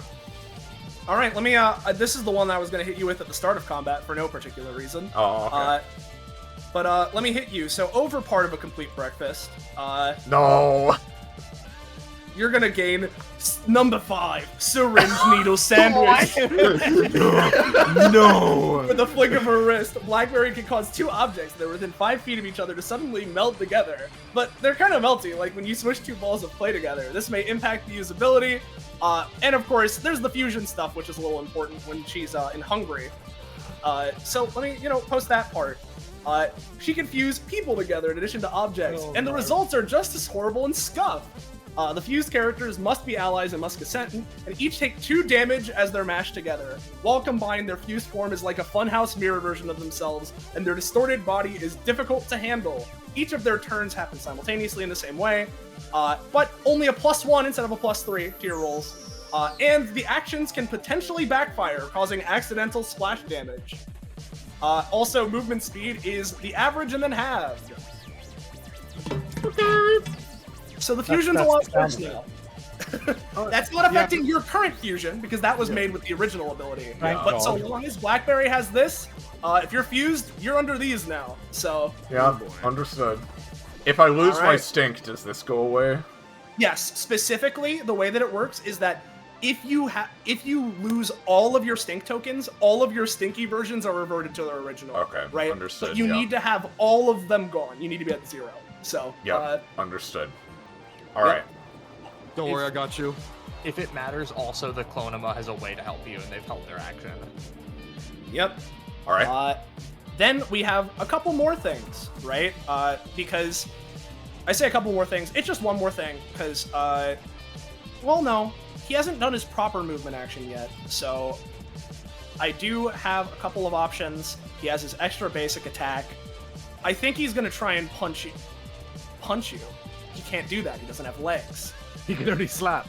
He can only slap. I think that is the most applicable of his. Is he gonna slap a woman? Go on. Oh, he'd slap a woman. Okay. He's gonna try and hit you. So that is a 9 again. So not, completely unreactable or anything. Wow. If it hits, in this particular situation, it is unreactable for me. So how much damage? In which case, you're only gonna take 1 knockback because you're heavy. All right. And he's a seal, so instead of 9, I'm gonna say it's let's say 7. Oh, excuse me, because of the roll debuff and the sealage, right? Okay. But you do have 2 stink token. And I think, if I'm being realistic here, I could do that. I think he's just gonna back here with his regular movement action, and that'll be his turn. So yet again, dumpster diving did go off. I should also yet again make the cone. So let me cone 60 and that. She was here, so it is a 4 range, right? Sorry, I just need to make sure. There's a lot of numbers. Yes, 4 range. There we go. Mark this, make it yellow. And I believe those are the only actions that properly succeeded in the same way. So I'll post the fucking super splash zone for dumpster diving again, just in case you need it. And Give Him the Slip doesn't have a splash zone, so you don't have to worry about that. And now it's your turn, Blackberry. Sorry. Yeah, so, give me just 1 second, sorry. Got a lot of stuff happening. Alright.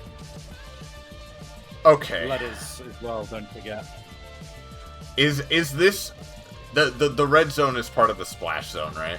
The red zone is the super splash zone that I just posted. The yellow triangle is the cone from the basic attack.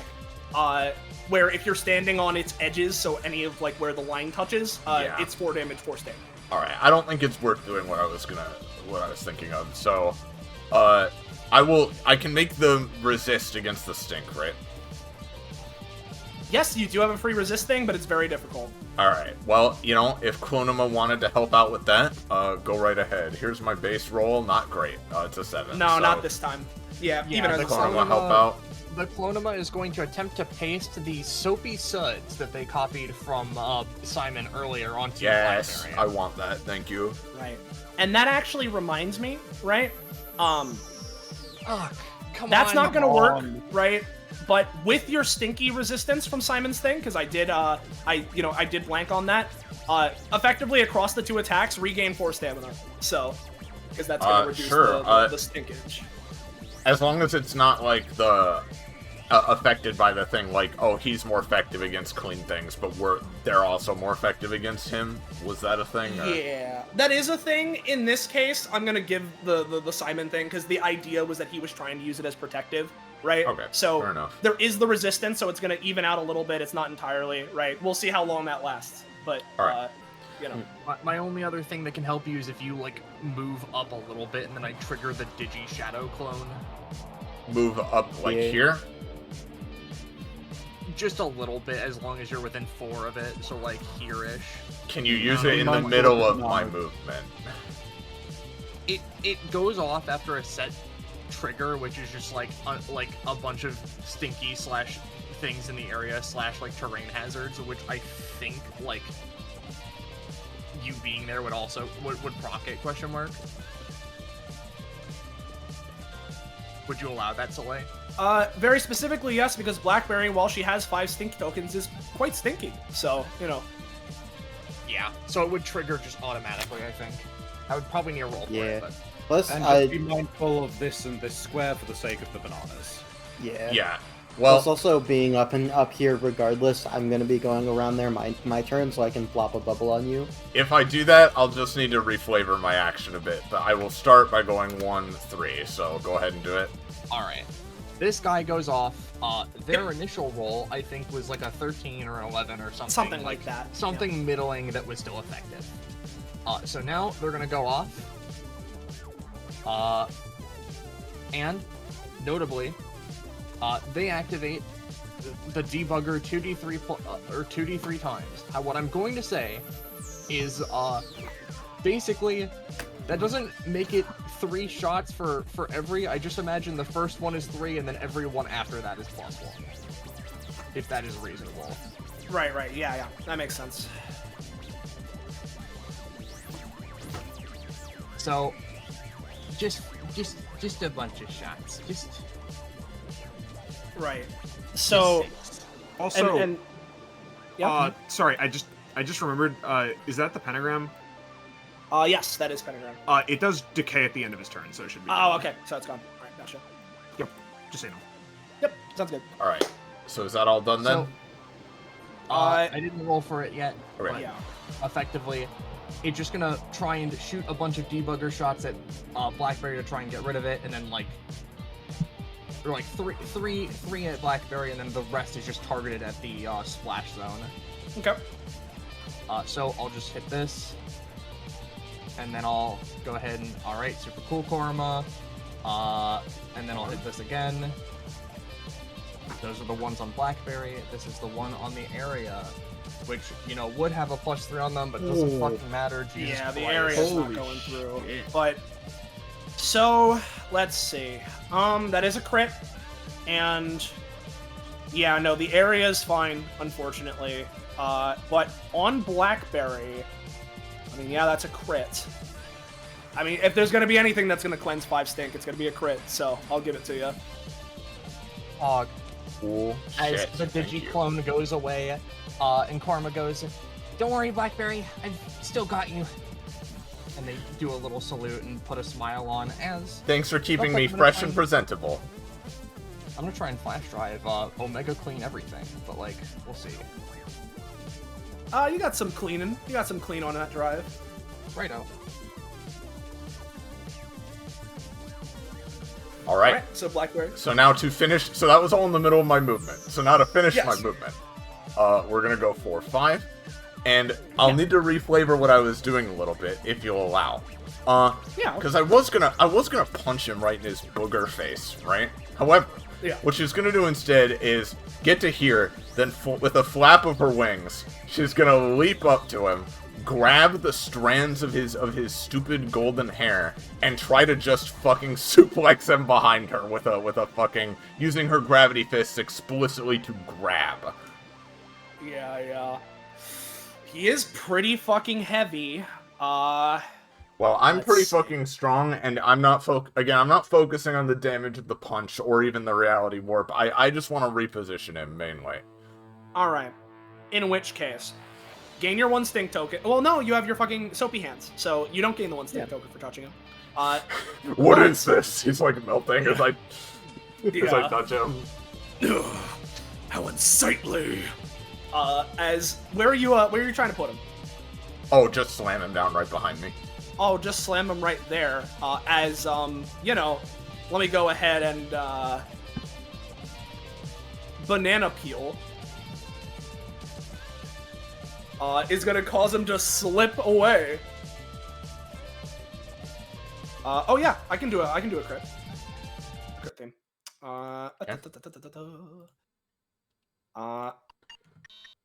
So, let's see. Let's remind myself of the effects of the banana. Yeah, Alright, Roll20 is doing this thing where I have to start every track twice today. It's fucking weird, dude. Yep. I just need to double fucking check. It is, yeah, it's the tripled, okay. Which means it's gonna be 3 stink tokens and 6 damage. As he's then flung another fucking 6 spaces. That's still coming. Oh shit, I didn't think his own banana would get... It's always quite dangerous. If possible, I'd love to fling him such that he's... okay, yeah, that should hopefully still work, yeah. If if you don't mind, I would like to dual tech off of this. Go ahead. though. Go ahead, but just let yeah. let me finish my thing too first. Okay, Because yeah, trust me, yeah, it's go gonna ahead. change things a little. Were you gonna say something, Soleiil? I was just gonna say, but there is one other thing I'm gonna post regarding his passive, since it has occurred. Alright. Where is it?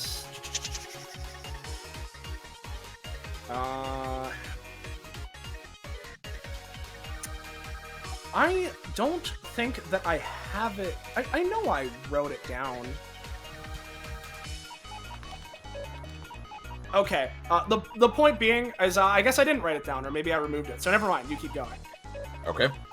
Well, all this to say, so I've suplexed him and he's gone bouncing that way. Well, taking aim at both him and all of my friends, she spreads her arms and wings wide, and she feels Ridby's ultimate power coursing through her, as we're going to use Ultimate Rainbow Rain in my Ravenous state, which is a 5-space wide, arena-wide line, which I'm going to use just, this way, right? Yeah. So that it hits everybody, which is going to, essentially, this is going to do 5 damage to him, and 3 healing to all my allies, just at base, right? But in addition, I'm gonna use the last of the soapy clean properties that people have been using on me so far, to imbuing it into this rain to hopefully do things like heal a bit more, clear stink tokens, damage him a bit more, all of that. Just fucking a wave of rainbow searing like divine clean death blast in this zone, right? And then because I am in the Ravenous state, the line I'm creating, which I can draw in a second, or you can, is going to linger for 3 turns, which will then explode in nuclear blast that heals and hurts for 7. I'm back. And on top of that, normally this would black hole me, but I only turn into a black hole after it's done, which is fucking rad. Let's actually roll for it. Yes. All right. I'm hitting you with the beam, Savvy. Yeah. So we're gonna do giant fucking. Let me draw this here. Boop. Like, so this is 5 spaces. So 1. So it's about like this. Roughly like that, you know? Okay. Very, so I must ask very before rough, anything of course. else. But Hey Simon, you said you want to dual tech off of this? mm-hmm. I think what I'm doing better would be more effective coming like right after this is done. So in which case, as you fire this off, Blackberry, Disgusto is going to attempt something. Repulsive Ray can additionally be used as an anytime once per round, but this reduces its width to 1 and halves its damage and stink tokens. Which means it's time for a beam clash. Yes! A beam that actively repels things that it hits. So let's give it a roll. Ooh. -3 though. Oh, well, yeah, I guess this would be a -3. I mean, it's technically targeting the beam more than Blackberry, but I mean, the beam is Blackberry. The beam is also still in the area. Yeah. I am the beam. I am in the area. This just giant, like rainbow burst, this torrential, watery burst of rain that's trying to cleanse and heal against, poo-poo farty blast. Okay. I can potentially try to do something if that's not enough. I'll let you know right now, you are winning the beam clash, but if you want to add more to it, feel free. Let's see. I'll hold off for now. But yeah, so in which case, so she'd end up like over here somewhere. And again, so if this goes through, just at base, but with whatever boost Soleiil wants, this is going to be healing allies for 3, damaging him for 5, and hopefully clearing stink tokens and all that. Yep. Okay. So first off, as Disgusto sees, even my creamiest won't stop this one. Fine. As he's going to try and use the worms of back to fucking tether to the ground around here and get out of the way of this attack. Get him, Simon. Yeah. Okay. Well, what is Simon doing then? Yeah, sure. As he's just tethering to try and to anytime and get away, as he's just generally trying to escaping, it's a great way to disrupt someone who's trying to tether away and escape. Need to clean, gotta clean. What do you use to take out the trash?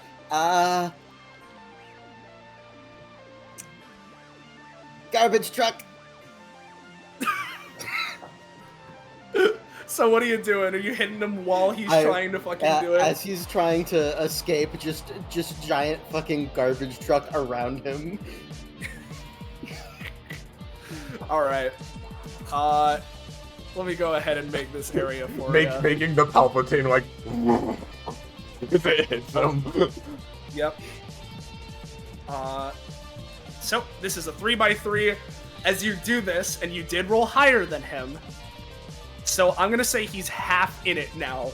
As his leg gets stuck. I'm gonna hit him like so. My bad. His fin gets stuck. Oh. You know what? I'll say that he's starting to turn back enough so that he can speak and say, any other day, this would be where I belong. What a mockery you make of stink! As he turns to Simon, catching him here, right? Which, this does 4 damage, with which his vulnerability is going to deal 6 damage to him initially, right? Meaning you get a 3 stamina bubble. Yay! Which I'll be putting right here. You put it where you want. Yep.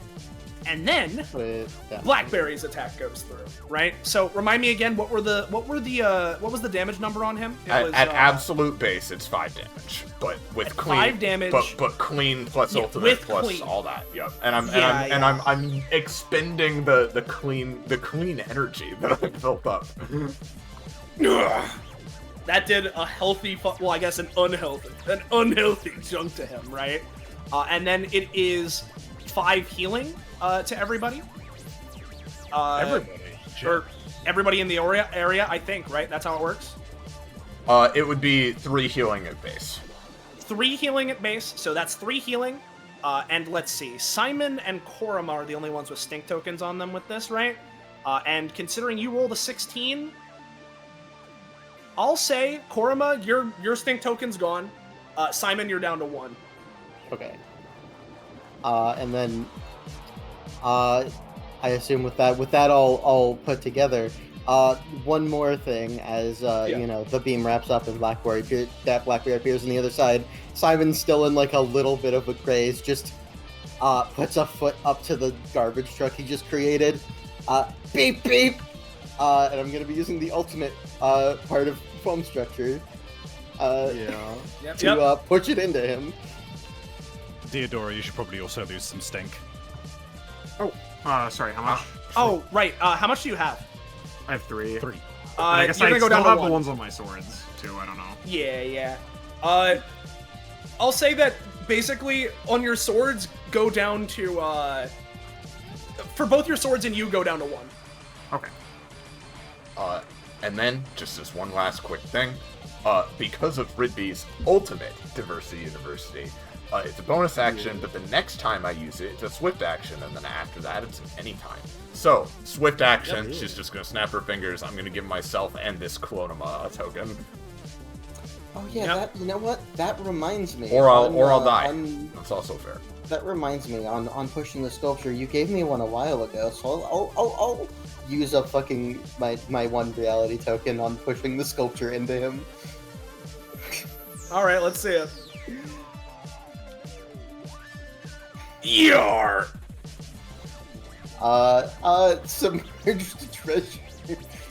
Yar! We don't want the other one. Yep. Yep. So it slides 6 spaces in a straight line. And I forget, you move with this, right, Simon? I mean, it doesn't say so. It's just pushing it. Well, Right, I guess. sure. Well. No. It just says it. You push them. It's not necessarily moving Alright. along with it. So. In which case, let's go.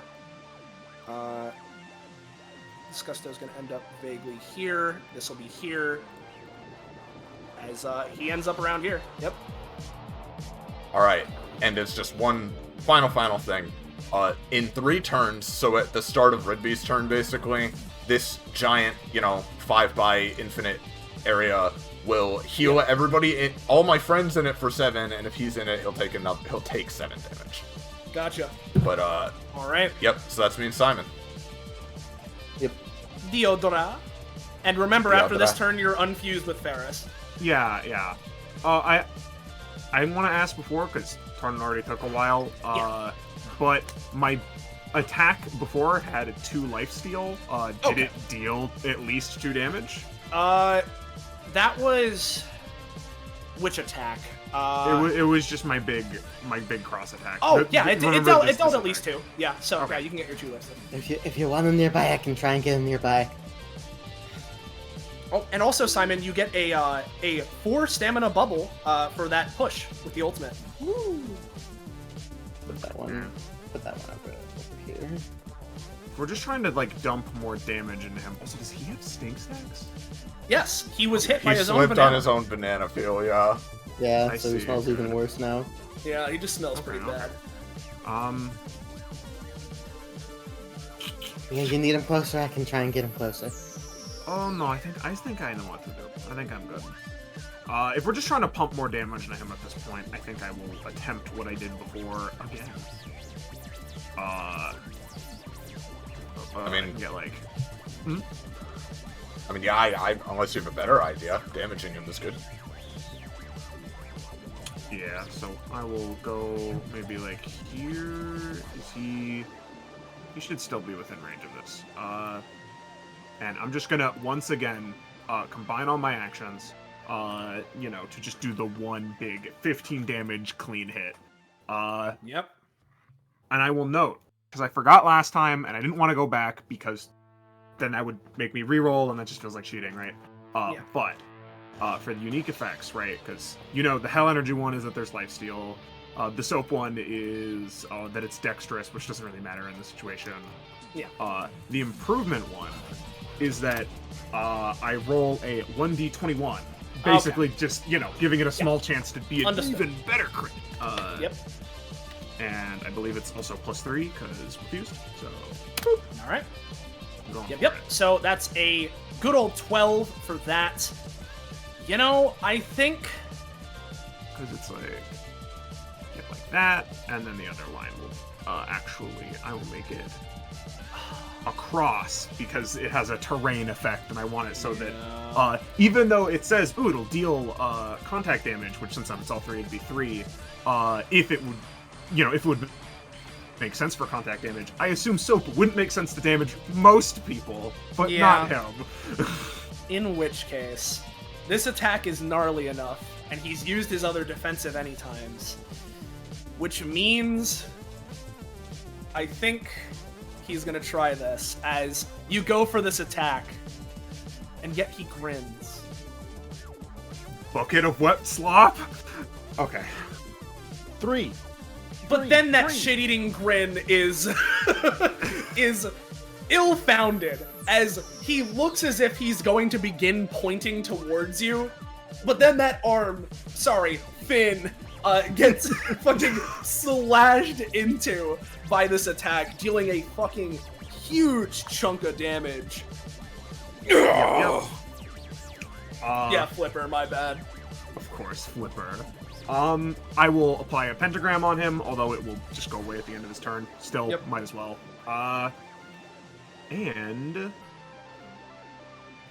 Let's see, that was dexterous, so I moved how many spaces? I was like right... We were like right here, I think. Yeah, correct. So yeah, that was all my movement, yeah, so that's my turn. I don't know if you want to roll to add on to that, Ferris, since you can. I mean, you did pretty good as is. Okay. To be honest, I don't know what else I would do other than... It's tough with my kit, because I'm not an offensive kit. All I can think of is maybe trying to make it so that that attack also taunted onto me before the split happened, but... That's fair, that's fair. We don't need anything. I just was throwing up the suggestion. We're just diffused. So, Yep. Blackberry's thing goes off now, right? Which is how much? It's the end of Ridby's turn. Oh, it's the end of Ridby's turn. Okay. Yeah, my bad. All right. Well, Yeah. in that Also, case, can I make my free resist roll, actually? Oh, sorry. Start of Ridby's. Yeah, start of Ridby's. Gotcha. You can make your free resist roll. Yeah, but it's either for you or your swords. I'll make it on my swords, because my swords are pretty strong. Okay. Gotcha. In which case, it hits Disgusto's turn. He's no longer a seal as his legs return to him. Pretty good. Making me splash around like some sloppy seal. That made me quite mad. Why? You seem to like splashing so much. I do, but on my own accord. I think it's time for all of you to begin splashing. As he is going to go 1.5, 3, 4. And I'm going to give him a roll as he stomps down with his leg. And as he stomps, it's a really big fucking stomp. Give me 1 second. Can I attempt to interrupt before he moved? You can. You don't necessarily know what this is going to do yet, but, No, I get the feeling this is going to hit everybody, so it would be pointless, so just go ahead. He Never mind. stomps the ground. The stanky leg. Oh, He I stomps see. down really hard. Kind of looks like it hurts, especially when Disgusto goes to clutch his leg. But as we all know, Disgusto's leg is the stankiest of them all. He wiggles it as its raw stank distorts the ground beneath it, transforming the floor's materials into a liquidy, mucky, swampy stew. His leg acting as the witch's spoon, staring a sinister brew. While Disgusto remains in this stance, any units, items, or structures that start their turn touching the ground are inflicted with 1 stink token and have their movement speed reduced to half, rounding up. Disgusto will remain in this stance until he is hit by an attack that deals 10 or more damage, he moves from his starting position, or he otherwise chooses to deactivate it. In this case, or if the first is chosen, the stanky leg is put on recharge odds. And at the start of each enemy turn, he also prepares a specific attack out of a few listed options, which he'll perform at the end of the turn. So that's not important yet, but the stanky leg is now active, and the ground is sued. I really, really, really do not want that to exist. Okay. And, my outclass is active. I can control the structures, including the ground beneath which Disgusto is standing upon, which is now a lot more soupy and malleable, I think.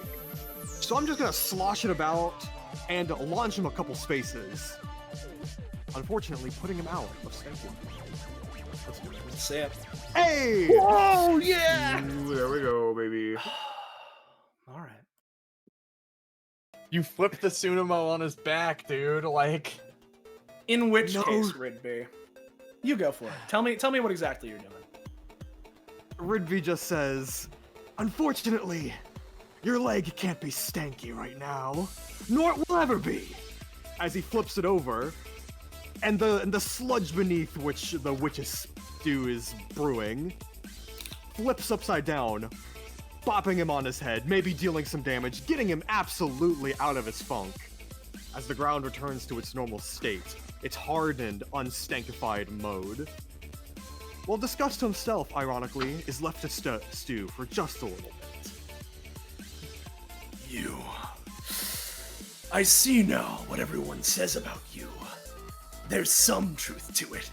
You all are truly something. Will it save you in the face of a monster? No. But no, you've put on a good show. No, you're really making me mad. As he, with his extra action, is going, or extra basic attack, right, is gonna go for a little bit of something. Or you know what? No, let's do it like this, because I think this makes sense with the thing I'm doing. Ridby, you do that and knock him off of his groove. Yeah. He clenches his teeth.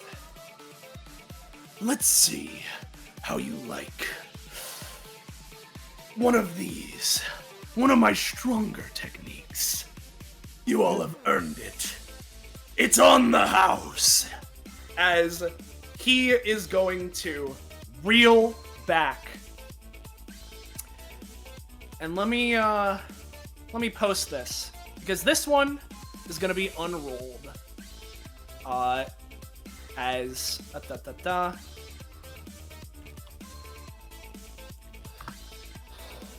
The sewer system smash. A city's worth of backed up sewage. For you. Like an energized ball of lightning, Disgusto hops into the air, his arm glowing with radioactive energy that sparks across his entire body. He reels back, and the Geiger counter goes ballistic as he goes in for a crash-landing meteor punch. The ground immediately buckles, Disgusto's green energy cracking in fault lines revealed by the ensuing earthquake. This immediately deals 20 damage and inflicts 5 stink tokens on all grounded items, units, and structures in a 6x6 area surrounding Disgusto, which none of you are in, fortunately. But the shockwave keeps traveling. The ground keeps breaking as the green cracks dart towards ethereal green sewer grates that have begun manifesting on the battlefield in areas of Disgusto's choice. Up to 5 of these grates are created, and they must be at least 5 spaces away from each other. Once the green reaches these grates, they begin rumbling before being shot high into the sky by a 3x3 pillar of vile sewage. Each pillar deals an additional 10 damage and 5 stink tokens to units, items, and structures within their area, as they are additionally sent flying up to 10 spaces away. Dumpsters, created via dumpster, also act as sewer grates for the purposes of sewer system smash, being forced open and spewing the sewage in a 3x3. And so, let me mark these 3x3 areas, huh? As... We're gonna make them yellow. Yeah, of course. They are 3x3s, yes? Okay. So... one right here. Of course. You know, one right here. One right here. One right here. And of course, we'll go one right here. As I will give him a roll, which will impact exactly how effective this is on the non-Ferris units, right? Now, Oh, I yep. will ask. You did say they need to be 5 spaces away from one another. Oh, you're right. I forgot about that. Let's see. Yep, no, not quite. Let's see. Okay, I can move this area to be more so here to cover Blackberry. Let's get rid of these. You are right, I did put balancing factors on this. Look at that. Fucking... Yep, can still hit Korma.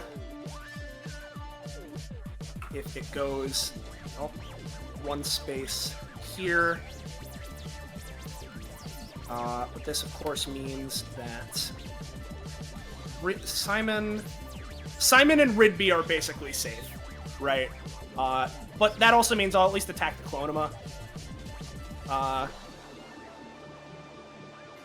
In a kind of this-ish area. Yeah, sure. So, for Korma specifically, because they're the one that's in the aura, I'm gonna roll to see how much lowered effectiveness this has, because of, you know, Ferris's shit. But, let's see. Okay, completely average, so I'm gonna say that this will reduce it by a little bit. So, unless something is done for Blackberry, Korma, the Clonema, and the Diodora and Ferris, right? You guys, basically, generally, everybody that isn't Korma, you're gonna be taking the fucking 10 damage and 5 stink tokens. And for Korma, you're going to be taking 7 and 3. I'll start off with a ragdoll. Gotcha. Is that enough? It will be enough to at least reduce the effects of it, but you're still gonna get hit by it for a little bit. I mean, I just want to reduce the damage is the main thing. Okay, if that's the case, I'll let you. I'll let you reduce the damage down to Ragdoll is a 1 cost, so let's say including cost, you can reduce it down to 3, so take 2 additional, right? Okay. As you're then flung 8 spaces. Yeah, so that's the damage prevented in additional spaces up into Yes. the air. Yeah. Yep. So you're flung that high up. Yep.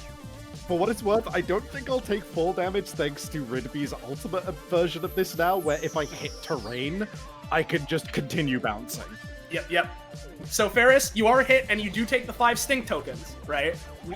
But for Diodora, right, who's also actually in the aura, so you're also only going to take 7 and 3. But I'll ask, do you have anything? I do, kind of. Okay. So I do have my parry.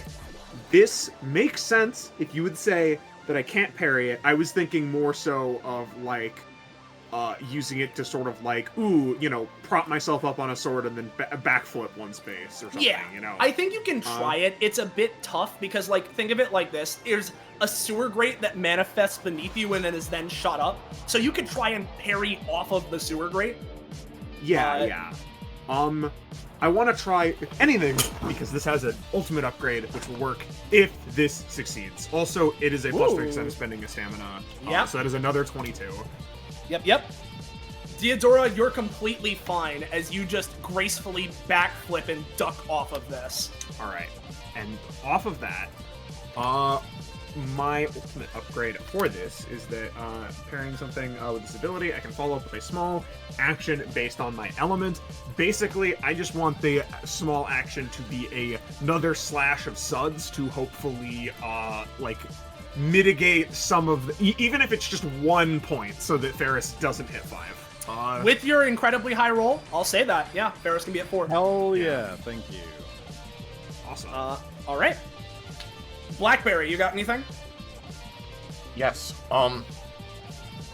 It's in times like these, boys, where we have to take the L. I'm gonna grab onto the L with the Hungering Void and try to pull myself out of the area. This one will be a bit rough. Well, I was literally saying it's gonna be a bit rough because the L isn't the most physical object, but... And yet, nothing can escape a black hole, not even the L. Not even the L. Yeah. Hey, Korma, you got anything? If not, it's 7 damage, 3 sting. This actually will be bad news for the Clonema in about 5 seconds, but regardless. Yeah, that L is collected. Fantastic. So, Korma is actually going to do a Coda Scrambler, and just sort of like extend their wings and just like fly forwards towards Britby and try to like take up into the air as well, just because like, get out of here. Okay. I'm going to say you're still going to take a portion of it, right? So including cost, you are going to take, let's say, you know what? If I gave, what was Ferris's roll? It was an 8. I'll let you reduce it by a similar amount. So you're going to take 3 damage, including cost, right, Korma? And you're going to take, let's say, 1 stink token as you fly out of the way. Yep. Does Clonema have anything? Which one? Bottom. If he uses it anytime, he dies anyway. Goodbye, Clonema. And sorry to cut off crit theme, right? But give me 1 second. Are you telling me this isn't a fitting track for what he might be about to do? You know, you can change it. I'm just joking. Yeah. We can keep it for a second. As Disgusto does that, and in these areas that he punched, let me make sure I'm grabbing these and putting them on the right spot. Fucking. Oh. There we go. Oh boy. In these areas, these manifest, including over this dumpster. But the rumbling doesn't stop there.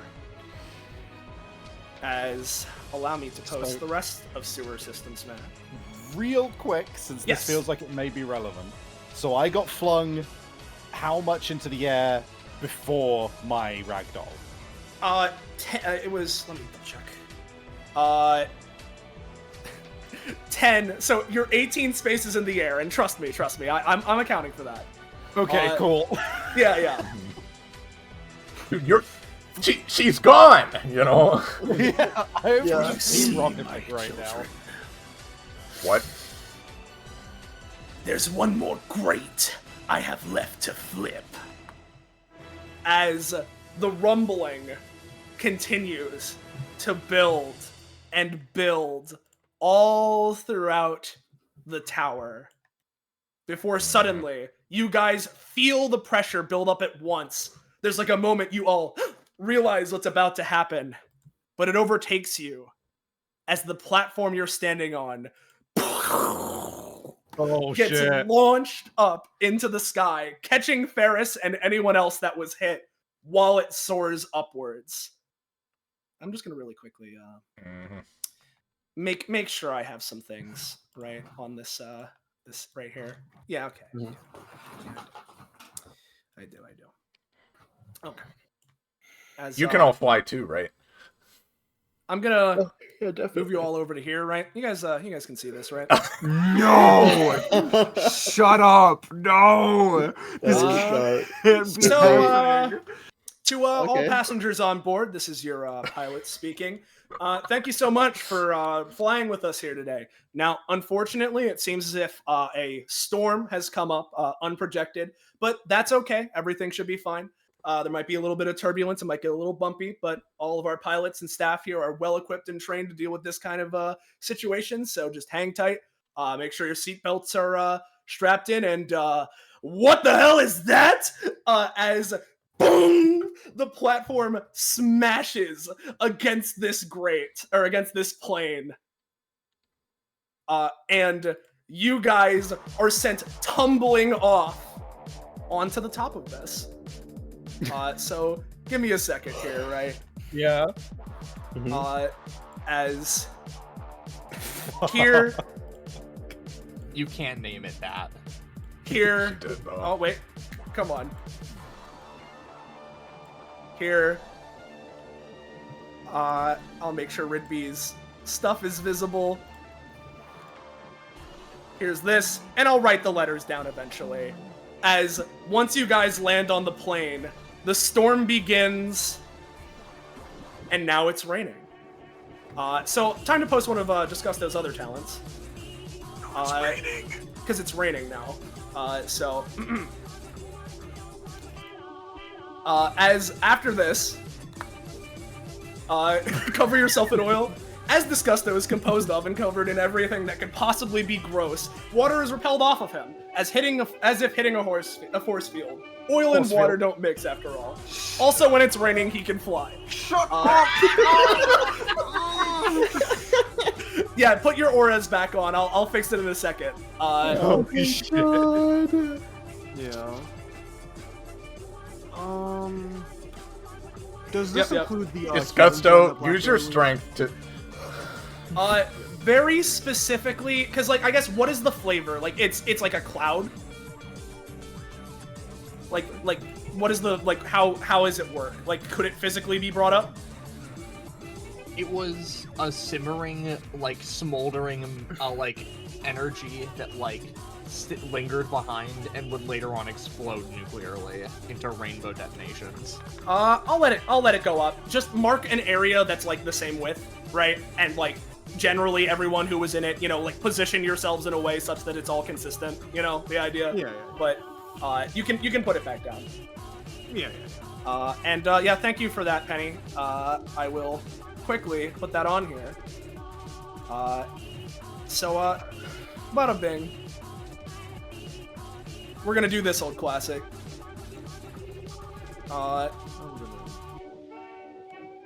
Yoop. Oh, There fuck. we go. It's kind of what we have to do now with Yep.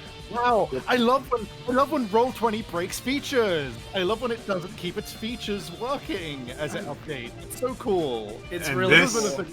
This has been a thing for a while. Yeah, we're gonna fix it soon.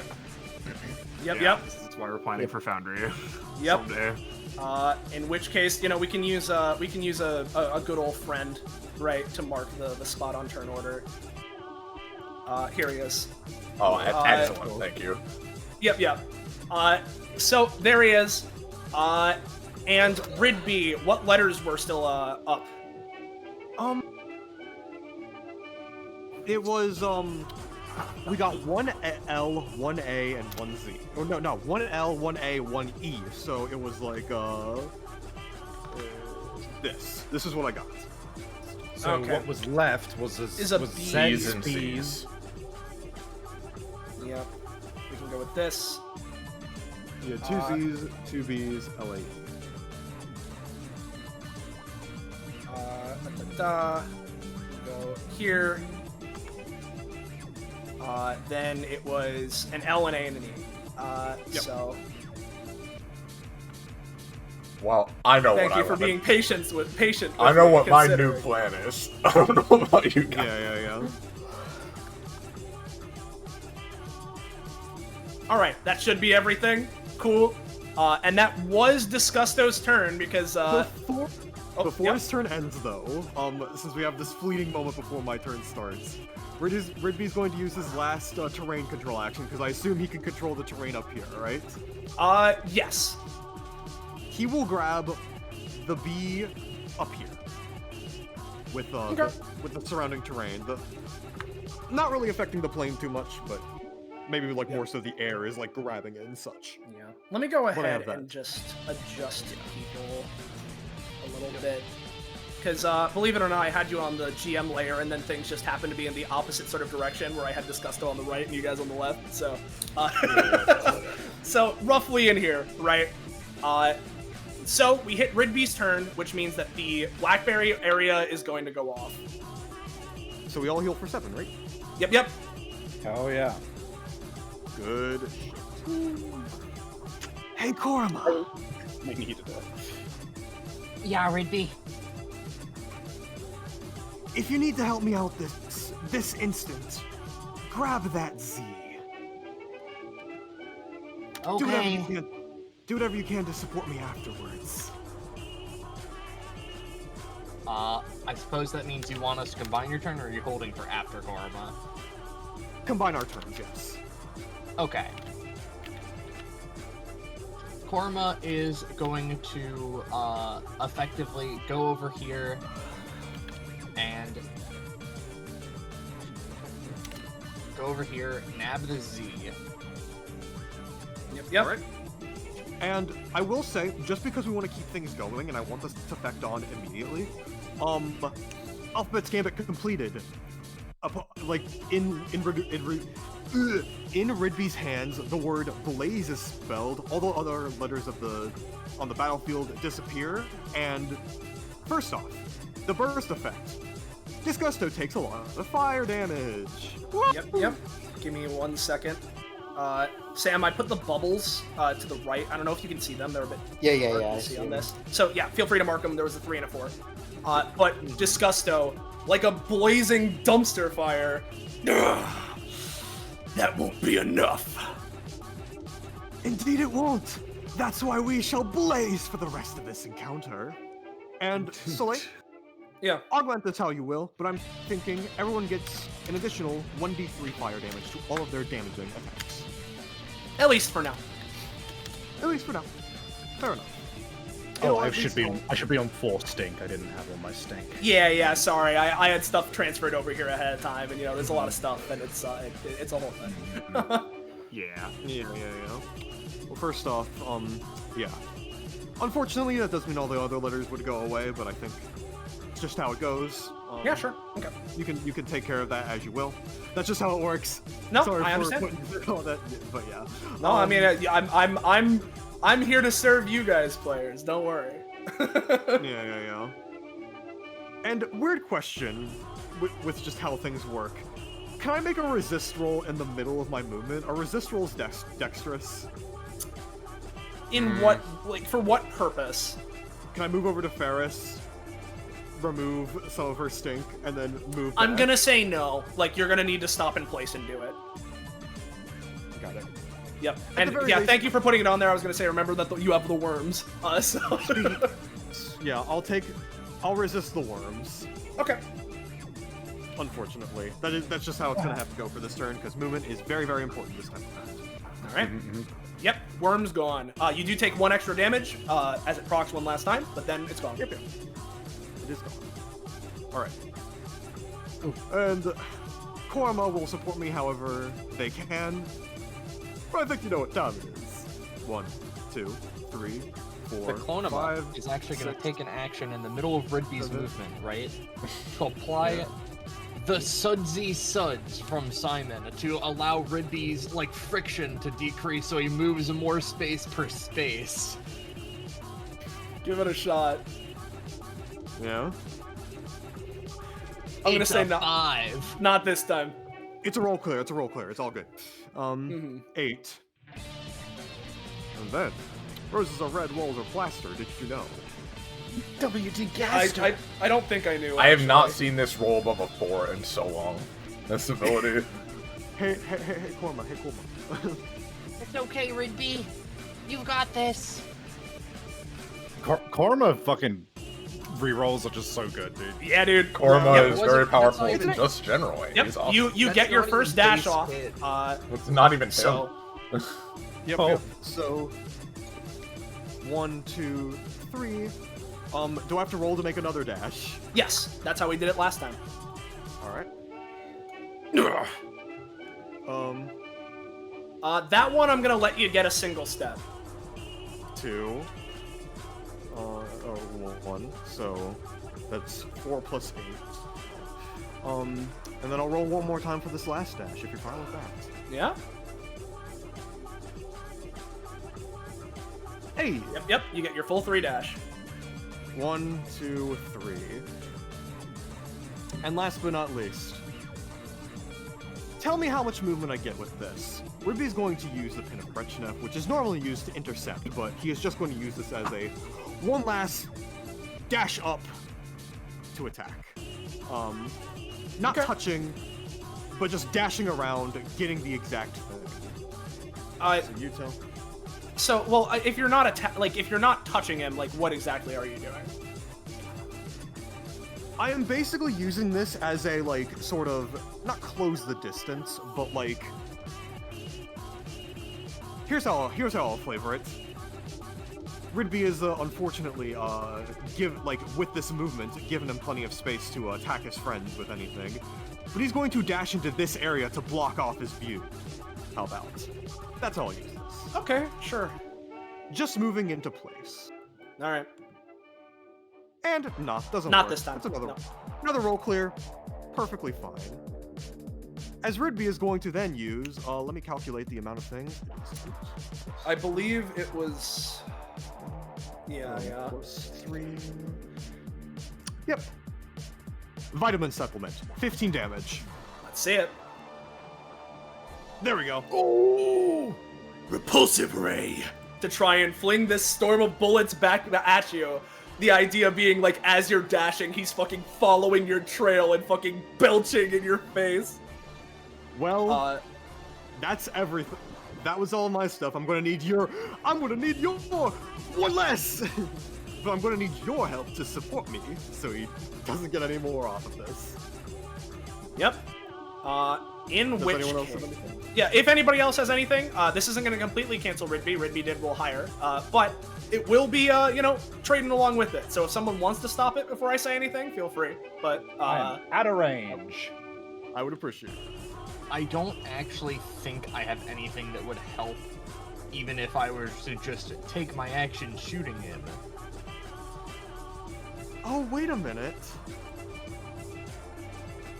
If no one else has anything, I just realized, Adoy, I'm already times. I'm going to have the air, the barometric pressure surrounding us. Ooh, he's immune to water and such. It slicks right off of him, but he's about to scream. His mouth is wide open, and the clouds, the surrounding, like, currents of air.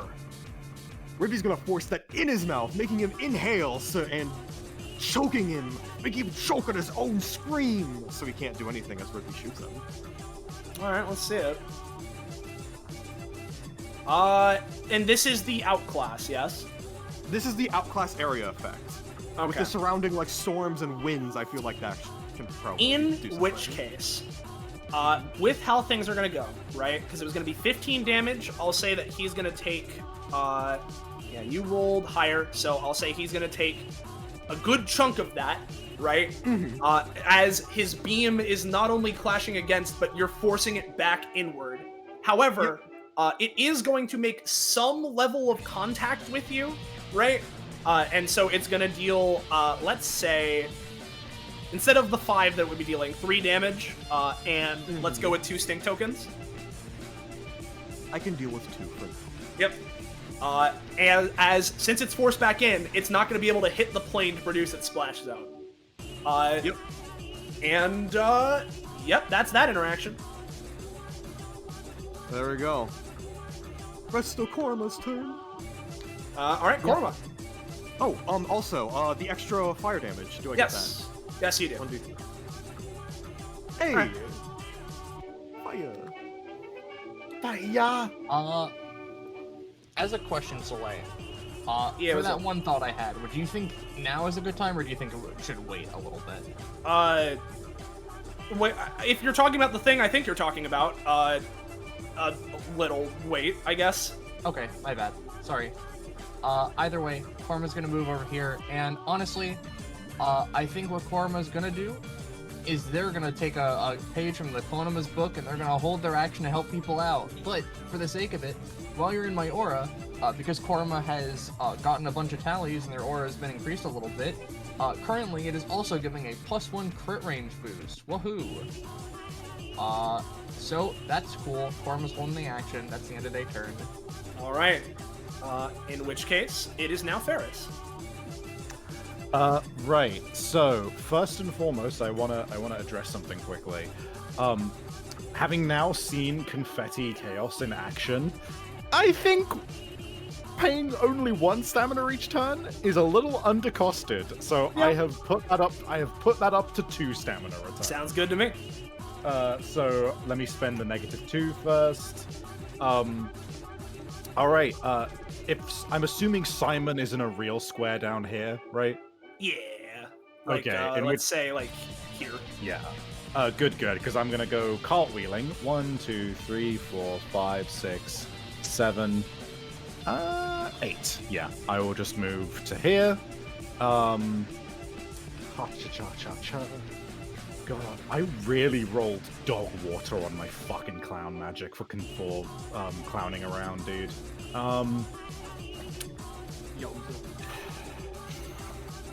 You know, rather than... Do you want me to taunt him? Is that like a big thing right now, or what do you reckon? I could use taunt, maybe. Because I don't know. I don't know who we could want to attack on the next turn, but you know, maybe a taunt. Yeah, because I can still do my Party Popper Pandemonium as an anytime. It's more just, do I want to like have an extra one in the chamber by doing it as a bonus action now as well? And you know what? Yeah, I'm actually gonna do that. I'm gonna spend 2 to taunt him now. Let's make that roll. All right. Not this time. Nope. I'm probably gonna have to spend that anytime then. Well, with my action then. Ah, God.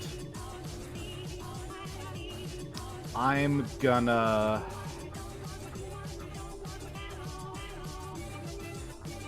God. No, I really... Just all of my shit that I rolled is just like complete dog water, to be completely honest. So I think this feels bad, but I think I am simply going to spend my action re-rolling my clowning around. So /roll... Even though it's a bonus action normally, is it cool if I use it as an action? Because it's more expensive technically? Yeah, sure. Okay, cool. Yeah, go for it. So new results. What do I get? That could potentially be... That's different for once, so let's see what I get. But I think that is just my turn. I'm at least... I still have my confetti up, which is fine. Yeah. Alright. That's me, though. In which case, it is Disgusto's turn, right? So, first off, as a thing, considering that now would be the time to probably do it, the airplane is going to gain 1 stink token. Oh no. No. Oh no. It does inflict units, items, and structures now, doesn't it? So I don't like you.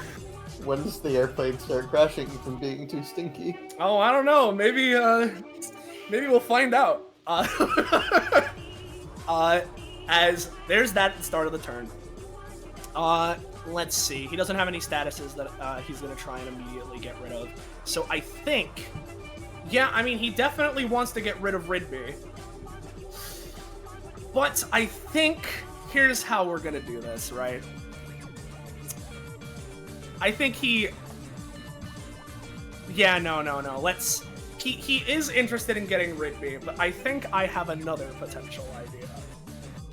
As he's gonna do is, he, as his extra basic attack, is going to try something you guys haven't seen before.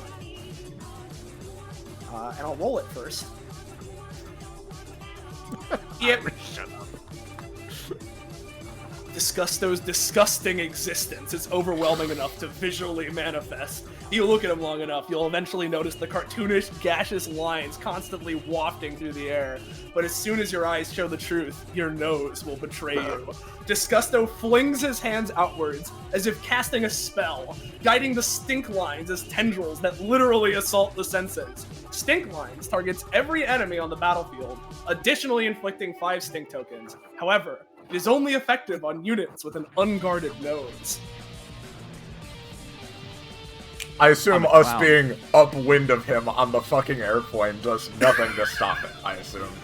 No, not in this case. I don't know if you guys have a little bit of a... You Well- think the air is gonna stop his fucking nastiness? Well, dude? Ferris is fine. The rest of us need to figure out how to guard our nose. I got it. I can help at least myself, but you guys can probably go first. I used my time already. Well, you know what? I guess I'll attempt to walk the plane, so just like wait it out, you know, go into an adjacent plane for long enough, and just hopefully just Korma does the exact like calculations in their mind to know like, okay, so I understand that I'm gonna enter a different plane, but the plane that we're on, comma, is still moving. So I'm just gonna calc that out and just reappear fine. It's a 9. It's a 9. It's not gonna be especially great because he rolled a 17, but it's at least something. And you know what? I know what I can do for myself. Okay. That I think will help, because I can't guard my nose, but what I can do is try to time things such that as the stink reaches me, bubble bop my hat with the 4 stamina bubble to like perfect parry. Yeah, I see that. I feel that. Yeah, you got that, Simon. I think that makes a whole ton of sense. I don't think I have anything here. Like, I could try to hungering void the stench, but the problem is that there's a bunch of eyes in the void, and like, they're gonna see the lines, and like, I don't know if it's gonna work. I guess I'll try, because I don't have anything else. Oh, the stench. It's pretty good. It's pretty good. I mean, that's higher than him. The fucking like the eyes and shit within the fragmented darkness are like widen, like, oh no as the scent goes in. Yeah. All right. I want to ask Ridby, you got anything? Basically, I am going to use my last terrain control action to control the terrain, maybe the air, maybe my nose. To basically force my nose to close. Just close it on up. Seal it. Let's see it. Okay. Here's what I'm gonna say, Ridby, right? Here's the sitch. Let's go from Ferris. Your nose is protected. You got your big funny clown nose. Honka. Let's start with Blackberry. You managed to absorb it in, right? And the damage gone. However, I want to ask, that thing you're saying in chat about Sister being pissed off, right? Like, how accurate is it? Because it's going to influence what I say here. It's pretty accurate. I mean, it's Okay. like, it's not like the void. Okay, it's not like the voids are directly Sister, like always at all times. But I imagine that because she is inside Blackberry and the rifts are sort of connected to her, there's something there, yeah. And it's also funny, in which case, so like, yeah, I kind of want that. In which case, right? You're not gonna take any damage, but I'm gonna give you 5 stink tokens, right? And specifically, it's gonna specifically target a particular kit feature. Oh, you know, I'll send it to you. Which one could it be? Yeah, send it to me. Yeah. You do with it as you will. I'm gonna fucking kill you. What's it called? I have to know. You'll see soon. I will share it, I promise. So that's what you got, Blackberry. Deodora, you're taking the 5 and 5, which means that your passive is gonna become a little bit of something. Let me go ahead and I've been avoiding them so well. You have. I'll post this one here because it's still funny. But number 3, ice cream surprise. Deodora may have access to all of the flavors you could possibly want, but there's one that's always on the menu. It goes by many names: crusty cockroach, putrid plum, spoiled milk. It matters not, for its horrid presence always remains as the bad jelly bean in the bag. And effectively what this does is that it forces one of your elements to be stink, overwriting one of your current ones, And whenever you use the stink element, you gain 1 stink token. No! That's icky! Yeah, dude. Theodora is turning icky, dude. She's icky now. Oh, you... No! Okay, Oh, fuck, I gotta think about what element... Or do you pick? You can pick. I'll let you pick which one gets replaced. Okay, I have to keep Hell Energy because I have no stamina left, so the lifesteal is... I'm gonna need it. And I need Clean because it's so effective against him, so I'm gonna have to toss Improvement. Alright. Korama, right? You got a 9, which... yeah, you were going through that, right, and avoiding smelling it as much, right? Korma went through the Flying Dutchman perfume realm. Yeah. How's about this, right? Including cost, you're gonna take 4 damage, right? And you're gonna take 3 stink tokens. Okay. Ridby, you're gonna be much the same as Korama, so 4 and 3. Which means that, of course, for you, Ridby, it's time for what you've been waiting for. So, I think, I mean, there's one that kind of needs to be, right? Or, you know, I will make my case. Okay. He just got shot with the vitamins. He probably doesn't want that to happen again. That's true. You know, maybe he doesn't want the dash to happen again, actually. Ooh, you know, maybe not that one either. Oh, not that one? No. I mean, I'm agreeing with you. Like, ooh. Okay. Yeah. All right. Yeah. I'm gonna send you the stinky version of your Class 2 pass. So, you know what? It effectively, right? The main thing this does, I'll just post it, is my ultimate leap of filth. This doesn't have a proper stinky version, considering what it is. It mostly just means that the inherent benefits that it has of granting Ridby just like extreme ease to cleaning it just isn't active while this is active. Okay. That is all it does. Okay. That's a little more fine than I was thinking, but like, I do want to clean it. Yes. It's a little bit of a priority to put that one on you for no reason in particular. Yeah. So that's Ridby. Simon, you're basically, I'm gonna say with the bubble, the stink tokens, none of that shit. You are gonna take, I'll say 2 damage though, including cost, so 1 extra damage, just from a little bit of the hitty. Also, there's Clonema, I guess, right? I think he just dies. They can, you know what? They'll attempt a code scramble. I don't think it'll help them, but maybe they can go into the plane because it's all electric and, you know, try and help out. Alright. Nah, see ya, buddy. Goodbye, Clonema. Alright. And I think he's only going to perform 1 extra action this turn, after floating 4 spaces into the air, of course. He's going to fly 4 spaces into the air, and then let me just double check something. Yep.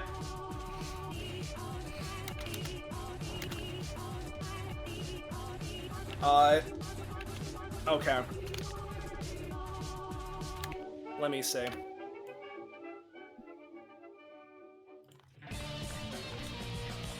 Sorry, just need to make sure that this is correct. Yep.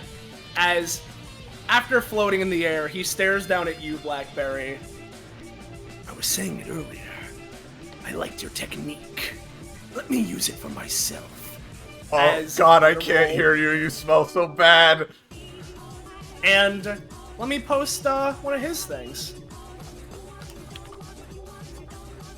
Of Acid Rain. Disgusto's fingers extend, defying gravity as they melt upwards and diffuse themselves throughout the rainy sky. His bad is spread throughout into and throughout the storm clouds, corrupting them as they shift to a dark green. You swear you can see Disgusto's face within them, laughing at you. The storm rages on, the rain falling without even a pause. But now it's been polluted. Water replaced with literal acid. What should feel wet now burns. The start of every turn, all enemy units making contact with the rain take 1 acid damage or are inflicted with 1 stink token. Disgusto's choice. Disgusto then rolls, and if he rolls a 14+, he can increase the amount of damage or stink tokens per turn by 1. If he crits, both are increased. Upkeep 3. And that's gonna be his turn. So, start of the turn. Everyone's gonna gain 1 stink token, I think. Or cast 1 acid damage. Or 1 acid damage. It's his choice, and he's choosing stink tokens.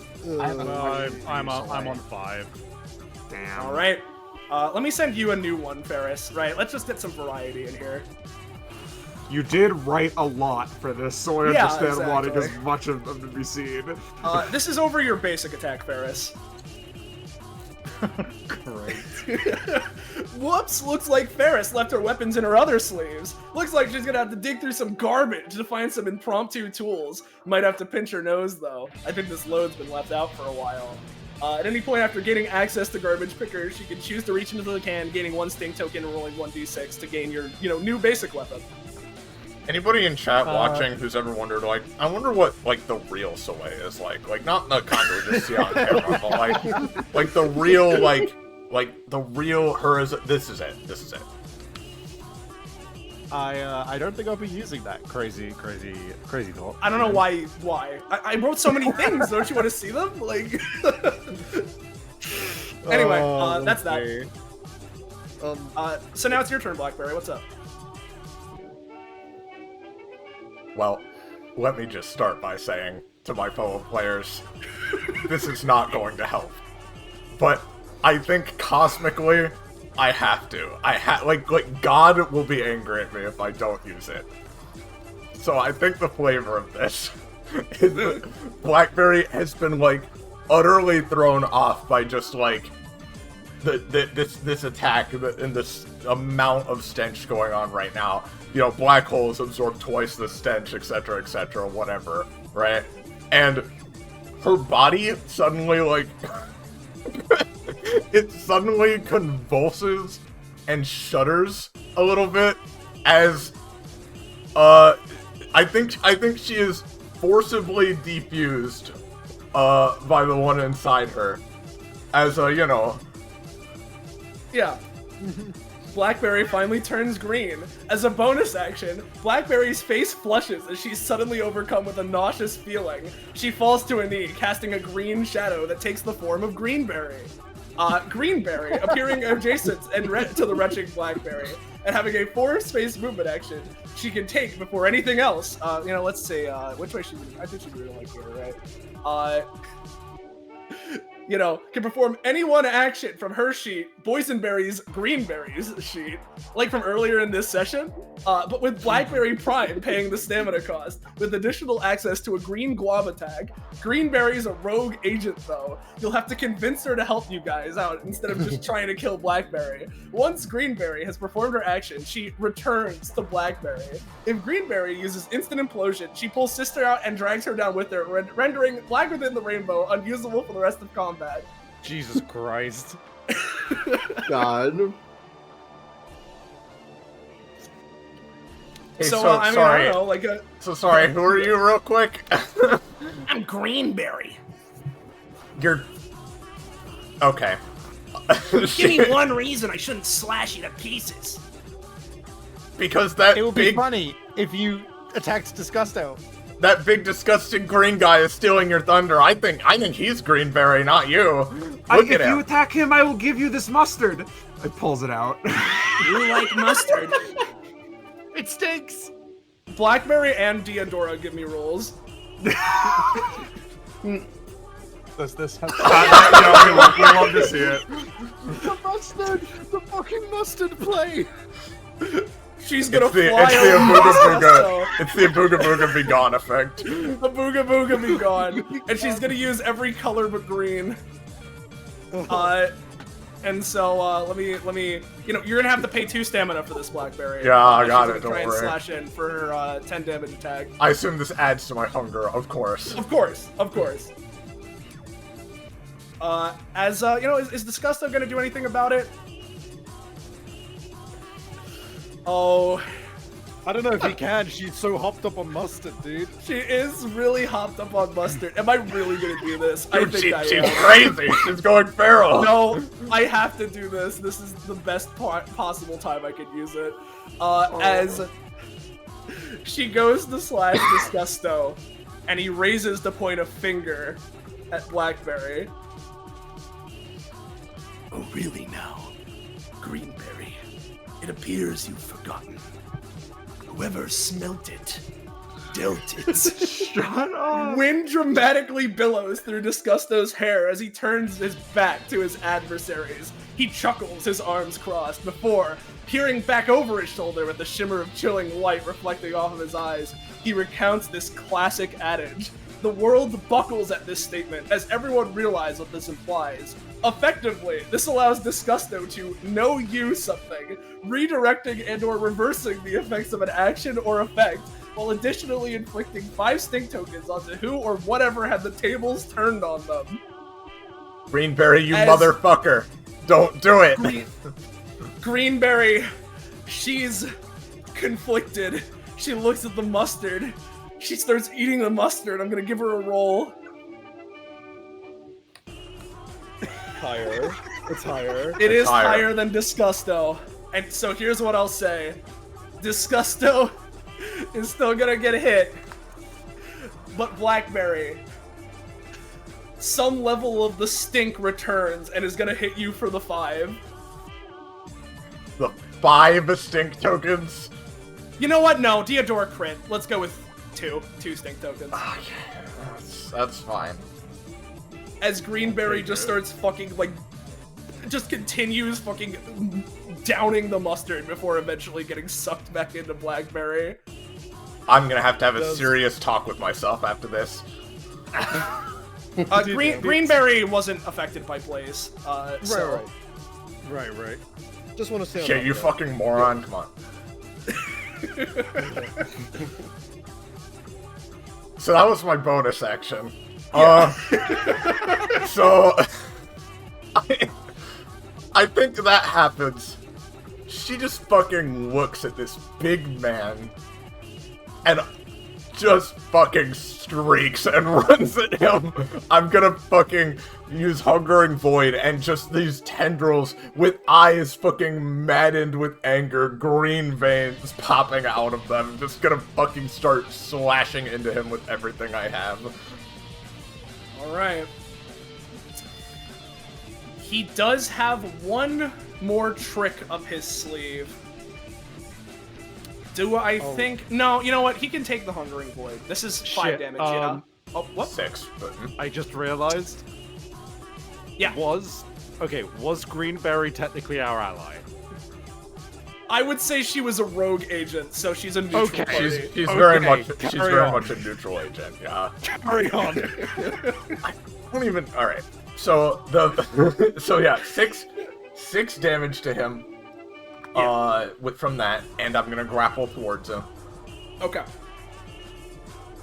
I am going to punch him as hard as I can in the face. Alright. Actually, wait, I can't do that because I'm not ravenous yet. Sorry, ignore that. Okay. Alright, well, I'm gonna grapple to him and slash him as hard as I can in the face then. Okay. Yeah, let's, do I want to funnel hunger? Do I want to... Oh, wait, do you know what? Actually, okay. Sorry, let me rewind. I remember I had a plan for this, but but Greenberry made me forget everything. So I'm gonna anytime diversity give Ferris and Rigby a reality ward real quick. Alright. I already have one. Does that give me an additional one? Yes. Yeah, you can have 2. Oh yeah. Alright.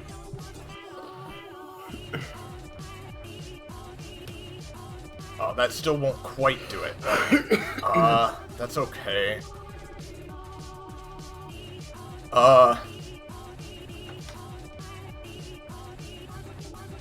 man. You know what? I'm sorry about this. I'm fusing Deodora and Simon. No. Oh, no. Yeah, I'll give it to you.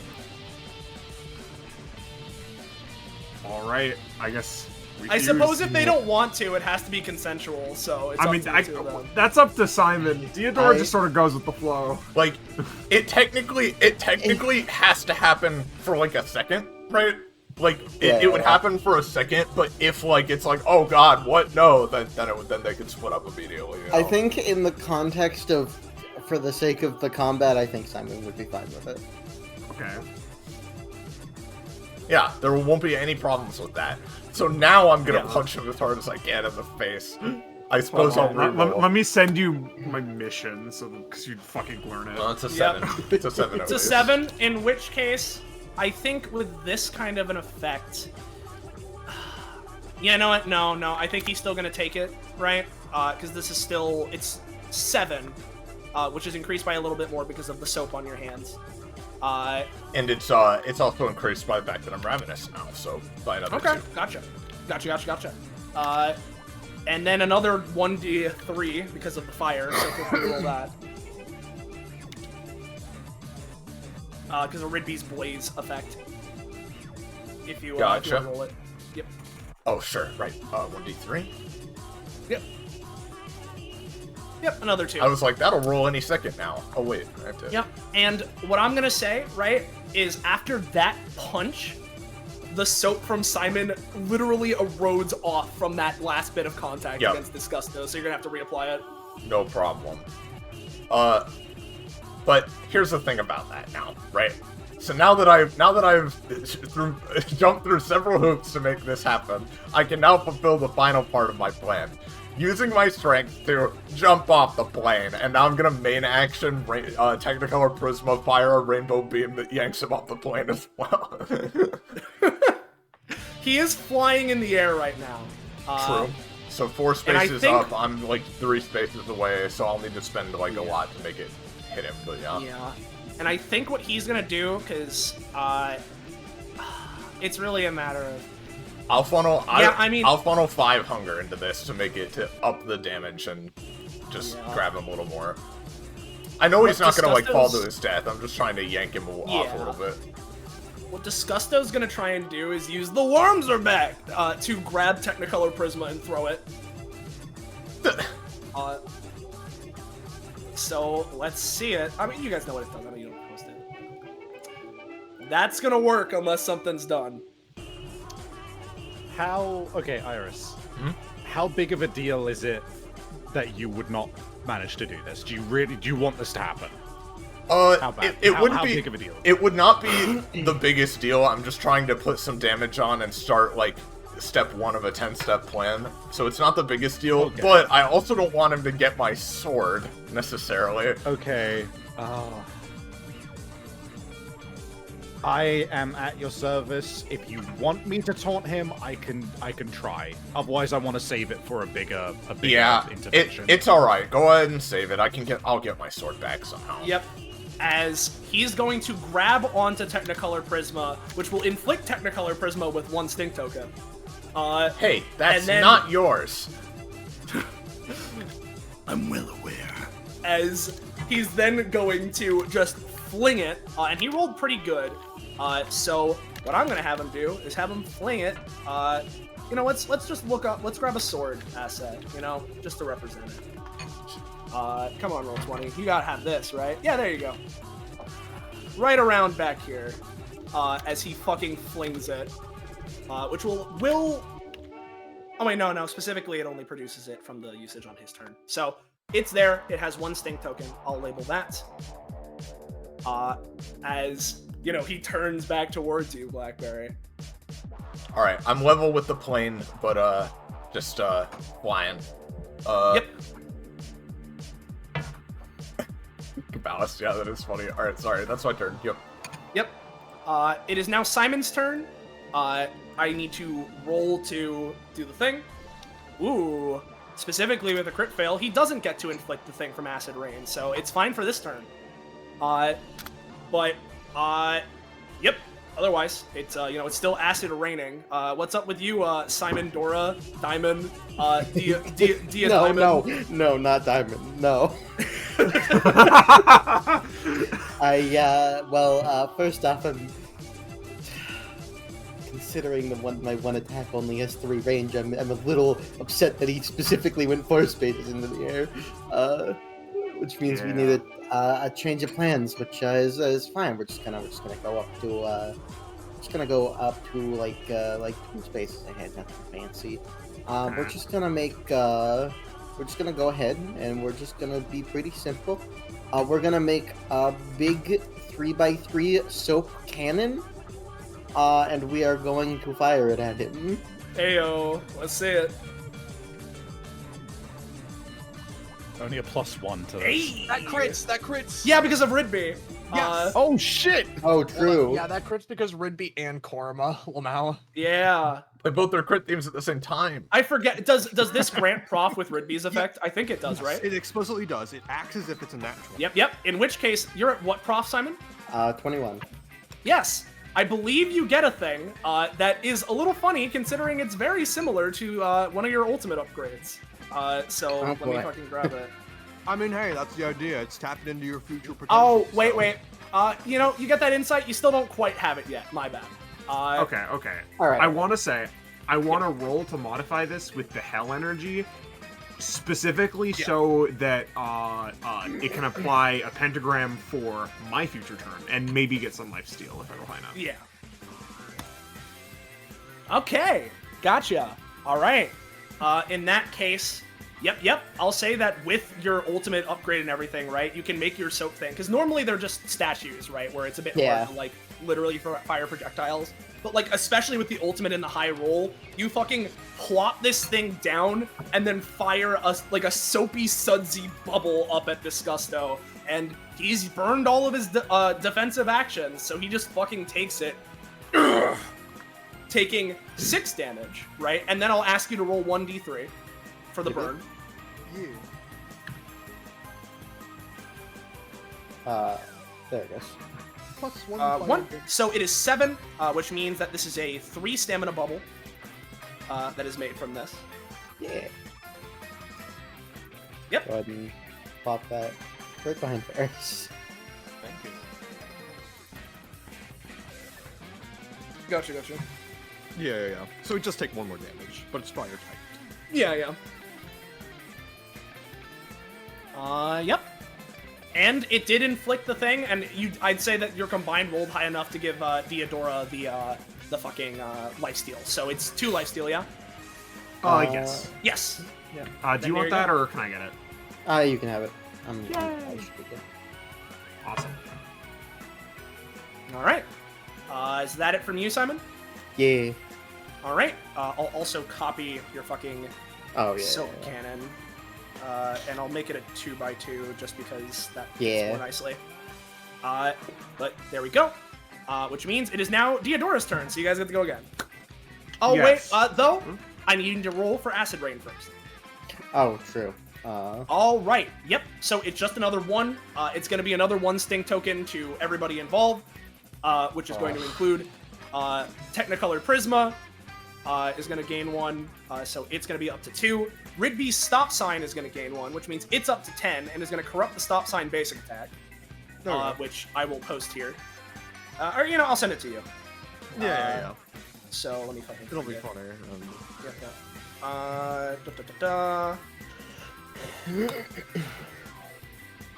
All right. This is for you, Kakapo. And then the airplane also gains 1. All right, now it's your turn. If all the stink tokens have been allocated. Yep. I gained 1 somebody. So, how low is Disgusto? He seems like he's got plenty of good fight left in him. Like you've done a very massive chunk, but he's still got plenty in the tank. Okay. This feels like half, yeah. God. Oh my god.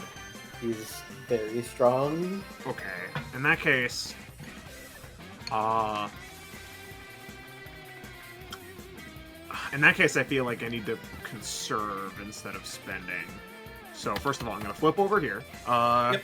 grabby the bubble, heal for 3, and Yep. Give how me many a roll stink tokens for can I yeah. move? Give me a roll to see how effective it is at cleaning the stink. I'll say you can lose 3 of them. okay, and then that means I go from 8 to 5. Yeah, no 5. Yeah. And from there, let's see, he's he's so far in the air. I'm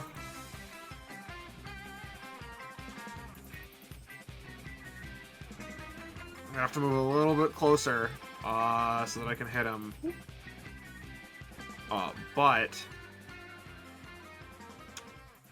I think from here, I'm going to do a pretty basic elemental calcio shot, combining clean and hell. I'm not using You're stink. not using stink? Okay. I'm not using stink. So Yep. this. Oop. Yep. So this should be it should be 2 damage. But it's clean, so he might take more. Yep. Also 1 more from the pentagram, and then also 1 more because I'm cleansing a pentagram, but he's also getting another, so he essentially just stays 1 and takes 1 extra. And I have a ultimate upgrade to this,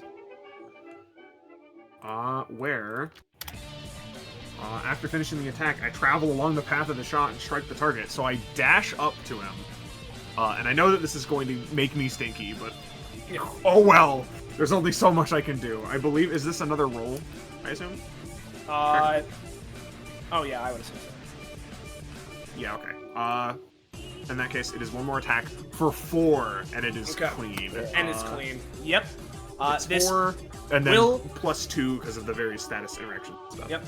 This will put the fucking stink token specifically on your swords, because that's what you hit him with. Okay, I believe my swords were at 1 each. Or no, I know I rolled to clear them right. Yeah. So I think they're actually freshly empty, so now they're Yep. And, right, what is the fire? D3s. D3? D3. Okay.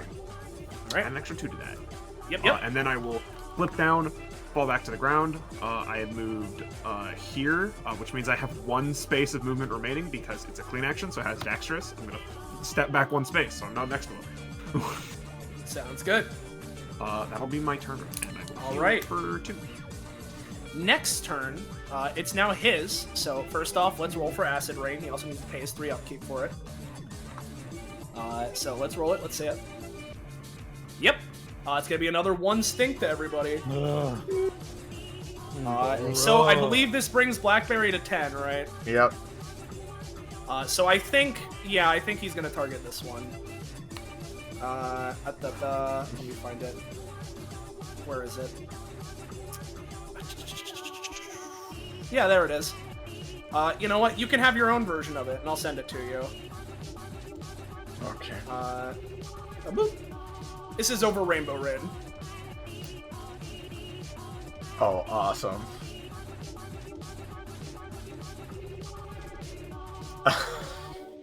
Okay. Oh, there you go. Understood. Thanks. I understand the assignment. Yeah. I really love the prop upgrade too. Thanks a million. Yeah, it's pretty useful. That's really good. It's pretty useful. So, with that being the case, now for the rest of his turn, what the fuck is he gonna do? Good question. I think I know what I'm gonna do for his fucking main action. It's a matter of what else, though. I guess, yeah, because he is kind of far down. He sort of did that to himself, right? Where precisely are you, Blackberry? You're like, you said you're like 3 spaces in the air? She's like level with the plane, but just flying, in the air, so she doesn't fall. Right. In that case, this is a little weird. I think, you know what, let's start it off like this, right? Where, Disgusto is going to use his regular main action first, as looking down at the Deodora Simon fusion and Ferris. Let me grab it. There it is.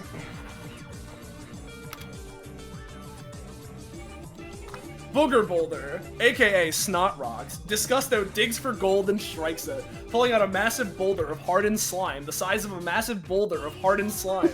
Sniffing loudly, he wildly chucks it, targeting a 2x2 area within 8 spaces of his current position, dealing 12 damage and inflicting 3 stink tokens onto all units, items, and structures within. However, after it lands, it keeps going. At first, rolling another 3 spaces in the direction it was thrown. If something makes contact, while it's rolling, it splatters against it, dealing 4 damage, inflicting 2 stink tokens, 2 knockback, and then ricochets off. Each turn, the boulder moves another 3 spaces in a straight line, acting as a persistent terrain hazard. I also forgot, because this is an important part of it, right? There's all this shit at the end, right? Where on his turn, he can, like, telekinetically manipulate it, but it also has loop 1, so that's a little important. Let me go ahead and post this. First targeting the 2x2 that has the Deodora Simon fusion and Ferris. So, roll. Oh, God. I do have my parry. Yep. Yeah. Go for it. And you know what? How many stacks do I have in the 6? Fuck it. So this is a 2x2 area. So if Deodora successfully parries, does that also parry it for me? Yes. Good. Okay. I'm gonna take an L here for the team, right? Since it's gonna protect essentially 3 characters.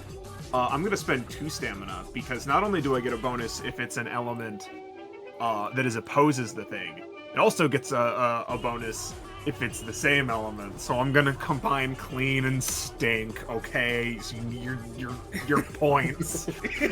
Get your 1 little stink token.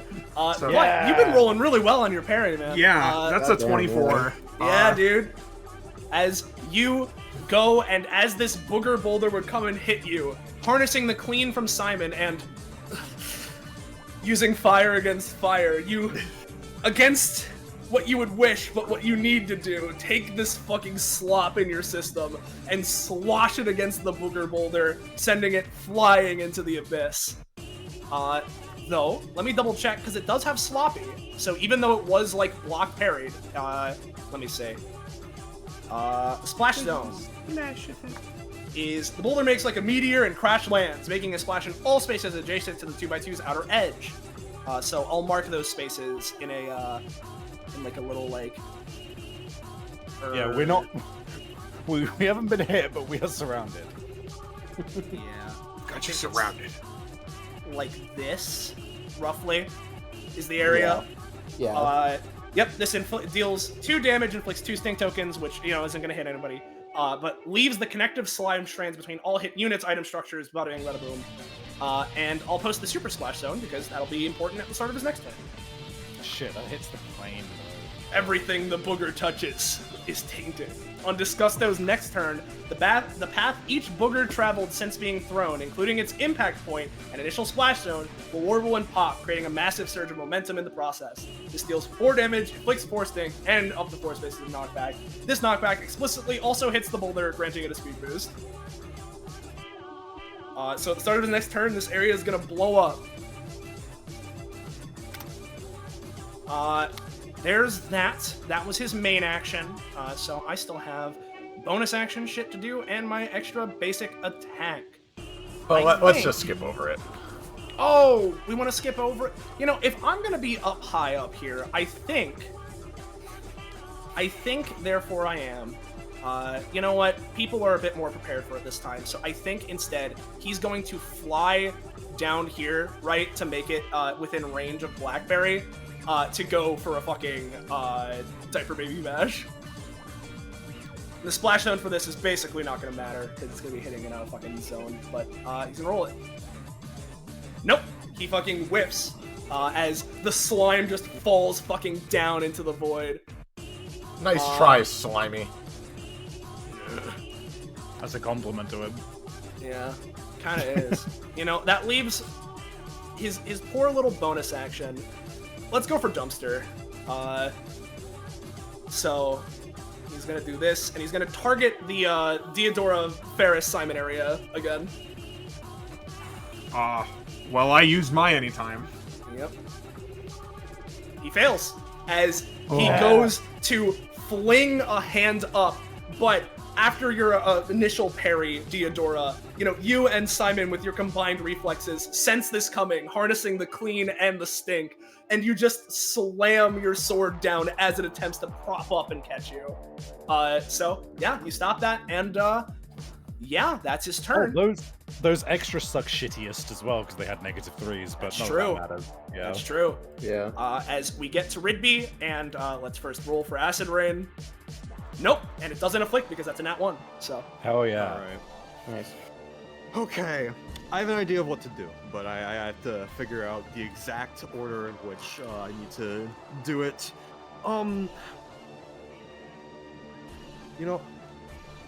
I guess it predicates on this question. Do I have to resist roll at the start of my turn, or can I do it at any point? You can do it at any point. I'm fine to let you do it. Alright, cool. What Ridby will do... Yeah, this is how I'm gonna have to do it. To make it worth anything. 1, 2... Kind of on the edge of the plane, but still there. Ridby is going to use Stepping Stone for Improvement in a weird way, but he can do a lot of things with it. No, not that.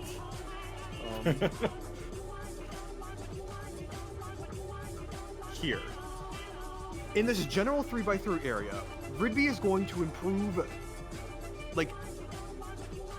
he is going to improve the quality of it. In terms of, cleanliness, cleansing energy, making it... Yeah.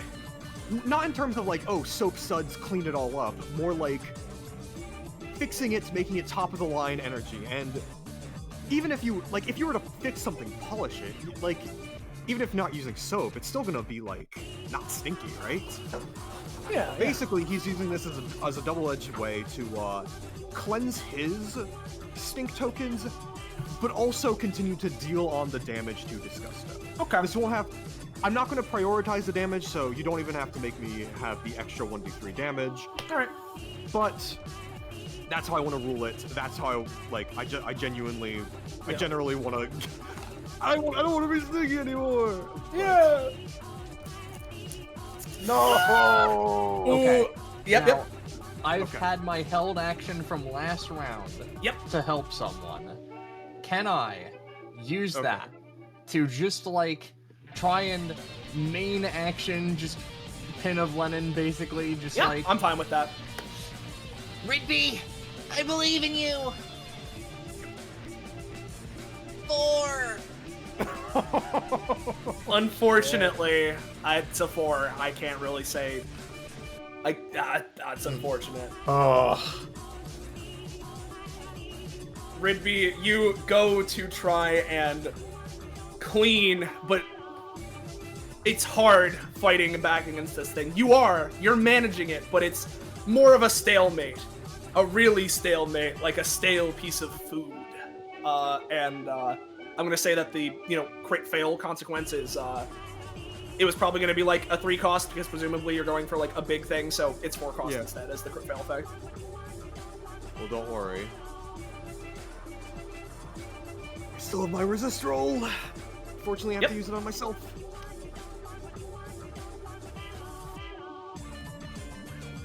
Oh, fuck, man. The rolls are not treating you kindly. Oh, what the fuck? My boy. Our boy. Me. Ooh, man, I want to deal with this combat as quick as possible. The rolls. 5 more hours? Yeah. I mean, we're succeeding on some stuff. It's just the stuff we really want to work is not happening. Yeah. It's a little rough, but, I mean, trust me, take it from the person from the GM side of things. You're doing some good work. We're getting him. We're getting him. Just slow and steady. You know what?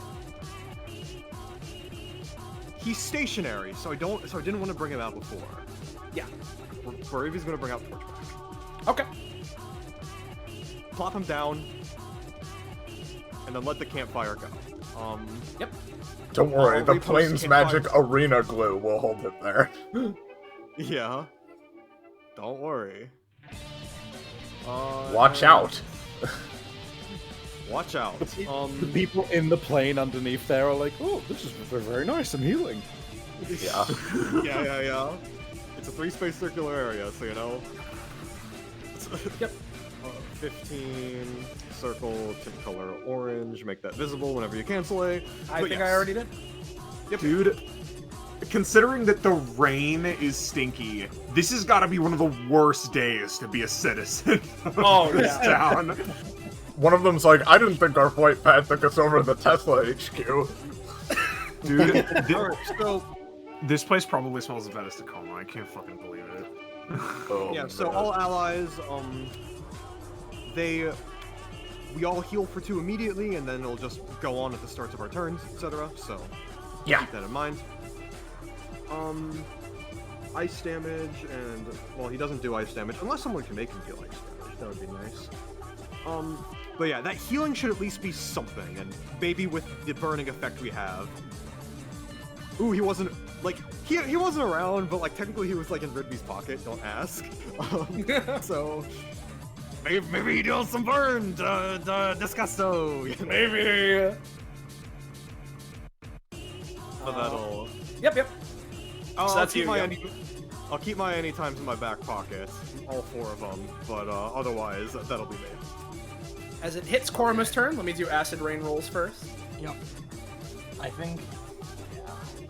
All right. I'm gonna say this time, let's do the 1 acid damage. Okay.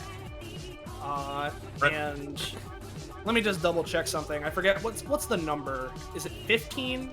No, it's a 14 plus, so he can increase the amount of damage or stink tokens per turn by 1 since he rolled a 14 plus.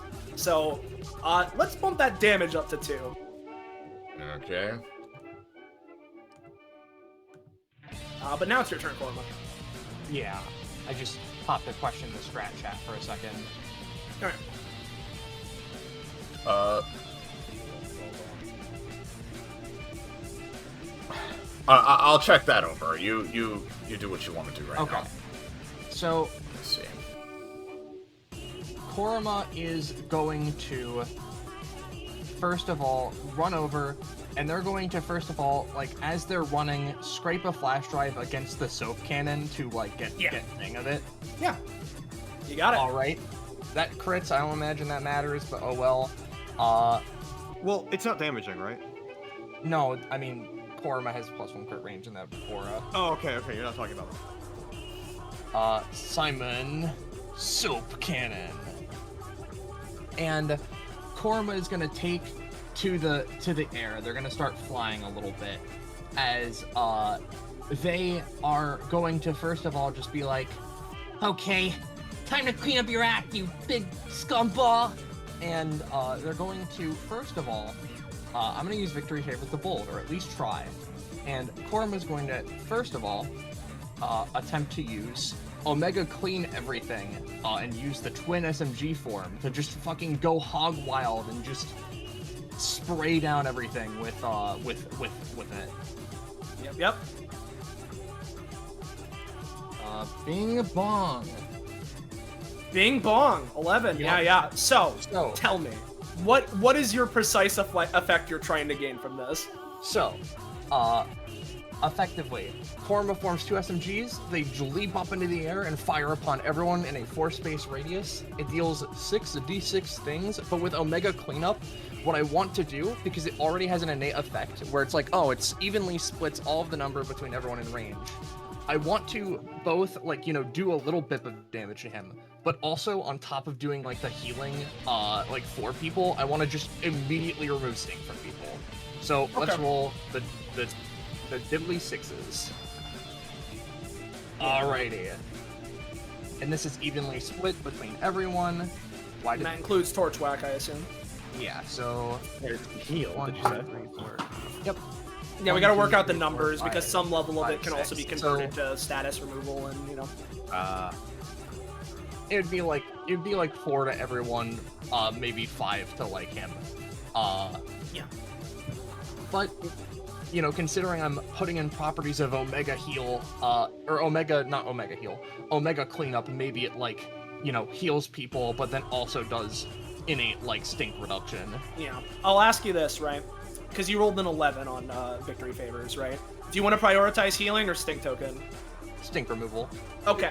In which case, Disgusto is going to take the 5 bumped up to 8 damage, actually bumped up to 9 because of the stack from and then fire. Theodora. And then fire, so roll me that.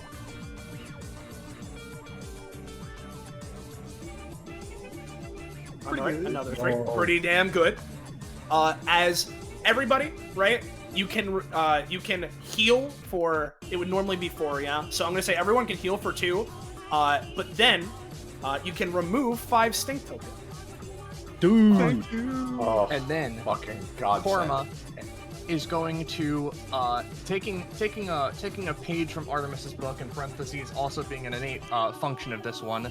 Switch forms, as they're going to use another flash drive. Simon's Soap Cannon is now used and cannot be used again. Or no, sorry. Omega Clean Everything is now used and cannot be used again. However, Korma is then going to use Angelic and... Or no. I'll save the next one just in case. But right now, Korma is going to just then go into the regular anti-material rifle form with Simon's Soap Cannon, and Korma's gonna aim directly up into the clouds and try to fire off a blast with the cannon that fucking cleanses the clouds and ends this effect. I see. Oh, Give it a boy. shot. All right. Go. Go! Come on. That's a 5 at least. Plus It is a other 5, stuff, maybe. and you have rerolls, right? It's a +3 because I'm adjacent to Blackberry as well, and I do have a reroll, so I'm gonna use that. Yep. All Yep, you right. get your reroll. Yeah, okay. Thank you, Lennon. Come on. Thank you. Let's Lemon. go! It's a 10! Okay. Disgusto.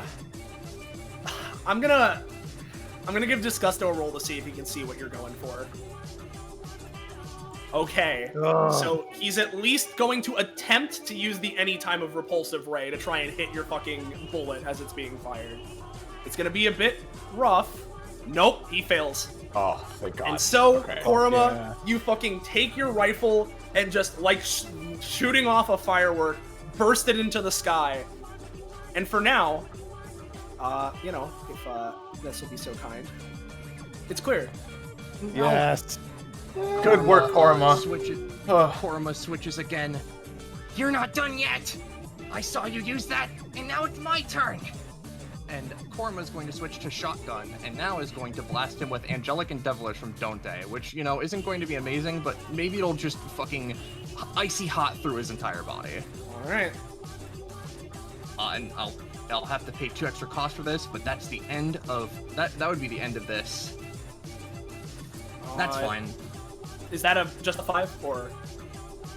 I think it'd have a +2, but I don't think it matters. If it's a +2, that's a 7, which means it'll at least hit, so, I think he's gonna try and use...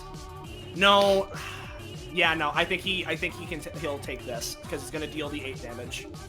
And as for the, Angel Devil, you know what? I'll say that, because of the... We'll go with Demonic, right? And, roll me 2d3 for your, Blaze. Ooh, okay. All right. 2. I mean, hey, that's something. That's something. As Korma's weapons demanifest and they pant a little bit. Okay, everyone else, you can handle this, right? Of course. And Thank you very much. from there, Korma is actually going to use their bonus action for the Shadow Clone thing, and effectively, it's going to be like if someone rolls real bad, it's gonna try to Pinavlin in someone. We're gonna try and create that little guy. Yeah, you got your guy. All right, Shadow Clone exists. If someone within 4 spaces of it fails real bad, it'll try to Pinavlin in them. Yeah, we can use a Clonema since there are no others on the field. Yep, makes sense. That's the end of Korma's turn. Alrighty. Before your turn ends and before mine begins, I still have 1 use of Party Popper Pandemonium, which is very important for what I'm about to do on my turn. All right.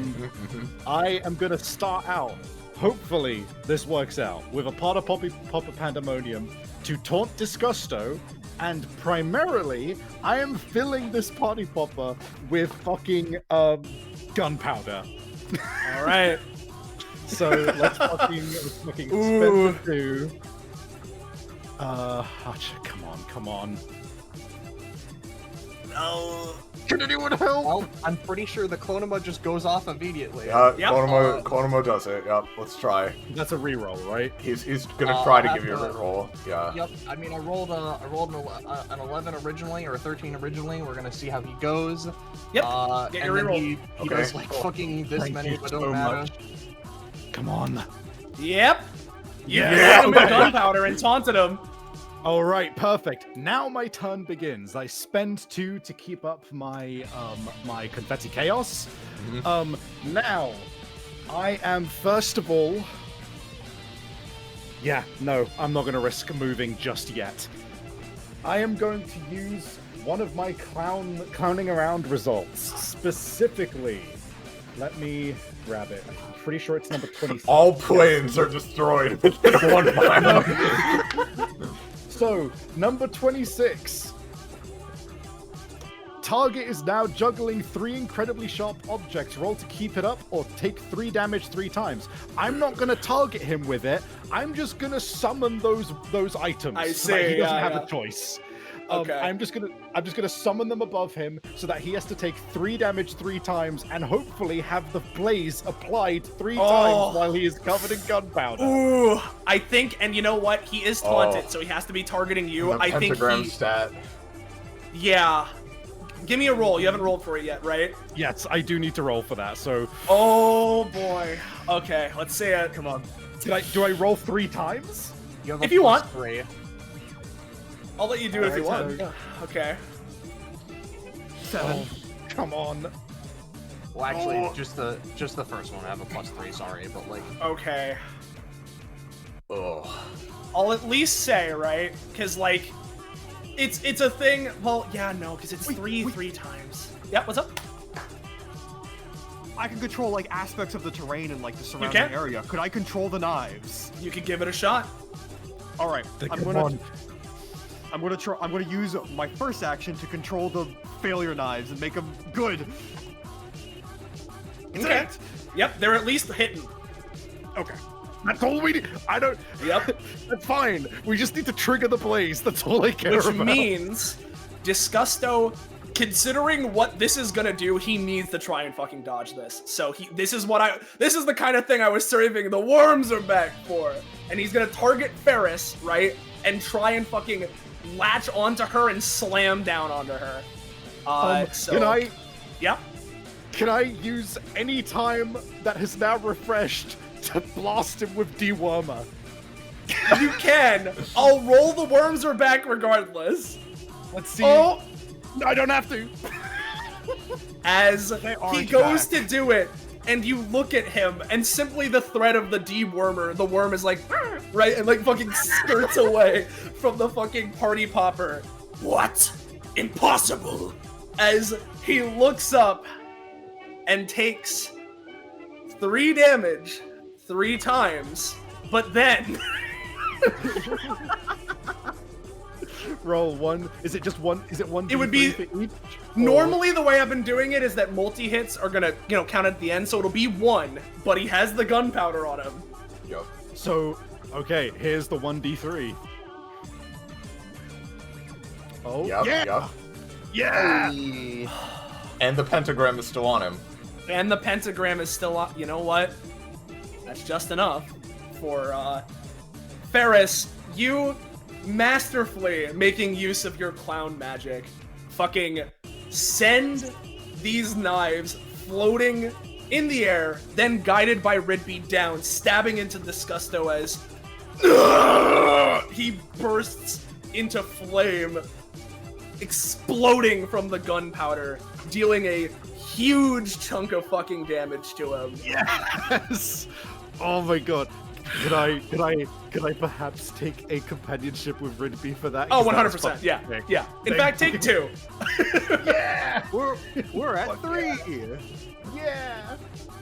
As that happens, I must ask, is there anything else you have on your turn, Ferris? I do. I still have a movement and a bonus, if you would believe it. So I am going to try and, okay.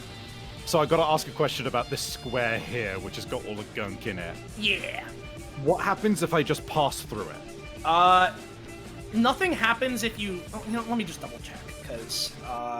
Because if I just take like one stink, I'll just take that. Inflicts 2, leaving connecting slime strands between all hit units, items, structures. The strands are incredibly sticky, so trying to move more than 2 spaces away. Okay, yeah, no. So if you step on the sticky, right, you're gonna be stuck to it, right, and so you can't move further than 2 spaces away. But specifically with how it is, right, and like because of Diodora's parry, right, you can just jump over, like. Okay, cool.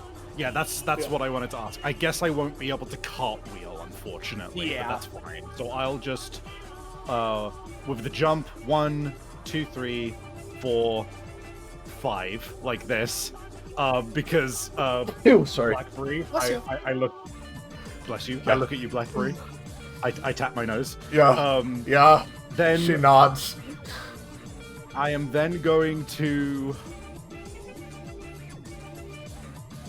You know what? Oh god. I could use my bonus action to coat him in another set of something. What do we reckon, guys? You're coating him in something else? Yeah. What do you want me to coat him in? What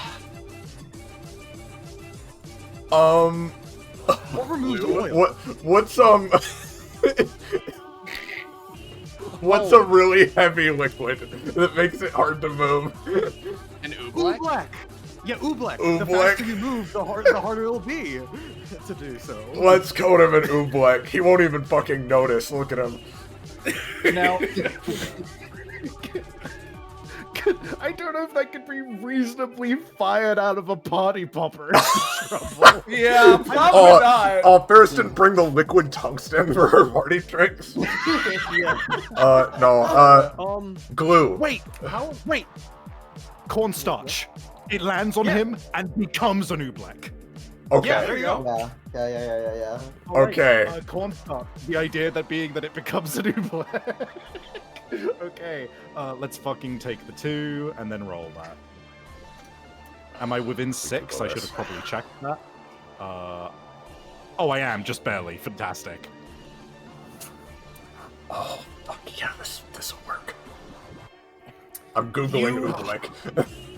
Effectively, right, what I'm gonna say is that you're not gonna get the full taunt on him, but I mean, I already have it. But, Oh yeah, I mean he already does. But you will get a little bit of oobleck. A little bit of oobleck. Okay, he's got a little oobleck on him now. Yep, a little bit. Hell yeah. Little bit of oobleck. Alright, that's my turn. Dude, that was a fucking sick turn.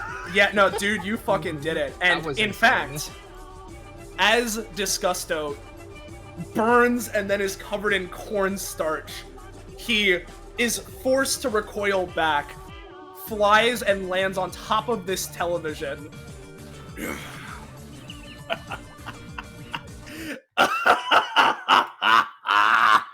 Alright, here we go. Bravo. Look at the mess all of you have managed to make of me. You really are true stinkers after all. Don't say it like that. I object to that. Doesn't apply to me. That means I don't need to hold back anymore. He takes his hands and grips the edges of this television. If you all think I've been grimy, slimy, and rancid before, wait till you see me now as I activate my gross out class. Come on, dude. That's not Go! real. Grime install! I'm going full slop mode.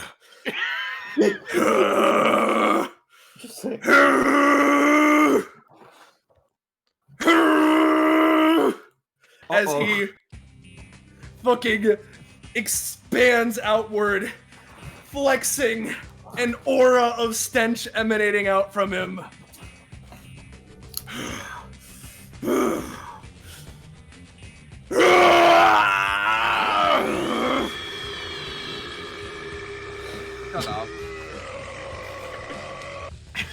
I fucking knew it. I fucking knew it. Ew! His hair is frogs. I hate everything about him. I knew that And as hair was part- going up. As part of Grime install, Yeah. allow me to post. Disgusto ascends, powering up to his true form. Now, his stench grows even stronger, and his kit's capabilities are empowered to match, including, and perhaps most importantly, the upgrade to his passive, Despicable Me. Despicable Me. Alternate Gruniverse. No! Behold, Slop World. As at the front of the plane, suddenly, like a toilet beginning to flush, a portal manifests very quickly, sucking everything and everyone here down into it. And allow me to bring you all to Slop World. Oh my fucking god. You need to be destroyed. Oh. Oh my god. Sloppy. I can't believe we're in fucking Pizza Tower level oh shit. Like, What the fuck? Truly, you're in deep shit now. I can't. man. So, all you DBA goers think you can cross me and all of the globes and simply get away scot-free, kings of the world. Stink is the only king, of which I am the royal bloodline. He takes a thumb and points to himself. What makes you think that any of you can stand up to a true stinker? Dude, I'm not. I'm so tired of this. You're fucking unoriginal as hell. You understand that? There are countless other guys who are literally just a big guy in the center of a big arena that's in a circle around you. Your stupid insults are nothing. You're literally nobody. No one knows who you are or who the glorps are. You appeared today, you're gonna die today, and no one's gonna remember you. Goodbye. Oh, my friend. Everyone is quite aware of me. There's a little bit of me in all of you. I object to the idea of that. Really? He crosses his arms. You all truly expect me, Disgusto, to bend to your wills? Taking yourself listen. seriously, dude. You're made of garbage. You say that like it's a bad thing. It's the worst thing. He extends his arms to his full wingspan. And you all are here to experience the full extent of my might, my grime, my slime. What do you all have to say for yourselves? At this point, we're getting a little bit of a time to like do something, right? Is that what this is? He's at least prompting you to say something. Because yeah, go on ahead. But I got something to do to bring us into the next phase. But yeah, If you had a sense of humor, you'd do pretty well in the green district in Clown Town.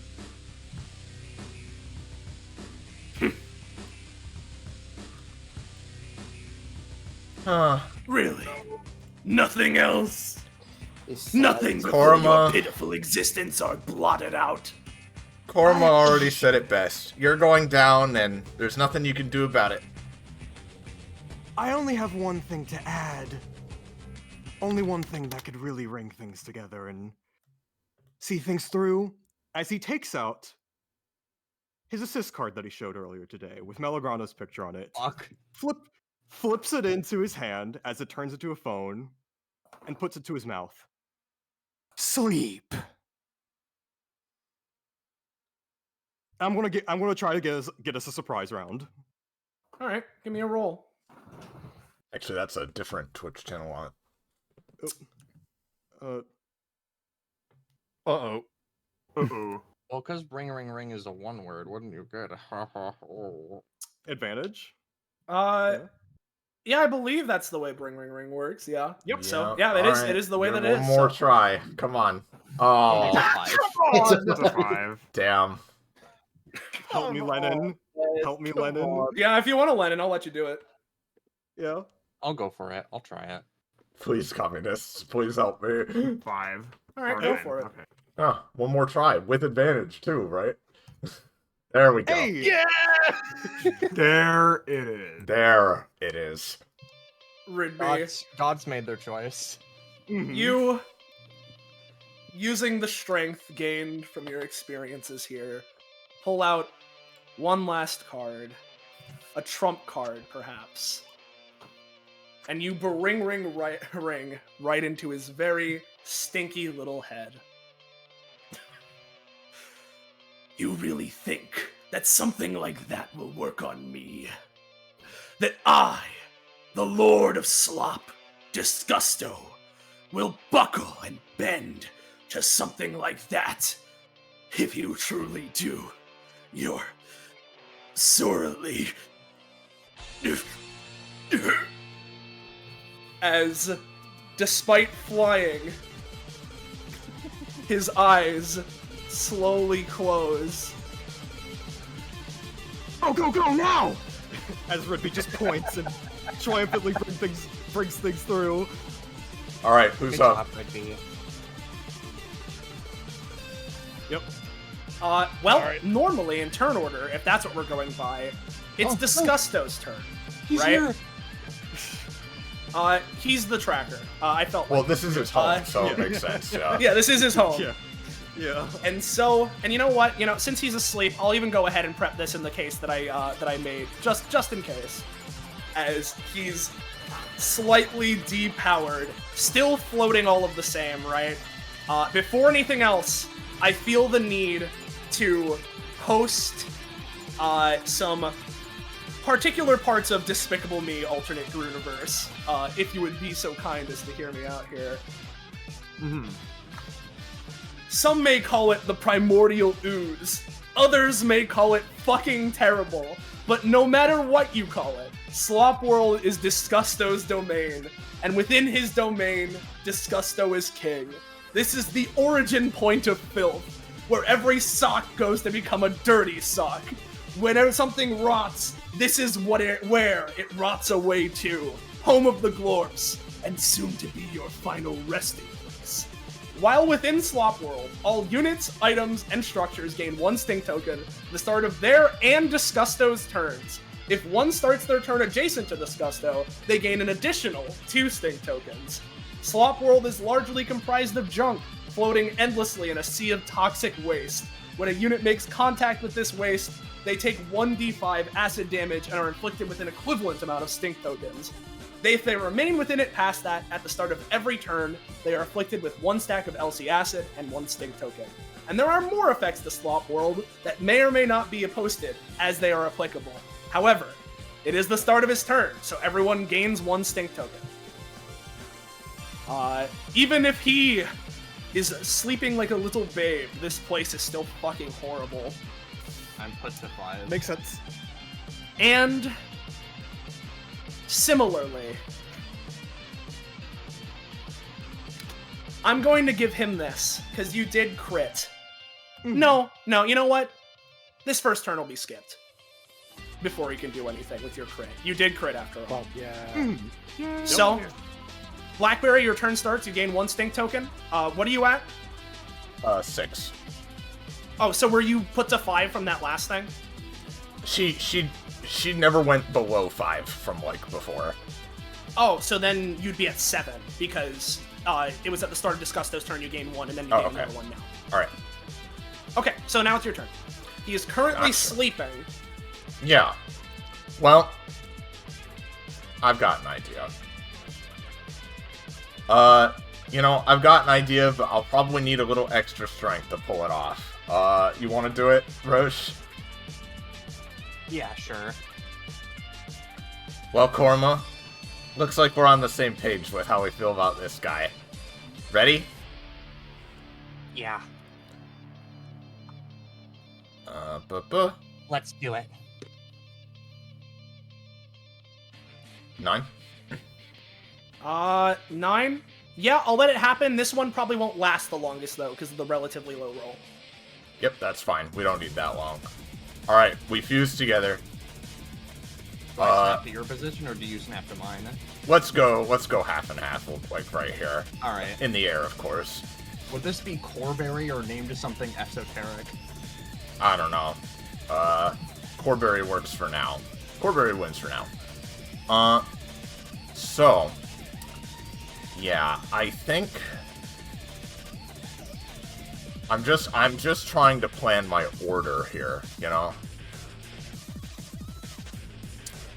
So, getting to him is that. And doing that is that. But it'll probably wake him up if I do that. So, do you have any... Because I'm worried if we damage him, he'll wake up pretty quick, right? So here's my line of thinking. Can you help me devote actions and strength to simply getting over here like this, and we're just gonna main action pick him up. Give me a roll. Sure. You're currently holding him. He's very heavy. You are very strong and very heavy. Just letting you know, he is not incredibly easy to move. Oh no, of course not. But Coreberry is very strong. They're a big dragon, demon, black hole thing, and they have their big, strong wings. They're gonna try to pick him up and lift him up just a bit out of this, and just move him into a better position for all of our allies, right? Okay. So, let's see. If we blast him like that, that would probably be... Now, I did just notice something, right? Yeah. I noticed a particular something sitting back here. Oh, what? What's wrong? Is something the matter? Oh, no, nothing's the matter. I'm just gonna, while picking him up, right? I know that the movement is a bit weird here. If we need to, we can, like, potentially hold this till our next turn. Is there a way I can, like, angle him while holding him so that just, like, when we let go, we're on, like, this side of him, you know? Like, yeah, I mean, I'm fine with that. Yeah. So, Coreberry, let's go. And, Roche, just help me fucking blast him. I'm gonna use the ultimate Rainbow Rain, which currently is Acid Rain, yes, which probably won't be super effective in terms of, like, damage or anything else.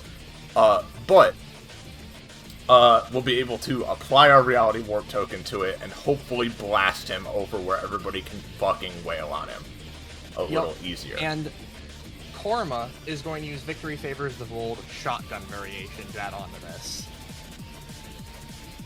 Alright. Alright.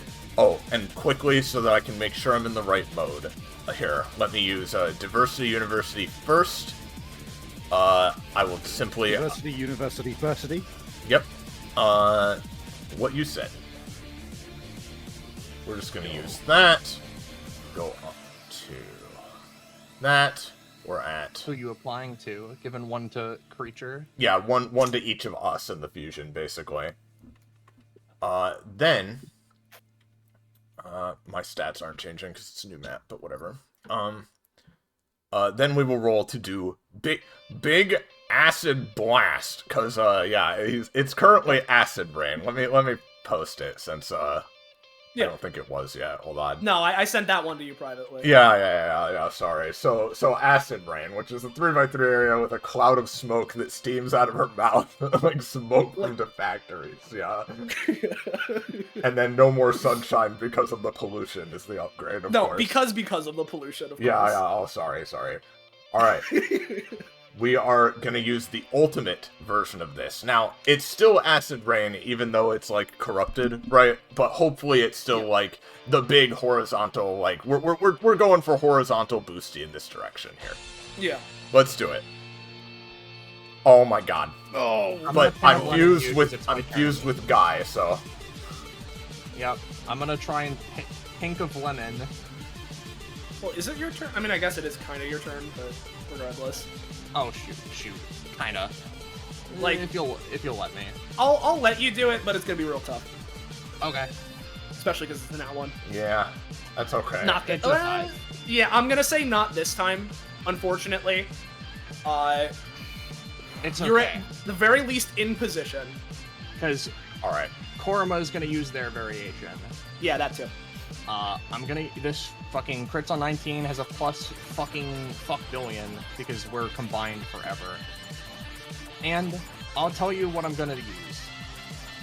Because from my ultimate mode, Koruma gets a free flash drive that they thought they left at home that has, data from one of the data bounties of Koruma's choice. I'm choosing Dragon's Horde 1. Which, if you don't remember, that's the one where Showbreak the DBA database. That's right, bitches, we're doing a callback.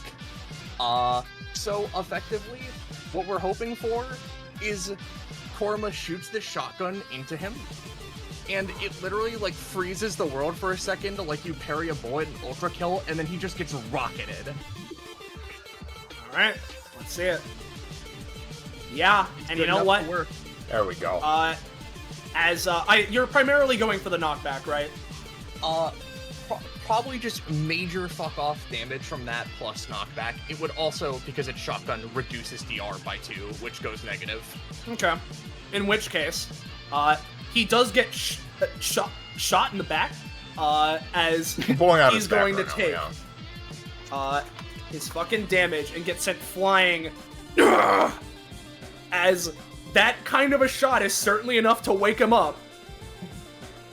We already skipped his turn, though. He's already doomed. I just imagine literally as they're over there, they're like, I imagine they have 4 wings flapping. They like reel back, they start to do the acid rain, their mouth opens, and then just a shotgun barrel comes out and just like, literally the entire world glitches for a second before just the anime shockwave ever. Yeah. And then, actually no, it's still your turn, my bad. Well, with that, you know what? I think since your action is the one that managed to go off here, I'll apply one of my reality warps to that, which is good because we don't even have to worry about the reality crap or whatever they're called with my rain. We can just apply it. Oh, you don't want to see him? No. Oh, gravity change? Well. You know, I don't know. Maybe that after he gets sent all the way over there, he suddenly gets really heavy and just like, oh, he's up now, but he still feels so sluggish. Oh man, he's a sitting duck. Man. And that is and true. That will However, be my turn. Yes. There is one thing that's going to happen now that he's awake, because normally it would have triggered at the very beginning of this phase. Mm-hmm. But despite how heavy he is, this is a primal force you're dealing with. One with immense strength, and despite the weight...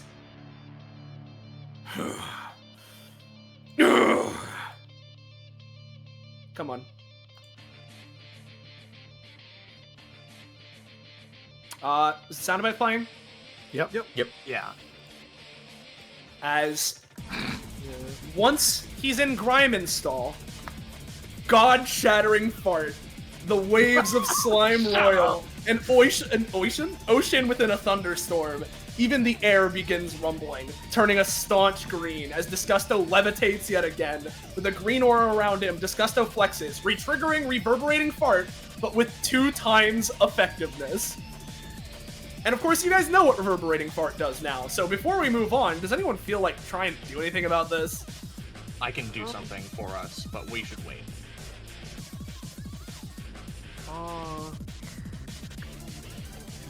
I'll post it again just in case people need a reminder, but you keep thinking.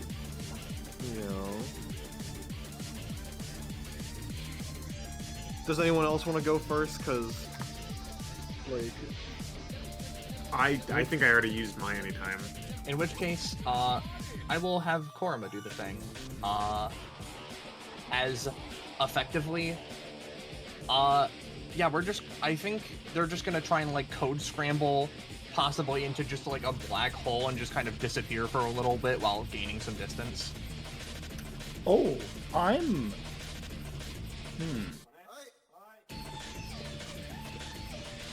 What's up? I'm debating whether I want to use my Party Popper Pandemonium to try and counteract the stink, but I'm okay with the knockback, to be honest. Yeah, fuck it. I've already taunted him, so I'm gonna see if I can't. Yeah. Just the smell good to counteract the stink at least a little bit. So let's Okay. see. Ooh, pretty good. Yeah. Yeah. I'll take the knockback happily though. Gotcha. Yeah. Well, Amber, you go. I was just gonna say I can just do what I did last time. Use this ability and bubble bop spot dodge. Yep. No.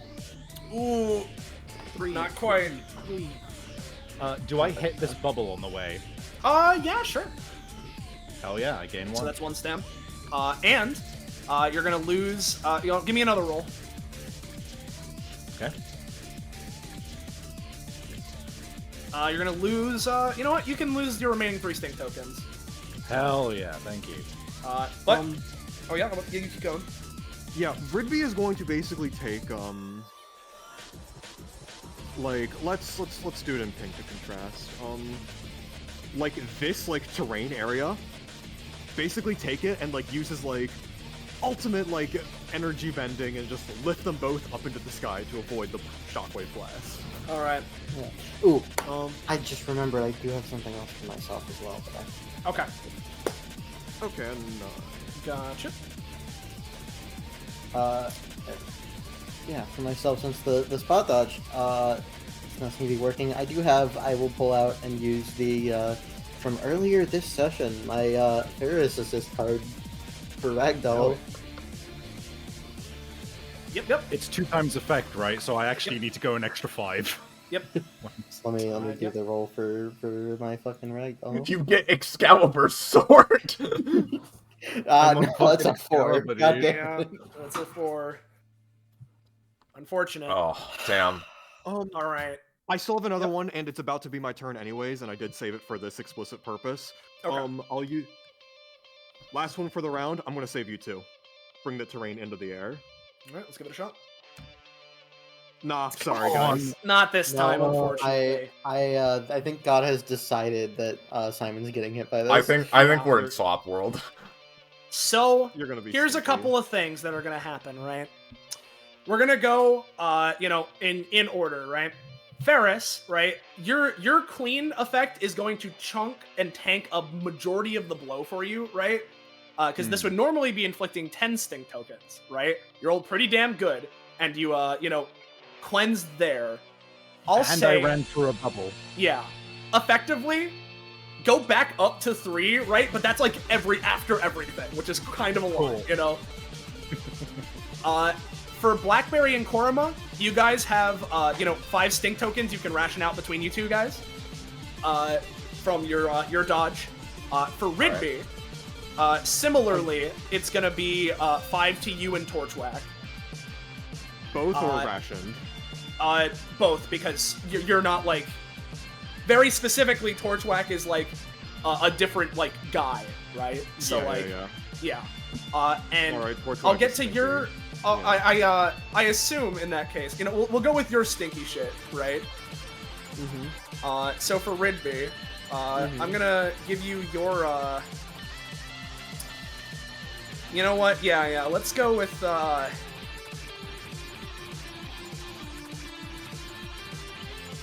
Yeah. I'm gonna go ahead and give you your, roses or plaster one, right? Which, I'll send it to you. Okay. Along with, or I say roses or plaster, Shut up! Similarly, Torchwhack. Mm-hmm. Here he is. Torchwhack. No. Yeah, Torchwhack the Terrible, dude. So, there's the 2 of them. As for Simon and Diodora, thankfully, funnily enough, it's Ferris's fucking clean material because it bursted that way that is going to reduce some of the impact for you guys, right? Which is going to make it such that instead of 10, you guys are each going to take 6. which does mean that for the case of Diodora, you gain 1 extra stinky thing, and Simon's gonna get 2 stinkies, right? So for Diodora, I think rancid. how rancid. You know what? We'll give you your anytime. Oh, it was inevitable. It was inevitable. Where are you on my fucking DMs? You know what? I'll just post this one. Oh, it's not even 5. It's not even 3 words like it's supposed to. No, I disintegrate. And then for Simon, you get 2 things, right? Yep. Let's see what the passive becomes first off. Yeah. I'll post. I'll I post it. assume that's what you're stinking. Yeah. Caution, wet floor. And then for scented for perfection, right? I think you mean odor oil. 2 fat hands. No. Oh. No. So there you go. There's everybody's requisite stinks. Thank God all that's over. Thank God all that's over with. Now we can get to your turn, Simon, where you gain another 1 stink token. Yeah, he sure does. Well, okay, here's the thing, right? First, I'll do the fucking stink token. Second, I need to double check. It's how much is the damage and knockback as well? Oh, it's no damage. It's just 10 knockback. Oh, okay. Which, let me actually fucking. You're gonna go like roughly here. I'll be nice and let you not immediately fall into the fucking acid. Yeah. Diodora is pretty much in the same boat, where she's right here. Man, this is horrid. This positioning. Okay. What? You know, you have your platform, so I'll let it so that Ridby and Torchwhack only get sent to here instead. What is this sword I landed on, by the way? Who saw this? Oh, that's just that. Oh, that's a Technicolor Prisma. Technicolor Prisma. That's Blackberry's sword. Yeah. Oh, okay. He put it over there in the cauliflower. Yeah, dude. As a Fucking kill him. yeah, let's get him. Oh, right. Yeah. I forgot this would have hit Technicolor Prisma as well, so let me send you its stinky version. Actually, Roche, you just saying that, I think that's what we need to do. Just All right. get him. I think we need to get him once it's your turn. There you go, Iris. I have a plan. Do you want? what? I'm gonna send you my plan. No! Well, first things first, it is my turn, and I would like to get to my turn. Rusty Brown Prisma. Alright, okay. Oh, the longer this goes on, the more insane I'm getting. Oh, God. Hit this place, hit this guy, hit this combat. We're just gonna let it. 2, 3. We're almost 4. there. Get together. Get that 3 stamina healing, and I assume roll for how much stink I get rid of. Yeah.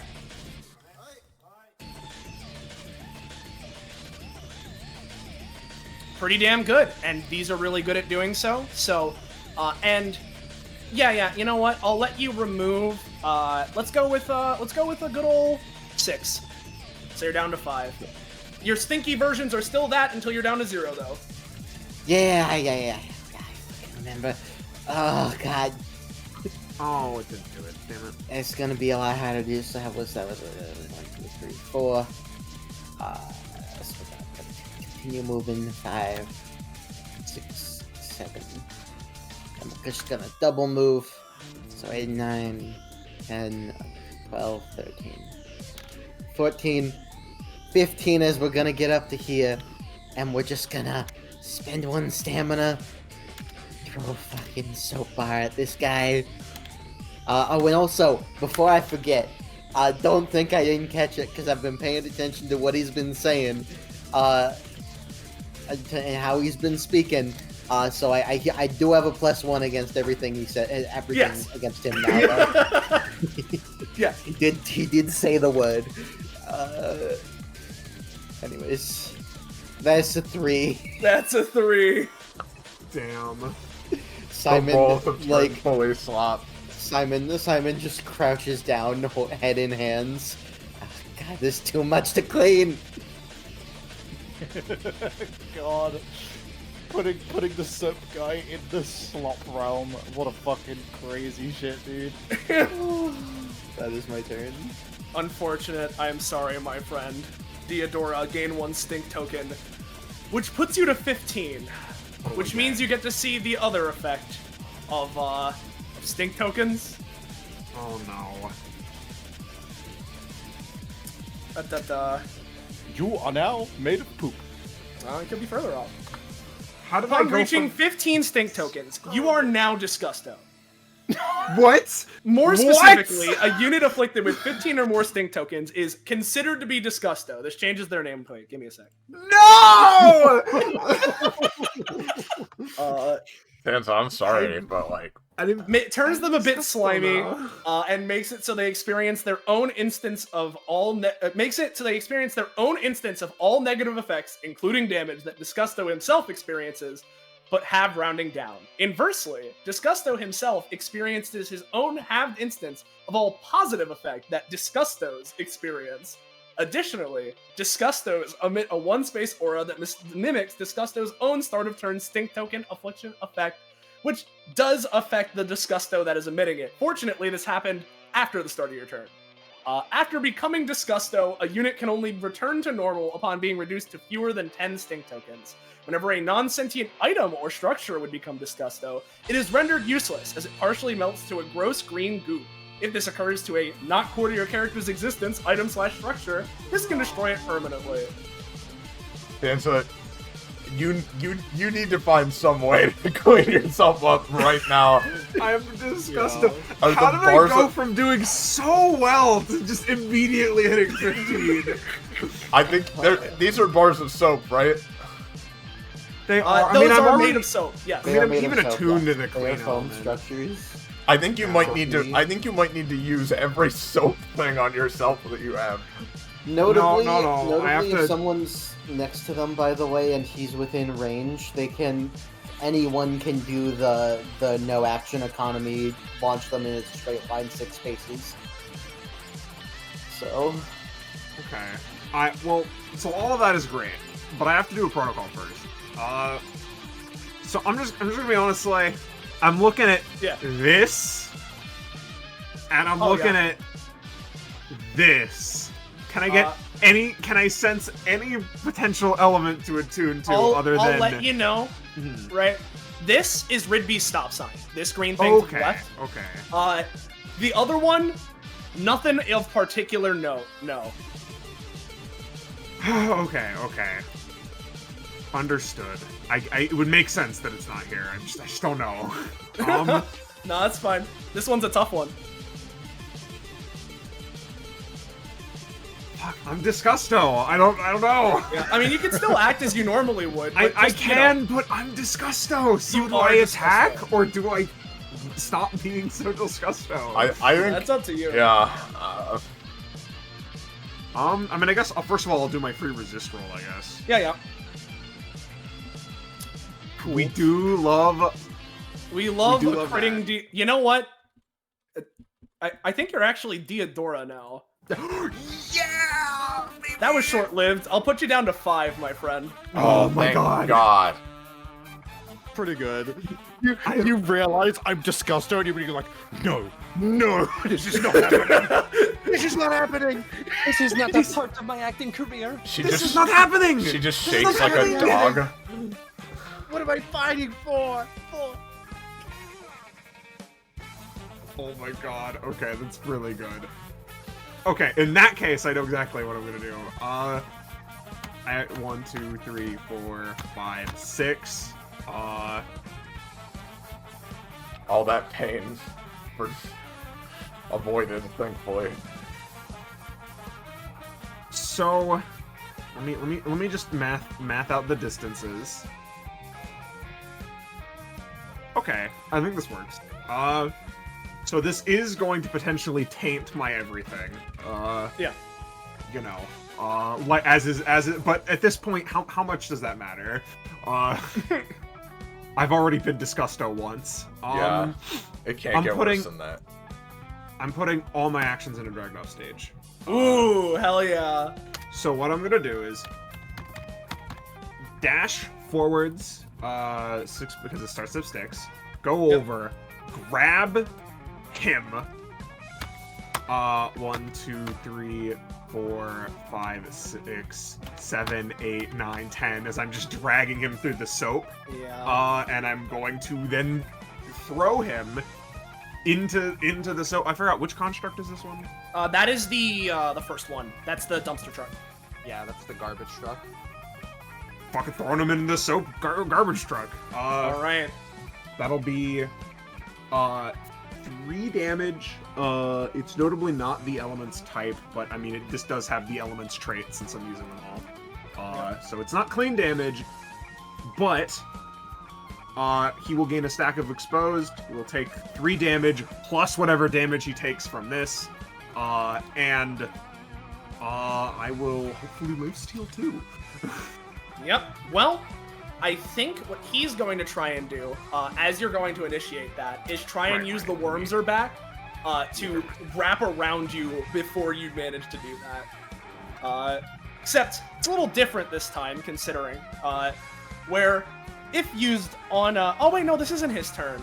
But I guess you get to see the effect where if it's on his turn, he can combo into Diaper Baby Bash Deluxe, right? Oh, but would it you have do been that. Disgusto's turn if you hadn't cleansed that? It might have been if you had not cleansed really? it. That's might how have that. been. Oh my god, that's horrifying. Yeah, but fortunately, you're fine. This is just the normal. The worms are back. Okay. Okay. That's pretty This is good. not gonna completely negate it purely because of the fact that like your action is technically 1.5 times of an action, right? And is also clean. But this is going to reduce the effectiveness of it such that instead of slamming him into the fucking garbage truck, you manage to drag him here as you guys like effectively drag each other in a little tug of war, like slammed up against each other kind of way, right? What if I parry his worms? Give it a shot. All right. Well, Reminder I that you have to. stinky version of it right now. I do, so- and I'm spending 2 stamina, so that's a +6. Okay. In that case, right, what I'll say is that the worms are back are still going to hit you to inflict 1 stink token and the worms, right? Which will deal 1 damage to you immediately, right?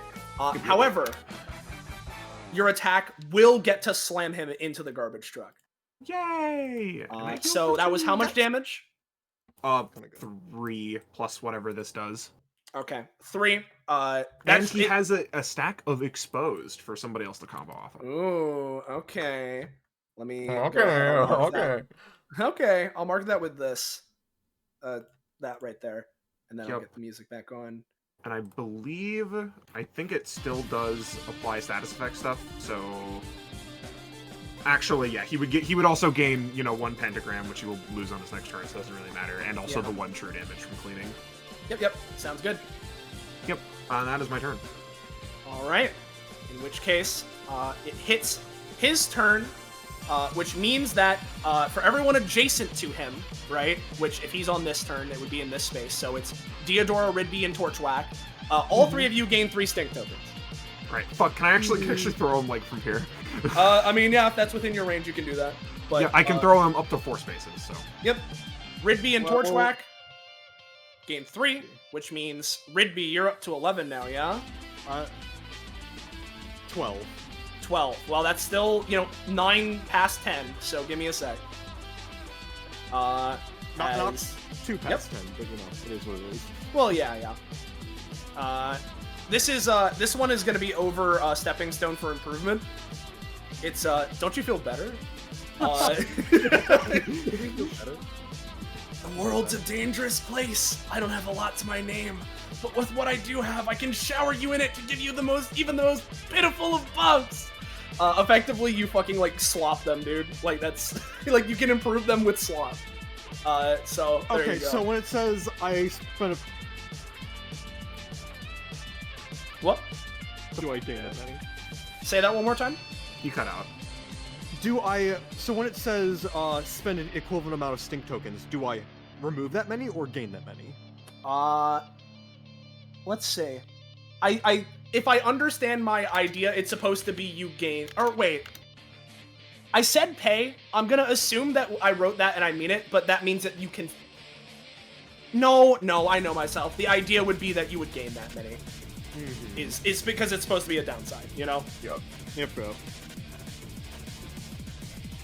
Oh, wait, no. So specifically, right? No, never mind. The downside, no, I see what I was doing. You do spend them, but that's because the stink tokens get transferred to the person you're improving. Ah, I see. Because you have to spend stink tokens equal to the stamina. So Yeah, it transfers it. It's... Well, this isn't explicitly a support ability, so that's interesting. No. Well, regardless, that's there, and it is now Disgusto's turn. Ooh, boy. He still has the taunt on Ferris, though, right? Because he never actually has cleared that. In which case, I think the attack that he's going to use for that is Repulsive Ray, which is a little bit stronger now in Grime Install. So, this will also be hitting Rigby. boy. I'm gonna get fucking blown off the goddamn stage, man.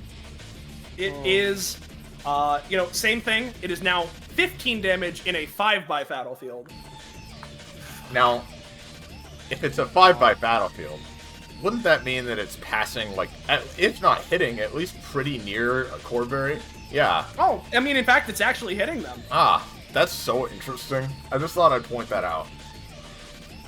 You want me to do something about it? Oh, you got it. Yeah! Now, correct me if I'm wrong. Oh, is this the ability that you've impacted with, because it's once per combat, right? Oh, wait, no, you're Ravenous. That's why. Okay. All right. Nya. Oh, actually, it also Okay. rolls with advantage, because I'm, in that state. Yeah, give that a roll. So, Yeah, Okay. that's about like a 15. It's, it's Well, like a let me- 15 billion. Let me roll Repulsive This Ray. will not save Ridby. I'm gonna save Paris. Don't worry, Yeah. I have an idea. Okay. What's your idea, pal? Alright. Rigby's gonna be a little stupid. I'm gonna have him act a little stupid, but like in a reasonable thing. As this thing is going off, not really like seeing her past the soap sculpture, he's gonna be like, Theodora, look out! And I'm gonna use Pin of Bretsneff to get in the way of her in the blast, meaning both of us are protected because she was never in danger in the first place. Okay. That's all for you. Let's give it a shot. You know? I'll let you reduce it a little bit. Or have I still rolled it yet? Yes, it was a 9. I'll let you reduce the effects a little bit, but it's not gonna completely do it. And if nothing else, I assume you can bring Torchwick with you, or Torchwhack, can you? Yeah, he's just in a different mode. Yeah, than okay. when I pick him up. Alright. So. So, this is 15 damage, and then it was, how many stink tokens? Is it 5 now? I think it's 5. Yes, 5 stink tokens. Reduce You know the what? effect. Yeah, sorry. Oh, yeah, no. No, I'm gonna say that because of his low roll and Blackberry rolling higher than him, it's going to hit you for, instead of 15 damage, including cost, let's go with 7, so just have it, right? Yeah. And you only gain 2 stink tokens. Oh joy. Torchwhack is fine. And as it gets to Blackberry, or Corberry rather, they would be absorbing it and taking it for themselves. However, it's time to post another part of Slop World passive. And we'll see if it takes any sort of effect. Slop World's biggest form of infrastructure is its impossibly complex sewer system. It's completely impossible to make any sense of it, for all of the weaklings unfortunate to be facing Disgusto anyways. Whenever Disgusto performs an attack, he can choose to have 2 pipes rise from the slime, aimed in directions of his choice. While active, anything that enters one pipe travels to and out from the other. This resets the effective ranges of Disgusto's attacks specifically. Once summoned, pipes remain on the battlefield until the start of his next turn. Whenever anything, travels from one to the other, they're covered in slime. And so this is going to be a bit weird, but he's going to try and summon a pipe in order to get as much of this blast out of Blackberry's, thing as possible, right? And make it so that it can still hit Ferris by then being redirected this way, if it works. That's so lame and gay of him. It's going to be pretty hard for him to do, though. And he fails. So, you just fucking absorb it. As I like that the Corberry literally yells that, and it just like fucking annoys him so much. It makes him stop. They just yell it. They just yell it. It just like annoys him, and then they're just like, everything gets bottled up. Ferris, I think Ferris goes, really appreciate the assist. I'm starting to be running a little ragged. No problem. And must I ask, is the taunt still on Ferris since he missed? So the specifics of the taunt is that their next attack has to target her, which has been fulfilled. Okay. In which case, it's time to roll for Diaper Baby Bash Deluxe on Ridberry. Let's give it a shot. And I'll post it. I need to check if this gives me stink tokens. No, it does. No. I'm talking about the one thing that could save me. Gotcha. The alchemists won't teach you this. As everything from Disgusto's armpit to his knuckles erupt in a gaseous flame as he lunges into a massive punch rush. If Diaper Baby Bash Deluxe successfully hits, Disgusto rolls up to X amount of times, with X being the equal to the damage dealt by Diaper Baby Bash Deluxe. He keeps rolling until he fails. His final number of successes signifies both the amount of punches the target is hit with within the next second, and the amount of stink tokens they gain from the attack, minimum 2. Then, if uninterrupted, Disgusto goes in for one final punch, dealing X damage, inflicting 5+ X spaces of knockback, and one final stink token. Every punch Disgusto performs causes its own splash zone, able to be angled in slightly different directions. God. You have to stop him. It's not very good. It's not very good. Ridby is gonna slide us out of the way. Hey guys, the good news! Roses are plaster! I am plaster! Plaster! Plaster! The flames of plaster! Instead of simply, like, dashing, he slides on the ground with a special pace! And if I can, I'd like to take Theodore with me. Yeah, give it a shot. I'll slide to you, and let's go. Yeah, you got it. Move your spaces. 1, 2. Are we still in danger? Of the splash zones, which would be, I guess the splash zone singular, because it failed, but it's still gonna get the sloppy proc, so it'll be a little bit of stink tokenage to both of you. Where is the area? It is going to be, because you were right here, right? So, yeah. Let me check. Did I adjust the area? It is actually still the same. So it is going to be 6 range. Let me make it a cone. 60 degree. Like that, and then 1, 2. All right.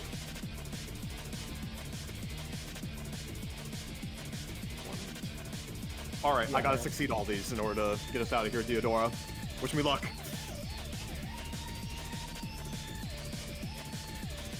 Good luck. All right, let's see it. I wish. Ridby's gonna slide twice. Not that time. Can anyone help me? Not from my distance. I don't. Not from my perspective. I do not have anything, I'm sorry. Alright.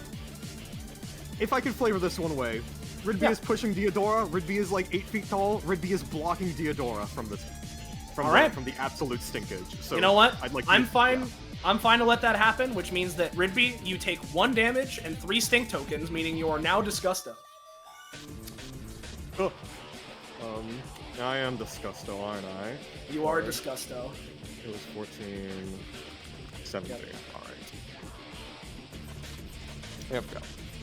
Yep. Theodora would probably also be pushed behind me. Yeah, she'd be like there. And presumably Torchwax kind of like here, you know? I actually would leave Torchwax behind for a specific reason. If I can. Yeah, sure. And then we'll get to that on my turn. we're gonna do last couple things, right? As first off, oh right, also you did hit another interval of 5, so I need to totally stink one of your other things, Redby. Yeah. You know Have what? we been doing blaze damage, by the way? Oh right, we have not been doing that. Theodora did a hit. Korima did a hit. Yeah. So another 2. And then I'll just roll another one. 1d3.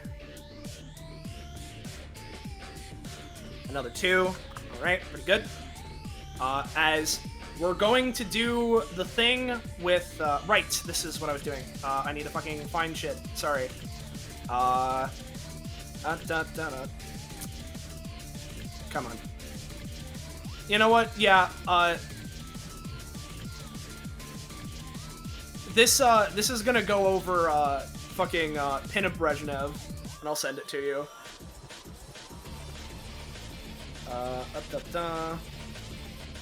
Boop. And then, we got... Fucking... Two. Right, the rest of the Disgusto shit. We're gonna bonus action. To... go ahead and, Green Charmer with the Gallarhorn. While empowered by his, Grime install form, the Gallarhorn constantly floats next to Disgusto, suspended in midair by his He's not in his Grim install. He's not in his Grim install. The constant stench emanating from Slop World fills it, automatically causing it to activate. Oh, you know, I forgot about that shit. We'll just do it now, right? And I'll count it as a bonus action. From here on out, I'll remember it for the future, right? So let me just roll. All right, cool. I'll make some fucking stamina. Some stamina And tiles. always summons the glorp at its It always center, summons huh? the glorp, dude. Dude, They're finally here. the fucking glorps. We'll go here, and we're gonna go. How's about up here? I'll summon some glorps, dude. Where the hell is he? Where's the glorp? There he is. A boop. A boop. And last but not least, there's, you know, one last little thing with the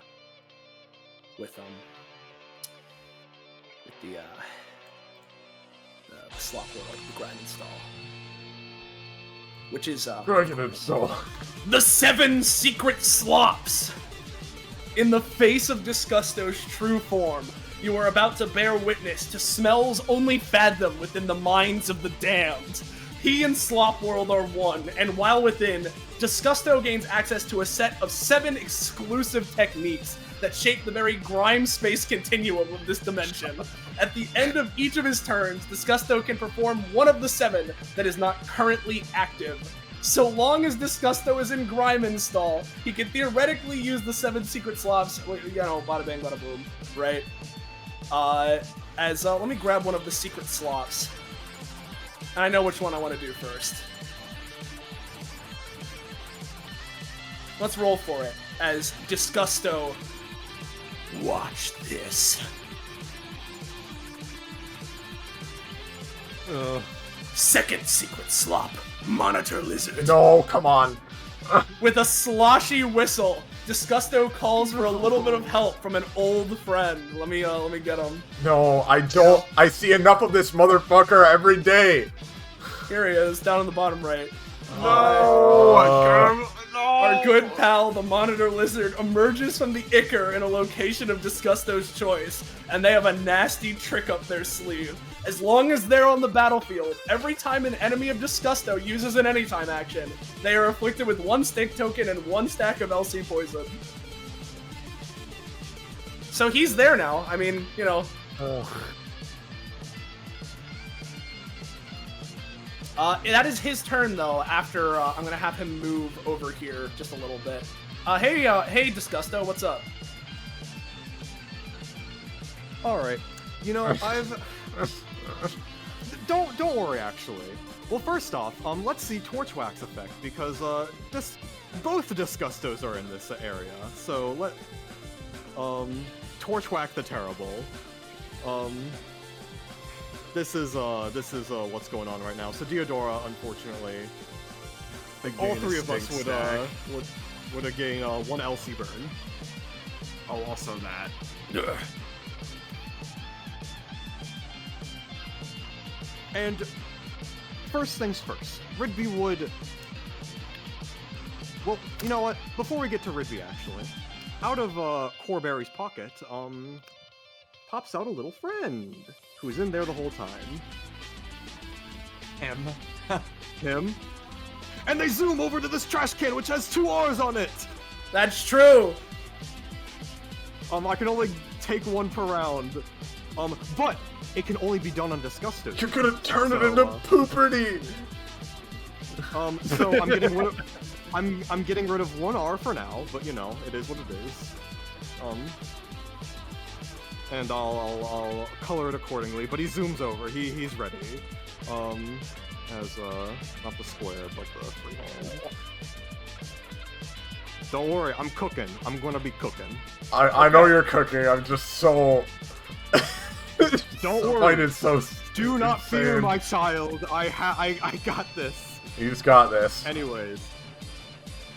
Ridby's gonna use his, or not Ridby, Disgusto's gonna use his terrain control action to just completely shatter off all the plaster and maybe fire it into Disgusto. Okay, let's see it. Prioritizing getting rid of it, but just he wants to get himself free. Yep. I'll use my Not second. this time. I'll use my second terrain action. Okay. Dude, the 3s. The terrible 3s. I'll break out normally. I just need to be freed. This will count as my resist roll. I won't be resisting stink. Okay. There we go. Yeah, you're good. But I kind of want the stink at the moment. All right. 1, 2, 3, 4. Well, I'll climb onto it. All habits die hard. Well, Disgusto, what do you think you're doing?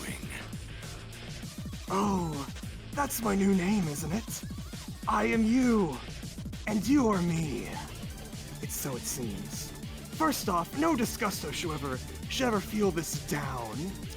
As first off, Ridby is going to take out the white hibiscus and heal himself. Perhaps for all that stamina. Yeah. You got that. I'll post its effects. I'm gonna be milking that bounty. But doesn't he gain half of that? He would. Yeah, At least he gains a half of whatever it is that it's occurring. Yeah, so he would also heal that much. About half of that much. Oh, is that the case? Yes. Yes, while you're Disgusto. True. I'll save it then. Okay. That's the one thing I don't want to happen. Yep.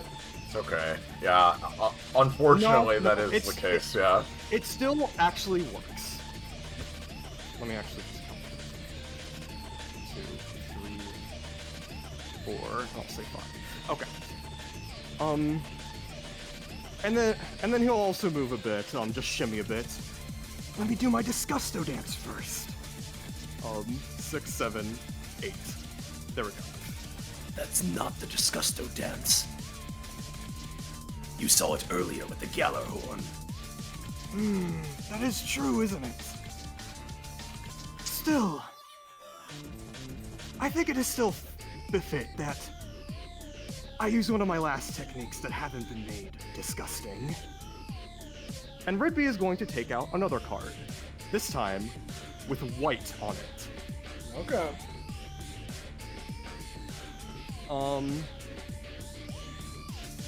And use Probability Smoke Cloud. Let's see it. So, it's at least a success. So, let me all introduce you to Operation Disgusto Quantum Entanglement. I would like to center it, like, if I could, maybe like a little bit more over there, just so he's more on it. Or is it always centered on me? With white, I'm pretty. Let me.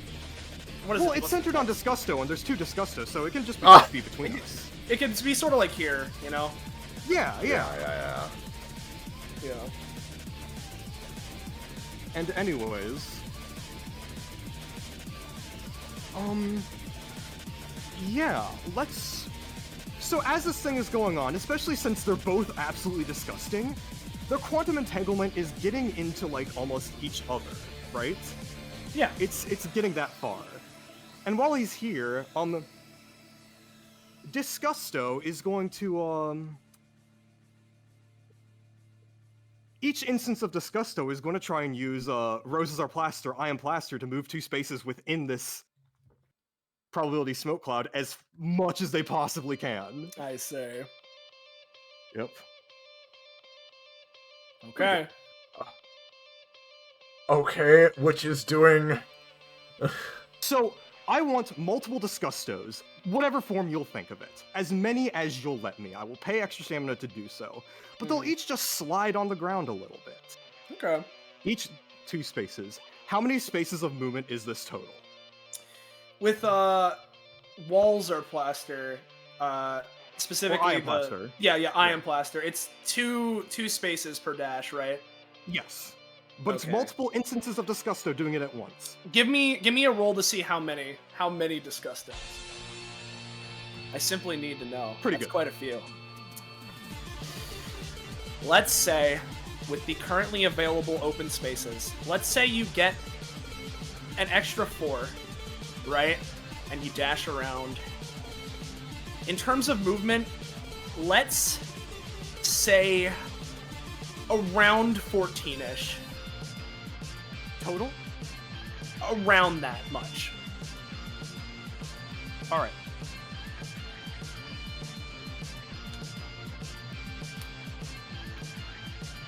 I think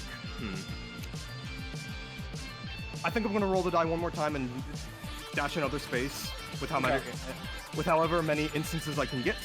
If it fails, I'll just still go through with it, but whatever. Sounds good. All right. Yeah, I'll give you, if there's 5, that means another 5 spaces, so 19 overall. 19 spaces overall? We're just gonna take his vitamin gummy and like point it through its head and fire. Yeah, let's see it. But yeah. I'll first roll the fire and then I'll explain. You know, maybe it could be exact. It might be apparent, but I'll explain it after the roll. Yeah, there we go. We'll get to blaze damage and quantum superimposition. Oh, it's not this Disgusto that's being fired upon. It's this one. But you know, he can't dodge it because it's quantum shit. In which case, if he can't dodge, there is one trick he has up his sleeve. Are you trying to confuse the game? Like, what's going on?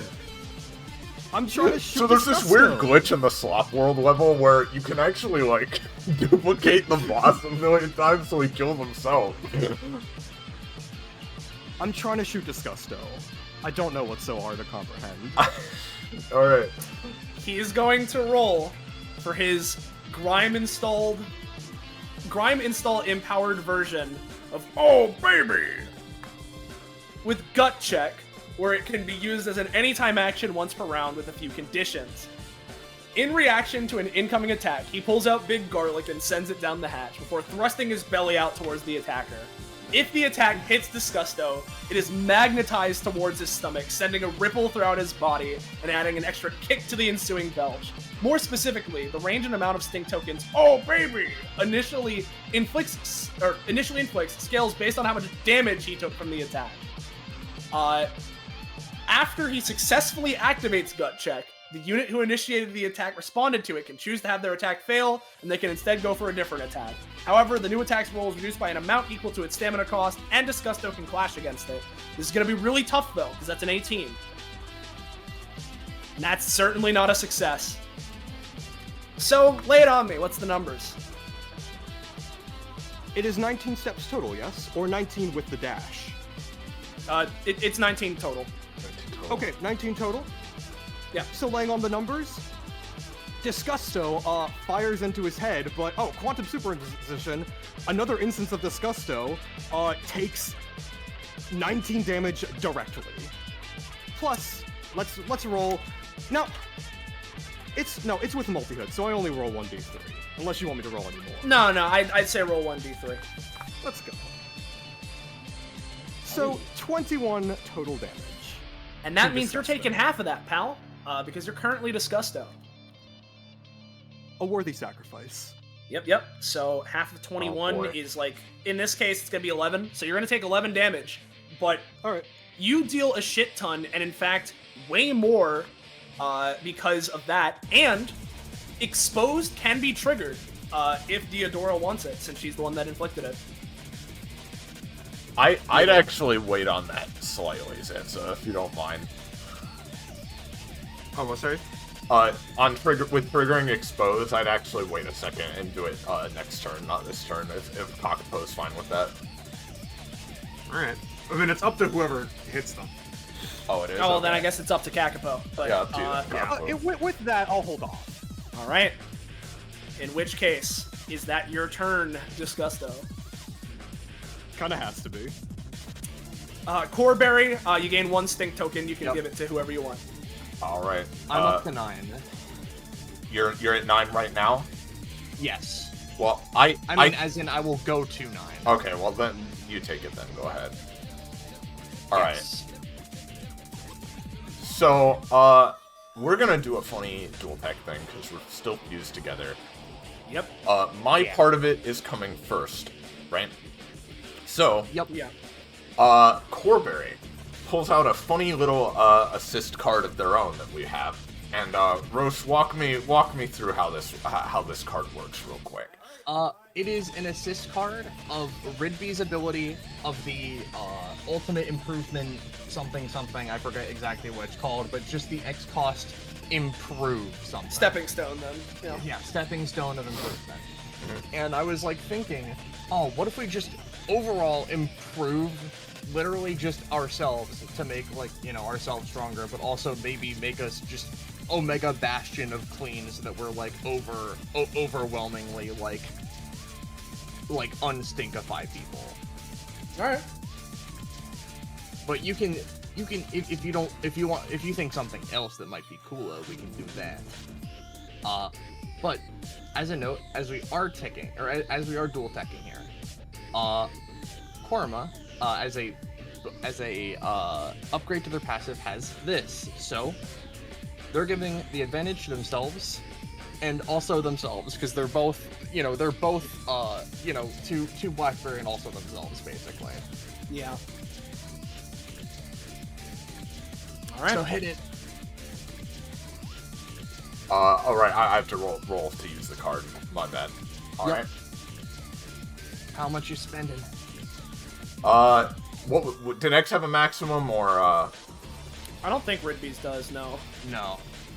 Oh. No, that's what makes the Just Like Me talent so horrifying, because he can just use however many he wants. Let's as long do as it doesn't 10. kill himself. Yeah, roll again just to see if you crit.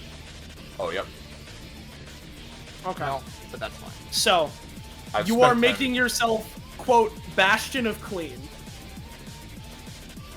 Yeah. Okay. How much of that do you want to be in other effects that you're doing, and how much do you want that to be you are cleansing stink tokens?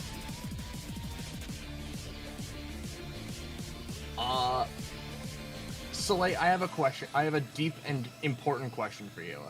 Uh-huh. Is one of those just strictly better? I mean, I guess if Bastion of Cleaning counts as a buff, which I suppose it would, and I guess that means that it's doubled on you, whatever you wanted to do with that, I suppose if you want to focus that, it's being doubled, so that's more efficient, I suppose. Up for whatever you think, Iris. I mean, I'm good to do it, if that's what's more efficient for you. All right. So that's my part of it. All right, everybody. Now let's kill this motherfucker and flush his soul down his own toilet. Yeah. Let's hit it. All right. As Korma takes just a second, and they stare at Disgusto for a moment. And, you know, Blackberry part of this feels, you know, certain emotions roil up as they take out their final flash drive. All right, Disgusto. You really want to see what a villain of DBA is like? You're fighting two of them. And Karma is going to take their last flash drive, and to just overall make this a little better, plug it into themselves. I don't know, would you want me to use an action for that? Because if not, I won't do that. But like, what does flash drive usually need? Flash drive itself doesn't usually need anything. Victory favors the bolt takes an action. I'd say in that case, you can use it as an action, but if you're trying to do that to lead into an attack with it, you can, but like this has to be the thing you're doing. Yeah, Korma's gonna try and lead into an action using it. Okay. As effectively, they're gonna fucking jam it into themselves, and they're uploading the flash drive of Korma in there to just like as they're like going through it, they just like have like blue lines overtake the Corberry form as one of their eyes turns fucking weird, and they let out this draconic roar as it's going to use get 'em, and hopefully like just after image hyper fuck this guy with everyone as they intake all of the badness, overwrite it, and just put it all towards this Oh god, yeah, and he has used his fucking anytimes. You managed to get him out of them. Thanks, Disgusto. And that's the first roll. Let's see the advantage. If we roll a 19 or a 20, it's a crit. Oh it boy, doesn't matter, but not quite, but I mean it is active.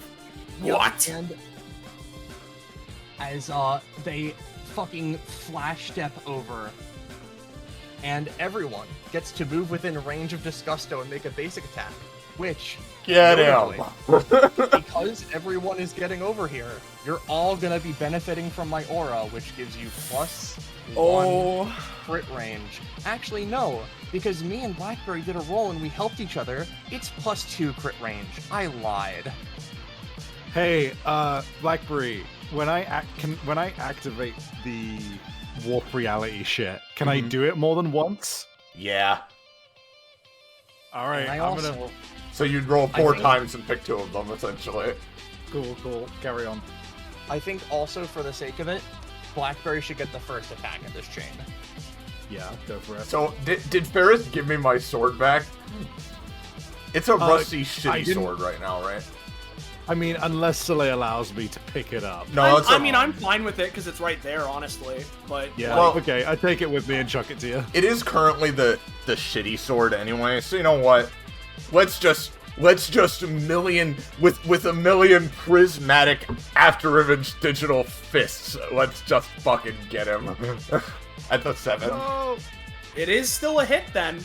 And as mentioned, he's used this anytime. Yeah, because he used the worms are back when he was avoiding Deodora's shit. He used a fucking oh baby against Ridby. He used repulsive ray. Fucking the other time. I'm pretty sure. Yeah, he was trying to attack Ferris on the top. Well, yeah, but he does have the anytime version of it, so technically he could. But like, in this way, I mean, it's rough. Also, he's gonna take this one. Yeah, what's up? Importantly, because we snap over here, does Disgusto (Ridby) get cleansed of being Disgusto? Give me a roll. Okay. Can that happen after I make my attack? It could. Still give me a roll. Alright. Nope, he's not close. Nah, that's alright. It's all.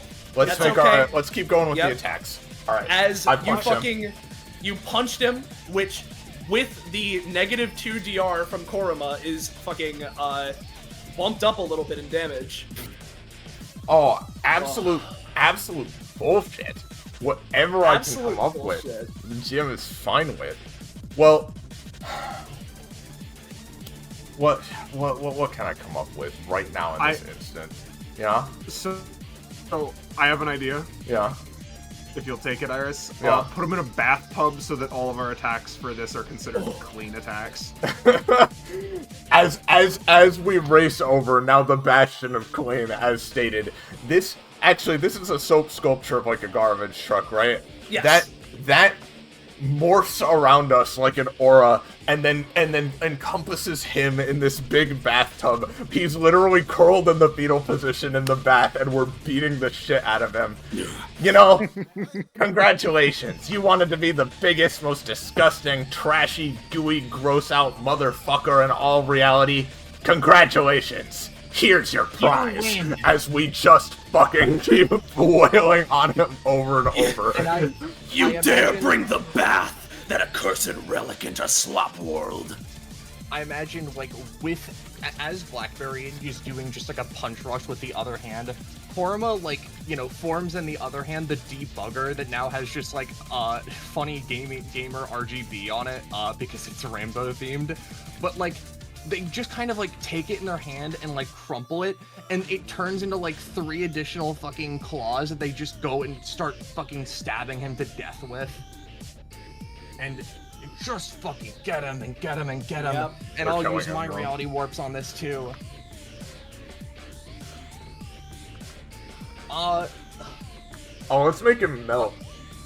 Yeah, Let's make him make just this melt. all like plasmic claw star attacks, and I'll use the exposed to go for it again.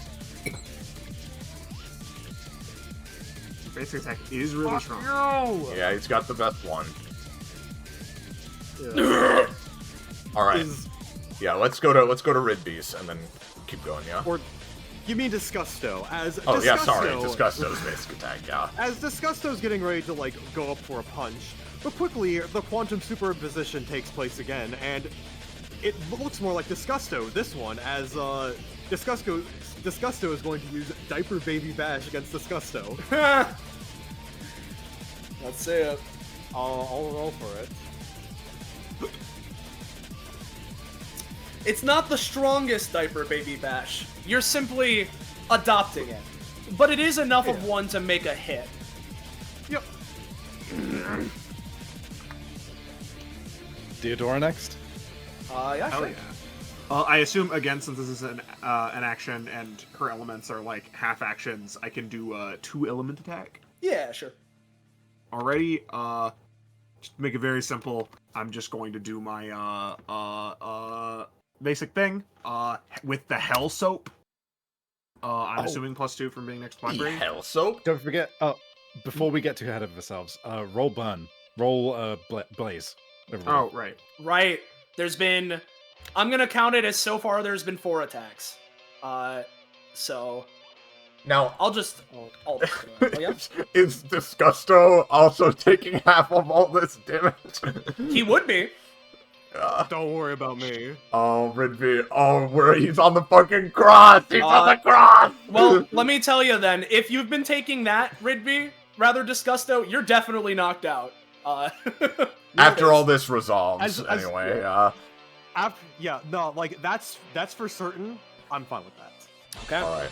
So two more blazes, and then we'll carry on. Yep. Another 3 damage. Alright, another 3. Roche. 1 more. Oh, me? Yeah, roll the 1d3, because we're all got it. hyping up on it. Would I roll 2 of them? Because Yeah, because you did duplicate it, so it makes sense. Yep. Alright. Alright. Simon. Yeah, give me a sec. Sorry. Hey, This was just the absolute perfect time to use Get 'em, dude. Oh no, dude, Yeah. I mean, you got me. You got all my defenses out, and... Alright, Disgusto. I got 2 words for you. Get soaked. He gets cleanly soaked in a hit that deals fucking... It's gonna be 3 vulnerability. We're gonna ump that up to 5 plus 2, so 7 damage. +3. And then another 3. Oh boy. And then it's me. So first of all, let's roll 4 reality warps and pick 2.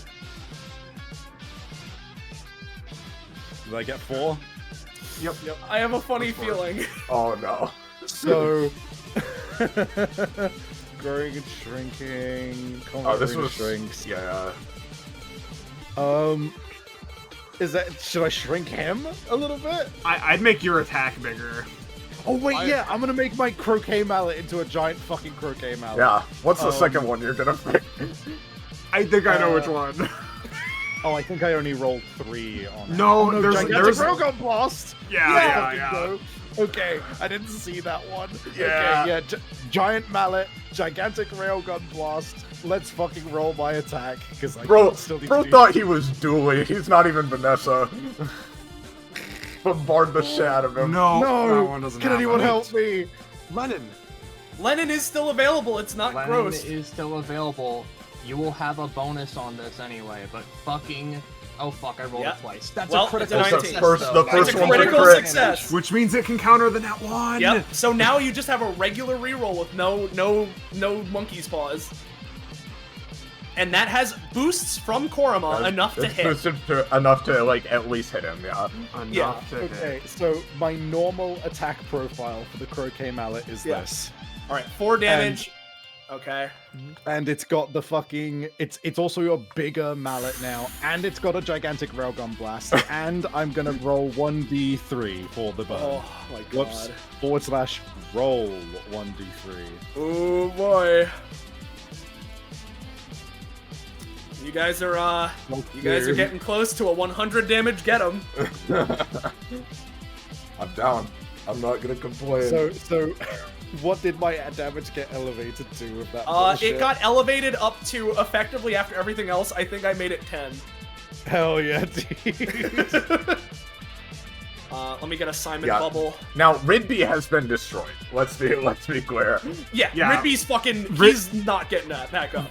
Ridby takes 50 damage and dies. Yeah. I assume it doesn't. I No, hope it's not we gonna don't kill him. It's yeah. not. Gonna, no. Yeah, I assume that's. And, Yeah. and he's in a bath while we do this. And he's in a bath. He's being cleaned. And yeah. You know what? Fuck you, Disgusto. I am going to just go ahead. Not that and other do one. something. He dies. Korama is gonna attempt to double the effectiveness of this fucking shit. Oh no. Now wait a minute. Is Now- that allowed? I'm not gonna. I don't want every attack to go through again. Just an amount, a percentage of what happened, you know? Just a Give me percentage. a roll, Korama. Give me a roll, pal. Ah, No. No. That's And in fine. fact, as you go to do that, Don't think this is over. as he starts to reach towards you amidst all of this Corberry, his hand, his arm, radiating the worst stench you've ever smelled. As I'm gonna say, as part of the crit fail effect, we're simply moving to Ferris's turn now. Yep. Fuck. Fair enough. Bonus action. Oh well. Okay. I think it's more than fair. We did a shit ton. Yeah. We turned the tide. I think it. Oh, trust me, you've done a little more than that. I think he might be like almost out. Is my theory. Yeah. Save I me, Clown imagine just, like, Lesbians. from- Save me. From this, right? Because they fucking uploaded the bad Korama data. I imagine they're just sparking and fizzing, and their eyes are like blipping blue and like Yep. back to their normal color, and they're just fucking pure bloodlusted. Alright. What's up, I'm Ferris? doing a Hail Mary. I'm Yeah. doing a Hail Mary. 5d100 on my bonus action to see if I get anything that could just fucking annihilate this man. The clown magic that instantly kills you in one hit. Yeah, dude. Right, okay. Screenshot that. Right, let me peruse my options real quick. Yep, Sorry, yep. I try to avoid this normally, but No, we're like at the this is fucking important. pearly gates. This is important. Okay, that's a good option. That's a good option. What else have we got? We've got 36. Whatever. 39. Not good. 65. Okay, I know what I'm gonna do. I know what we're doing. We're gonna fire off number 17 with my action. Target is now strapped to a spinning target wheel. and I am blindfolded and I have to throw 3 knives at him. Can I just Can I just summon the knives again? Yeah, dude. Cool. The bath stands up and starts spinning him. And also, here comes the fucking... Hold on, I need to spend the 3 for that. And then I'm gonna do any time to fucking just do another gunpowder fucking blast into this bath with him. Come on. One of these ones! Oh, no. Ferris. It doesn't affect the knives, but it does. Yeah. Oh god. You strap him onto this thing, and you try and throw these knives, but they're just not. It's simply. Oh wait, no. Is this the pop gun? Actually, This is the pop. This is the pop. okay. Yeah, no gasoline, but you do have the fucking knives. Okay, we can still try to throw the Alright. knives, at Yeah. least. All right, here come the 3 knives. First Yeah. one. That has no bonuses because Korma's tactics is done, Nope. right? So It would have Okay. it would have affected the natural one. all right, there's one. 17. We're all yelling like, "Come on, Ferris, you can do it!" Oh my god. That's one That hit. is one hit. Roll me a blaze. Holy shit. Okay. Oh, no, not forward slash. Here we go. Forward slash roll 1d3. I don't know how much. It doesn't list how much That's damage 3. the knives do, but let's go with I'm 3. counting it as That's what 3, was like the last time. one that Yeah. happened. That makes sense. And now it's another another 3. 3. Okay. Anything else? Oh, buddy, that sure is all of my shit. Oh, I also spent 2 to keep the confetti chaos Okay. up. Before his turn goes, I want to ask, how's he looking? Terrible. He's in his death throes. There might be something. So I have the stupidest idea, and it'll be the most Diodora move if it works. Okay. Okay. I'm gonna take that assist card we got earlier this session for red, yellow, green. Diodora's gonna put it up and go, green. I want his chin to spin so he breaks his neck. Damn it. No! And also you used It would have been so. You have no Yeah. idea how much I was hoping But for wait, that to wait, be a wait. killing Is that blow. boosted? Is that boosted by pack tactics? It is. to like a 5 though, right? Yeah, but she's also in Blackbird's aura. I've been spending the upkeep on the whole time, so it's 7. Hang on. And if we're all gonna go into this, I've only stolen 1 R with Romeo, but he's still up. If you look at him over here. Oh my god. And I can apply an extra 1 to that. Let me roll to apply that to your roll. Ugh. You know what? It's fine. I have 1 for energy left to spend for the round. Okay. I spent 4. I can add a plus something to your roll. I forget what it was. I'm pretty sure. Double it's like check. a +2 or... We're gonna win by modifier, dude. I don't care. We're that picture of the guys raising the American flag, but it's Theodora's too. Fuck you! Get a +3. Oh wait, I gotta roll. Gotta roll. What's it even turn into once we have this? It's a 4. Well, I mean, that would still be boosted by the At the fusion. very least. It's boosted by the fusion, Yeah. so maybe it'll give just enough to crack his neck open, break him open like a cold one. Or I think it's like an 8. He's melting. He's- He's turning into a he's liquid. very- It's easier. His neck gets, and he's, oh brother, like, Man, just die. He's almost dead. Well, here's the thing. I do have one more thing. If nobody else has yeah. something.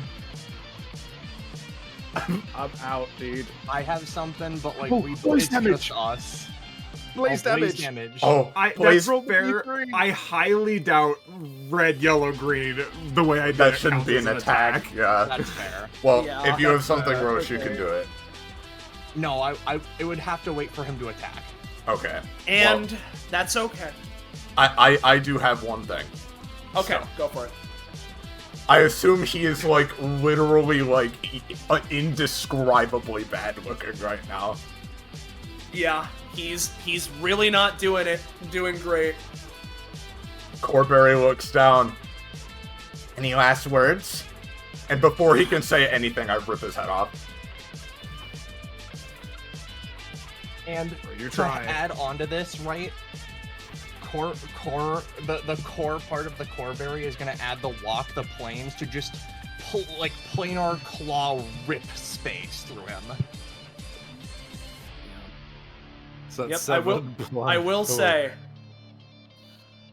for all these anytimes, make sure you're gaining 1 LC poison, 1 stink token because of monitor wizard, and that also includes red, yellow, green.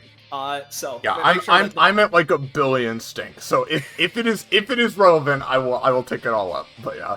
Yeah, I mean, our stink is being cleaned anyhow, so like... Yeah. At least partially, but continue, yeah.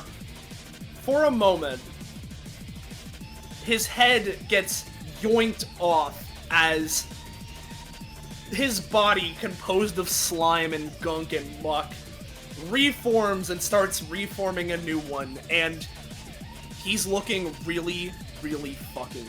You're kidding me. Just terrible. However, as it hits his turn, all of you, DBA, your sins will not be forgotten. Vengeance will be mine. And this bath, how poetic. as in a moment, an emanation of fucking slop and slime bursts off of him. Your pure adrenaline prevents the stink from truly corrupting and tainting your beings. The Gallarhorn blows one final time as these glorps are like in That's what they sound conjunction like. with it. The Gallarhorn then falling to the ground next to Disgusto, as in an instant he starts zooming up into the air, Disgusto, without much control of his body. No more words. All bad. As he extends a hand out. Here's a present for you. No, come on. As I'm going to post his last ditch Hail Mary. The anti-bath bomb. It's about time you see why they call me Sloppenheimer. The ultimate condensation of Disgusto's power. Flying high into the sky, Disgusto peers down onto the world. It doesn't matter what he sees. It could always be worse. He raises a hand to the sky, manifesting, if I could still find it. Yes, manifesting a ball of energy within the palm of his hand. For, with a determination in his eyes, he rots reality. No. And raged, yes, like Donte's rage. The world cries, but instead of tears, there's only stink lines. The ball embiggens, ballooning at an exponential rate as it siphons the slop being fed to it. The anti-bath bomb is said to be the perfect inverse to a divine cleansing. It seeks out every last ounce of purity and eradicates it, filling in the empty space with unending pestilence. Nothing is immune to its corruption, and all will be turned into 100% pure, concentrated bad. To say it smells bad implies that its wretchedness can be measured. In one round, Disgusto will plunge the death ball down, completely grossifying the entire battlefield. It is unblockable, unparryable, undodgeable, etc. When it hits, it deals 200 damage, plus additional damage, equal to the amount of stink tokens currently on the field. And then, it will continue burning into the fabric of Slop World, and anything that survived the initial attack. Hey, real quick question. Yeah. Can I ragdoll this? It's not hitting yet, it's in one round. But can I ragdoll it? You can try. I'm not sure I'd advise that. It's not but- going off. It's not going off yet, though, right? No. Yeah, in a round. As Going off in a round. Disgusto holding his hand upward with this. Holding it. Going for one last Hail Mary. One last big try. I ask you, Corberry, Blackberry, whatever you feel. What do you do in response? Give me just 1 second. I have a thought and process, but like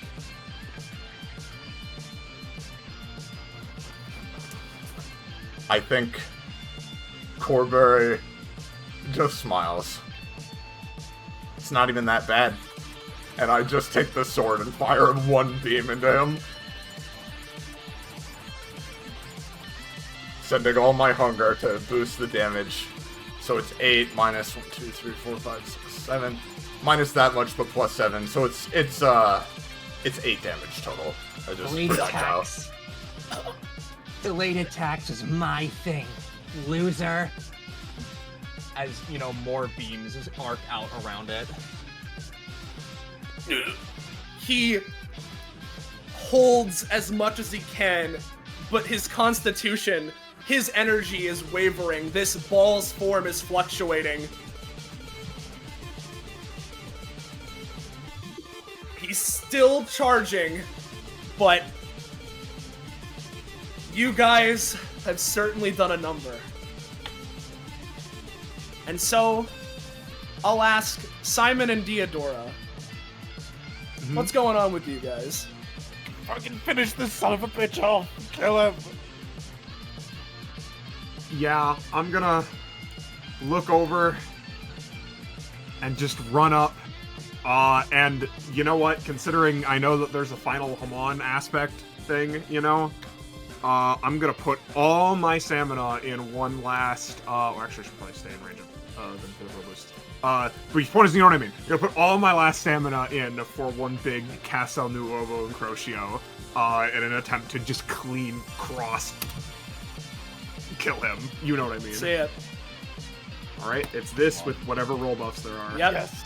And Simon, what of you? Well, So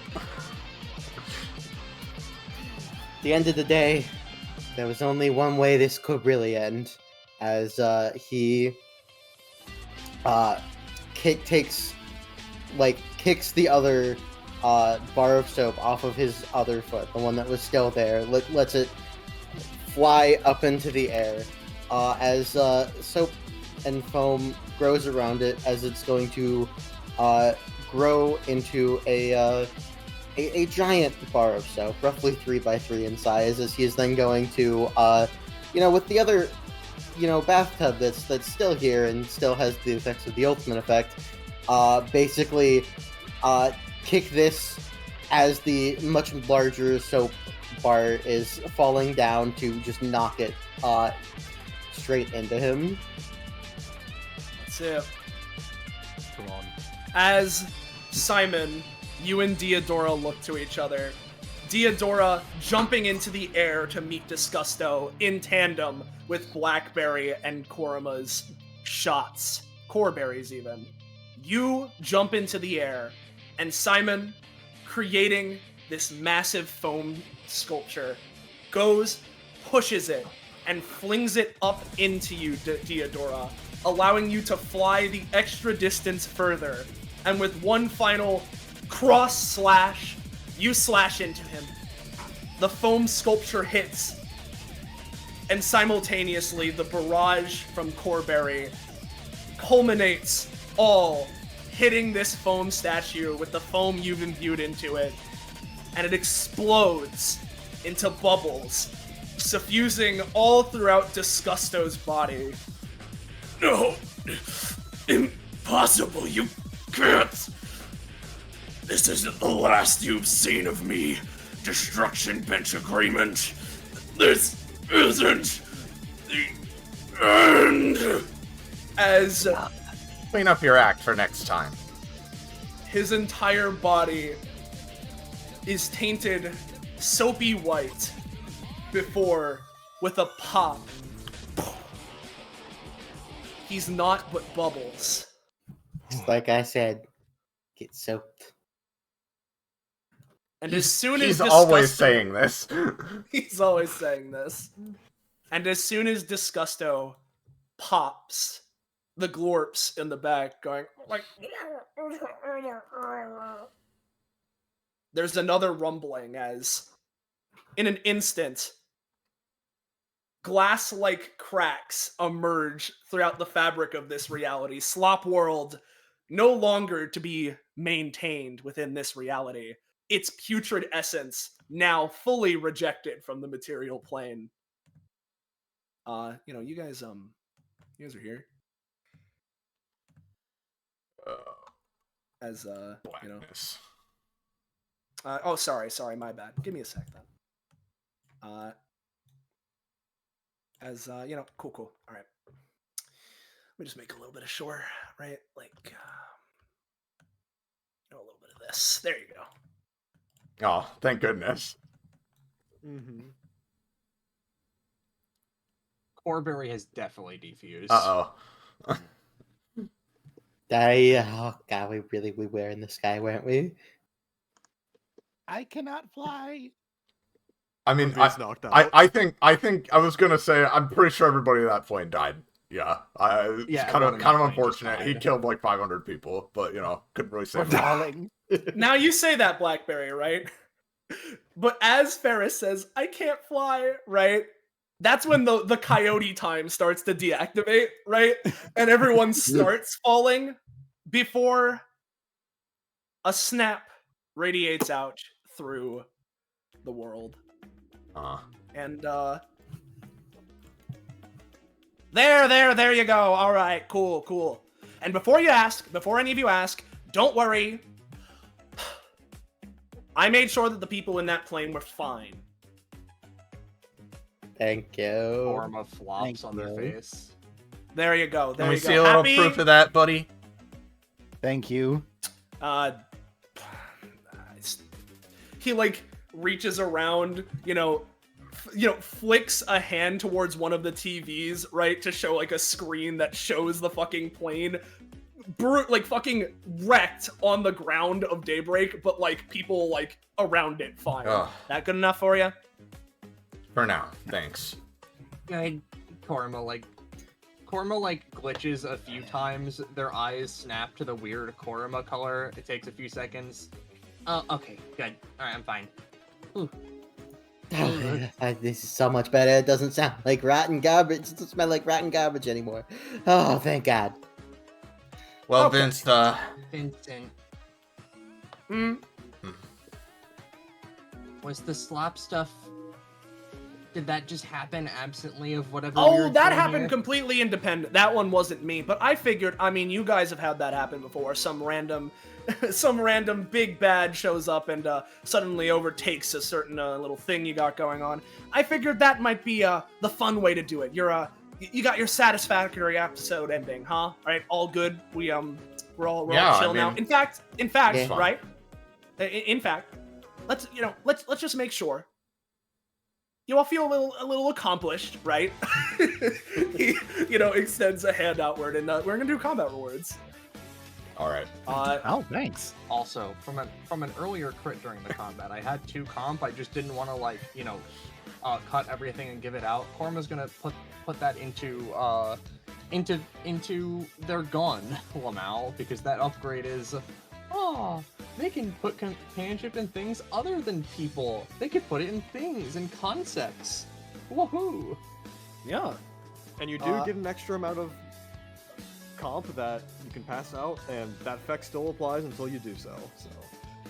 Yep. You know what? That is a wanna big go number. big. That was a very difficult 3-phase combat. You know what? I'll even go a little more because it was a very difficult 3-phase combat. And I'm aware that we have a Powerhouse Monday here, but I don't care. So. That is a lot of stamina. There That you is go. maybe worth forgoing the proficiency, but then again, the proficiency. If you get That's a lot. companionship, you can split it among people, right? Yes. Yeah. All right. 2, 4, 6. You know what? We're gonna get just about to lower mid tier character. I'm taking the 8 prof so I can be up at 29. There's part of me that really wants to take the proficiency, and another part that really wants to just be like, well, I'm the tank. I should probably gain fucking 15 stamina in one go, because I won't have to worry about it for a while. You know what? No, you go. I was just gonna say, you're probably never gonna get another opportunity like that again. True. No, I think I gotta. Now, plus, the way I see it, right, the slow accumulation of proficiency over being played in multiple sessions is fun. You know? Meanwhile, stamina is something that you never want to pick, but you always want. So in my opinion, it's just good to get, if there's a big chunk, grab it, because you don't need to think about it anymore. Yep. And I will say, right, obviously, or I guess I say obviously, Simon, you are picking prof? Yes. What are you at? 29. You're gonna get 2 things, and you would get a third, but I don't have that written for you, so just hang tight. But 23, you get the thing I was talking about. Instant results. After successfully performing foam sculpture, Simon can spend an additional 3 stamina and a bonus action to immediately perform an action utilizing the created item. If the item is too large or otherwise unwieldy for Simon to pick up and traditionally use, he can instead allow him to push against the item to move it up to half his movement speed without needing to roll. So yeah, you get like a mini version of your ultimate thing you got. Hell yeah. Yeah. And sorry. You also gain a new ability. Ooh. Squeaky clean. Simon takes a deep breath before cracking his knuckles. Brandishing 2 bars of soap, he begins vigorously scrubbing down an adjacent unit or space, which is quickly enveloped in a cloud of foam. This immediately produces 3 bubble clusters, as per Scrub-a-Dub-Dub, and inflicts the target with the squeaky status effect, which is listed there.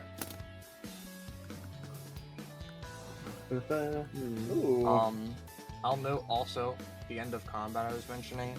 So from that combat, Blackberry was the one we did a whole lot. So friendship. So Blackberry would get a friendship bracelet. We gained 5 comp. Yo. Also, the lesson of cleaning up. Yeah. Yeah. What are you thinking about that, pal? What were you kind of hoping for?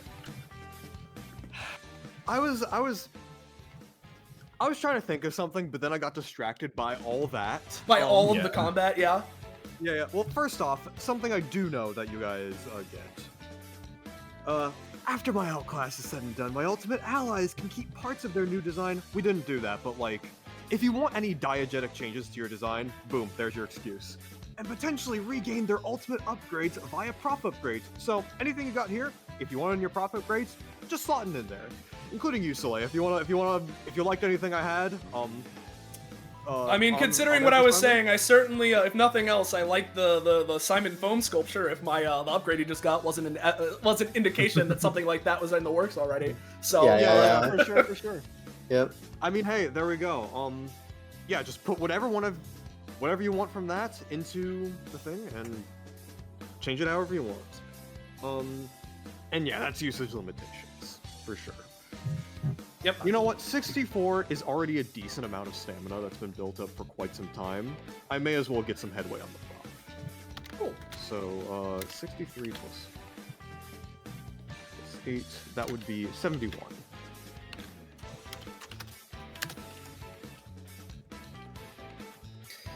I copy-pasted the Ultimate Ferret stuff for future reference. Cool. Yep. Nice. Yeah.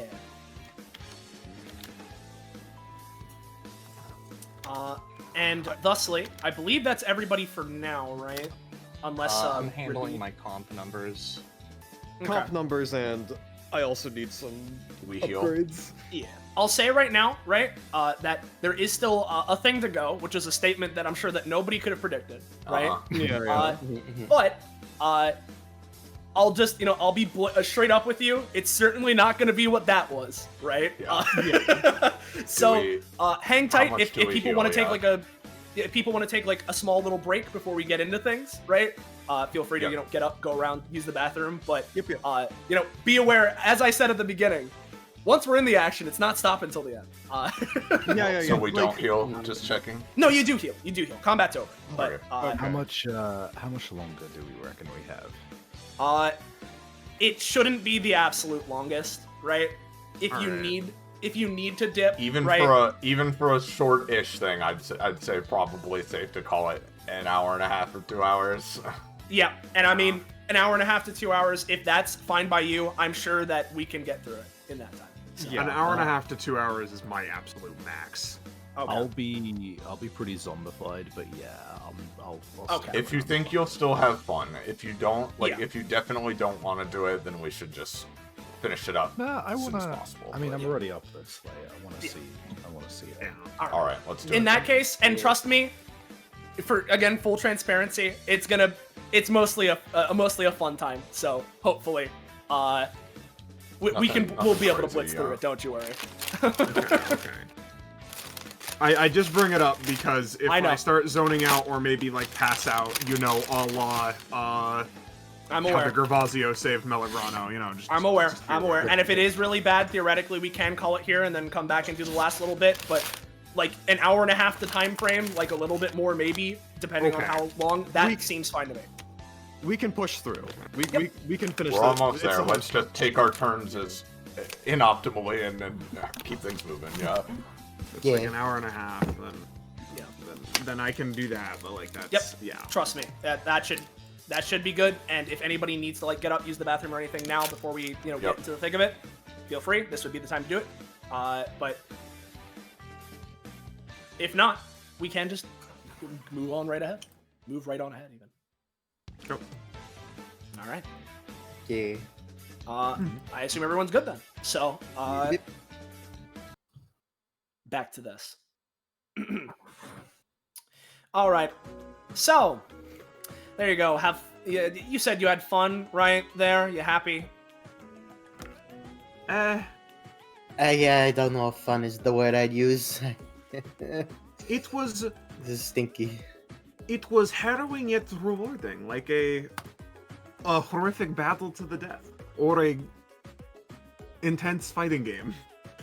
Or an eating contest. Oh I, god, or an eating God, contest. don't make me think about that as an eating contest. That would. Man, you sure were fighting against quite a pig, huh? He motions and sort of takes the Gallarhorn that he has that Disgusto had, spinning it on his finger. It was all left. Don't to the use guy, huh? that. What? I'm not doing anything. I just picked this up. I figured he's not using. No, it. I don't mean about the horn. I just mean about the puns. So there you go. Episode over. We all good. We all happy. Or Seems we're waiting on two peeps. oh, Yeah, Cockpo and Roche are dead for a I second. think all right. Gorma's blue screening. If you just give us a No, second. no, I get it. Give him a moment.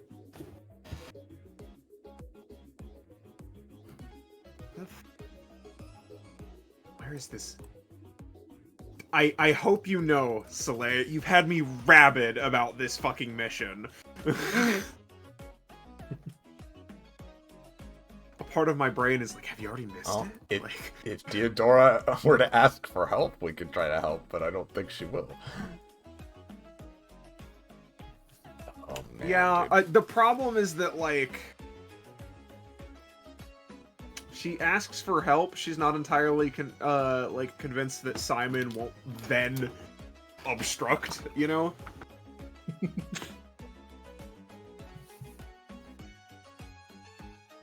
So maybe, I'm thinking, like, to her, maybe acting, covertly and alone is better than involving the party but allowing, a double agent to lead them astray. Yeah. But that might change. I don't know. We'll see. We'll see how We'll see things what go. happens, yeah. Yep. I'm imagining, by the way, when we came back here, right? It's that like transition glass shattering effect. I'm imagining that that's played in reverse, and then we're back here. Yeah, pretty much. Yeah.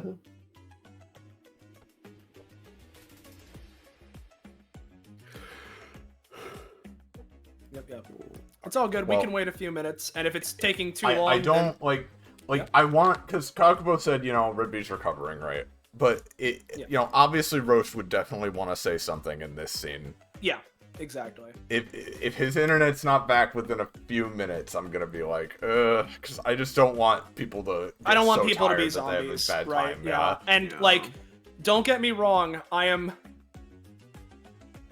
more wanting this to be done. Well, than you made too much really good shit. Sorry. Yeah. There's a lot of it. Really good. That combo was fucking crazy. I'm glad you liked it. It was great. Needless to say, I put a lot of effort into it. But it was great. I can tell. That was definitely never gonna get done in one part, though. No, that's fine. It's all good. Too much, but we all do that sometimes. So. Yep, it's all good. All right. Well, at least Kakubo's saying he won't be that long, but if how's about this, right? We get too far past 1:30, right? We can really start talking it, right? Yeah. Because I really want it. We're right there. We're right there. We have a thing, and it's a fun thing, and it'll probably take a little bit because it's like an action thing. But it's up to Roche's internet now. Yep. Yeah. We can't do it without him, so. Yep. I will take this opportunity to put my dish away and go to the bathroom. I'm not going to be very long at all. I gotta say, as much as I fucking hate thinking about Disgusto, the fucking got me thinking a lot about plans I have in the future, fight-wise. Yeah. You wanna know what fucks me up? Yeah. I was making a clown who had puns that were just puns you were using. I knew you were making us like a fucking slop clown, right? Which is explicitly why I didn't give him a feature that was literally bucket of wet slop grins, because I knew that, and I'm like, oh, that's that guy's thing. I could use every other stinky joke, right? But not that one. That's why. That's why it's only on Diodora's one stinky feature. I can't believe you gave her Italian bucket of wet slop grins. You can thank Penny for that. Of course. Yeah, no, I Google translated it. You have no idea how funny it is when I look and put it in Google Translate and I read bucket of wet broth smiles. Yeah, dude, let me tell you, whether tonight or otherwise. Oh, and also this, this should be on the fucking map layer, right? Oh, well, never mind, it's gone.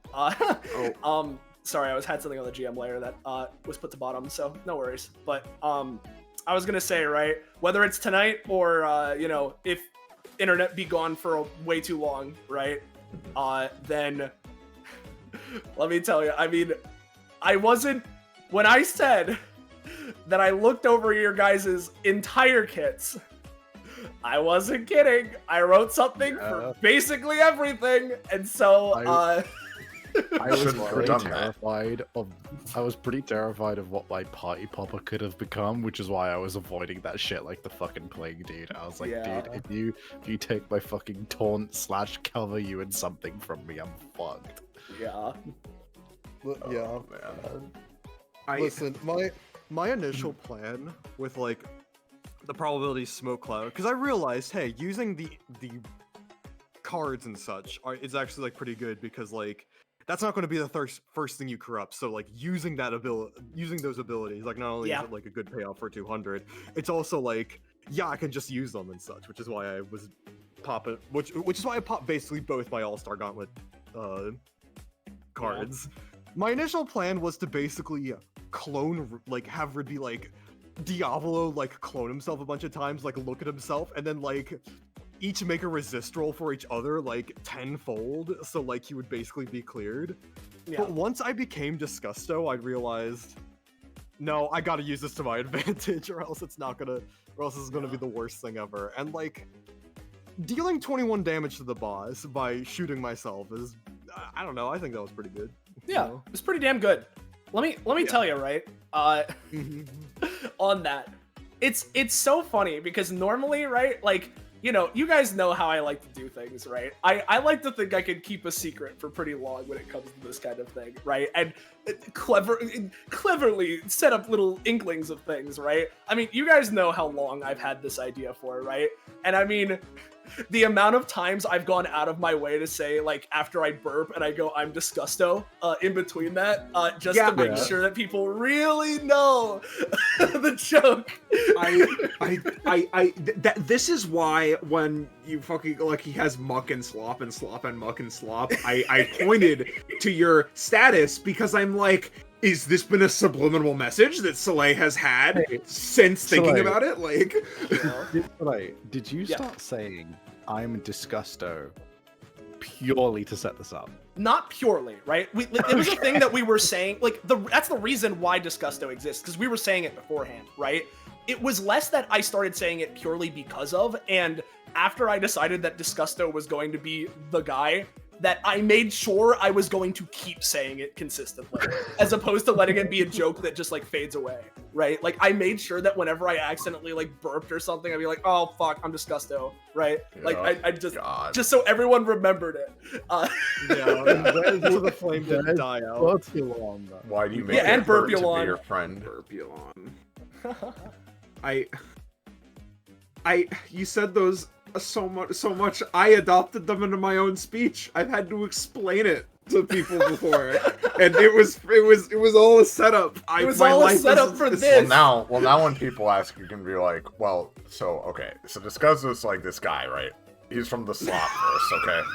And From basically Slop World, he's thank like you. he's like disgusting. He's like really bad. He's garbage, and that's sort of his whole thing, and he's really powerful. No. Oh my god. Okay, I want to ask, by the way, before, obviously, it should not be now, right? In which we do a breakdown and you show all of those, right? But when you say you did everything, I need to see, did you do the Imperator Orders? Oh, of course I did. Oh my Oh, of course God. you did. Oh Okay. no. Dude, I'm so I curious did. what efficiency of the red roundabout turned into.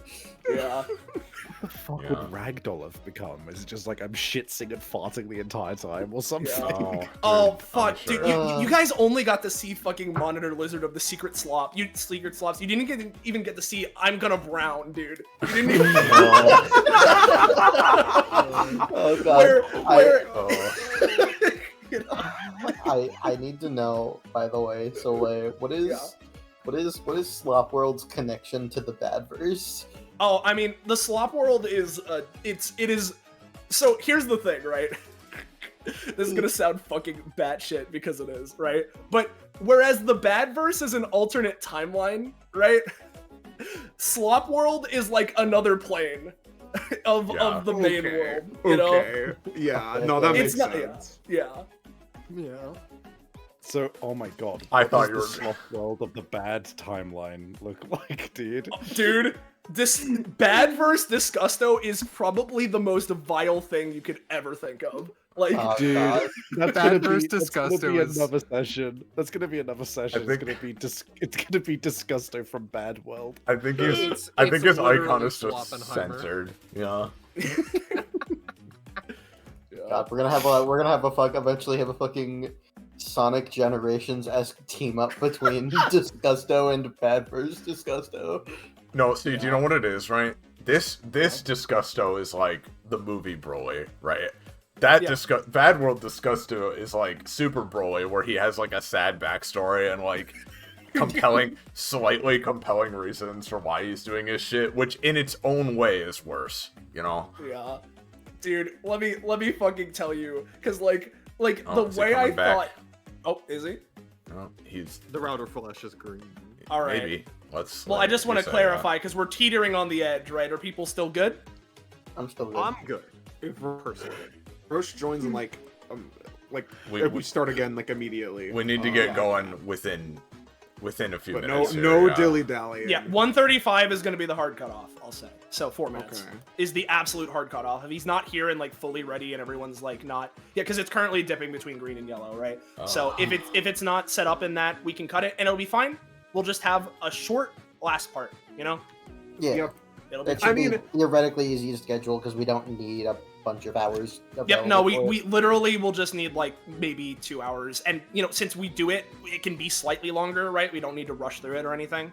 Yeah. But, If we absolutely have to, we can push back. Obviously, it sucks to do that, Yeah. but I mean, like, you know, this is getting seriously super late for a couple people, so Exactly. That's and I prefer people being alive and having fun as opposed to exactly. anything else, because I mean we're right at the end anyway, and like, you know. Oh, Yeah. Plus, come on. I mean, having done a lot more like non-DBA stuff, right? Yeah. I'm at the point where I'm like, a 3-hour session is an afternoon well spent. So to me, the idea of you know doing another thing is not like not a bad idea to me. Yeah.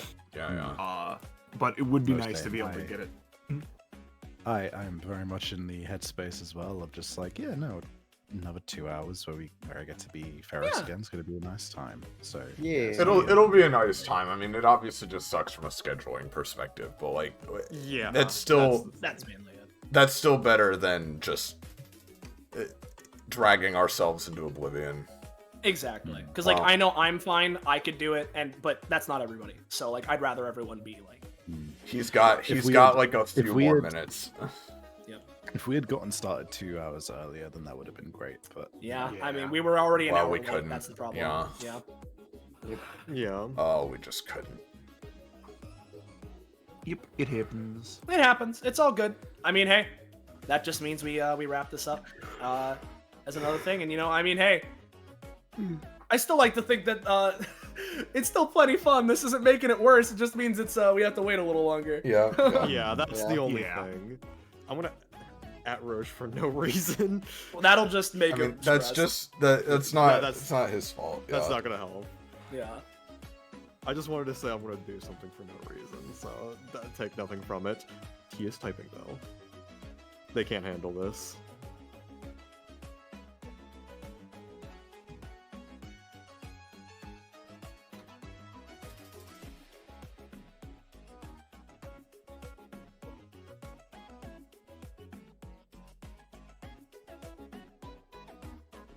Well, let me ask.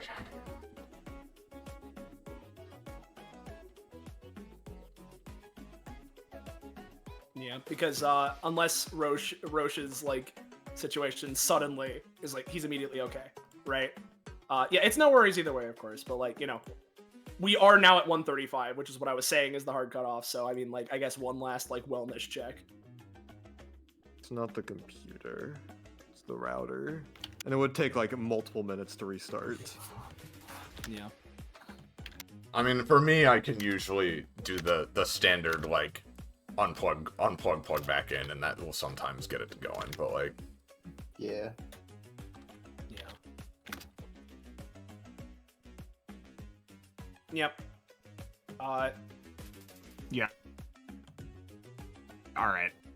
Yeah. Let's. Alex, all right, I think that's Yeah. with what he's saying. I think maybe the next reset will do it? let's give it literally one more minute. Yeah, but then, one last reset, and then if that's not it, then Apologies, we'll chat. You know, sucks that sorry, we're chat. in this limbo, but yeah, nothing we can do about Nothing we can do. No reason to be upset. Nothing that could be done about it. it. Yep. Yeah. Yeah. And I mean, that was certainly the most stressful part on my end. So Yeah. what we did I here can today. fucking lot. imagine. let me tell you, I didn't think I thought that 6 range was pretty respectable for my party popper, Yeah. and and now I'm sitting here just like, what was I fucking thinking, man? Like, Savvy. DBA. Let me tell you, 6 range is in a lot of times really respectable, right? There's a little thing with me though. I have a little bit of a problem. I like making big maps and big combat arenas. I and mean, so I like it too. frequently I'm is a not mad. thing. I think it's just one of those things, right, where it's just like, I realize that a lot of people have some really good gap closes that are just like, oh, teleport next to the enemy. And for me, it's just like, okay, I could move 8 in a straight line twice, I suppose. And like, I know, I'll definitely add some stuff that's gonna help with that. But like, I can imagine maybe something which is like, oh, a surprise box or something where I just like reappear out of something. But like, in regards to the party poppers, I have an upgrade coming up that's like +2 range, and I'm just like, still wouldn't have fucking helped. Yeah, I mean, I think part of the fun for Ferris is that she can be like knocked a billion years away, and then like she's kind of like out of position for a bit. But that is kind of the point. Some right? buffs to some buffs to range and stuff to at least like help out a little bit. It would definitely help. Plus, No, I think I think she's well balanced. She To says be it's honest, on? I've been enjoying it. Maybe. Yeah, I will say, that's the reason why I gave you Ferris wheel, because I just thought it would have been really funny if you, like, the boss just knocked you like a billion miles away with their high damage attack, and you just cartwheel back instantly. Yeah, I'm not gonna lie. I saw that, and I was just like, "Thank you. That's really fucking good." And I immediately said to myself, if she ever gets that, it's literally at Prof 100. He's here. He's here. I'm in. It's a miracle. All right. Let's go. I wanna ask just one last time. Are people good for it, or do we Yes. want to push? Okay. I'm good. Sabs, so you guys are good? Yeah. We can go, but again, you expect me to be out. All right. That's okay. All right. It's all fine. Zombos. If you're sure. Yeah. If you guys, I just want to make sure that the two of you especially are okay with it. Yeah. 'Cause if you would simply rather be more awake, I'm fine to simply. Yeah. I mean, there's not much left. By extension, there's probably not like a ton of RP left and like that. Yeah. So yeah, you know, and- I'm good to get through it. And on top of this, just as a last thing, there's all like I assume that it's like obvious that there's if we succeed here, there's probably going to be like the BlackBerry get together party downtime. You have plenty of time to RP there. There will be time to RP more, yeah. Yeah. You know, here's my thinking, right? It's hitting me now, right? Just because of the time that it took, right? That like part of me is thinking that just for pure energy's sake, it would be best if we did push back. All right. If you think that's best, we can do it. Yeah, no. Yeah, because I want to ask you, Soleiil, here, right? Like, knowing that there are certain aspects of this coming up, would you prefer? Because like I'm Ferris, man. I'm playing Ferris. I would who's prefer meant to if be you were like up and clowning around. So Yeah. All right. Let's push then. I'm going to make the decision just because like, and I know it sucks because like Roche literally just got back, right? But like, just with like how the vibe was, right? I'm just like, I'm gonna make the executive decision here, and I'd rather everyone be like awake, and That's won't fine. take that. Cool. It's more responsible to do that regardless of the internet problems. And anyway, we've so. only got to find like 2 hours of time. Exactly. So it should be. I'm down. Yeah. Yep. I can do that like basically any day that I don't have a different game. Yep. Yep. In which case, yeah, exactly. As Tim is Yeah. saying in chat, especially for action scenes, energy is a must, and I completely. Yeah. So you know 100%. what? I'm making the decision here, regardless of any other outside factors. This is just what I'm feeling best. So I hope everybody enjoyed this here today, and Absolutely. we're unfortunately in some ways not done yet, but that just means we have one more last little ride to go, and we'll do it as soon as we can. I know I'm generally available, and I hope not only you guys enjoyed it, but I hope that everybody in chat here enjoyed it. Yeah, and I did enjoy the fan art. Like last time, Yep, right? absolutely. Do you wanna show it? Yeah, you know what? Yeah, I should do that super quick. I've been looking at it and appreciating it. All right, so sorry for the long fucking liminal state there, but hey, it happens. Not much we can do as stated. So, all right. First of all, from Scarlet, of course. we've got this.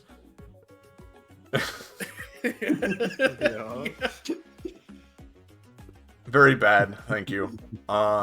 Then from Tip, we have a quick double whammy here of fucking awesome fusion draw, as they always do. Yeah, thank you so much. good Super shit. fucking Thank rad you. every time. Beautiful Love Ferris that. Theodora fusion. Yeah. Then we have a stupid name that James made of, like, I guess the DBA group chat. Very stupid. Thank you. The episode. I with a gun. Again, maybe during the downtime and such, I'd love to see just the other PC's reactions to any of this. But Yeah. all right. Then we go down a little bit here. Hold on. Then from Tip once again, a fucking awesome core berry. Super fucking, like, I love the vibe of, like, it has a great fusion of mischievous and legitimately cool as well. It's really good. Fucking Good awesome. Thank you so much. 100 million infinite times I will do so more awake and awakedly next time, I'm sure. Thank you guys again for all of those. We will go over more next time, and thank everybody once again at the very, very end. Yep. And of course, if you're new around here, you enjoyed yourself, and you want to know when, where, how, why, you can catch up with more of the things we're doing here on this Twitch channel. Make sure to join our Discord. Fine dining! Whoa! There it is! We are going to do one last little thing of this last little segment of this episode, right? So I hope you're there for that, to see the finale of this era of DBA, and perhaps the beginning of this era of DBA. We'll see. Thank you to everybody involved on all fronts. The biggest of thanks to Penny and Scarlet, as I said last time. And until next time, good night. Say goodbye to chat, everybody. Goodbye. Goodbye, chat. Night. Night. Bye. Lady.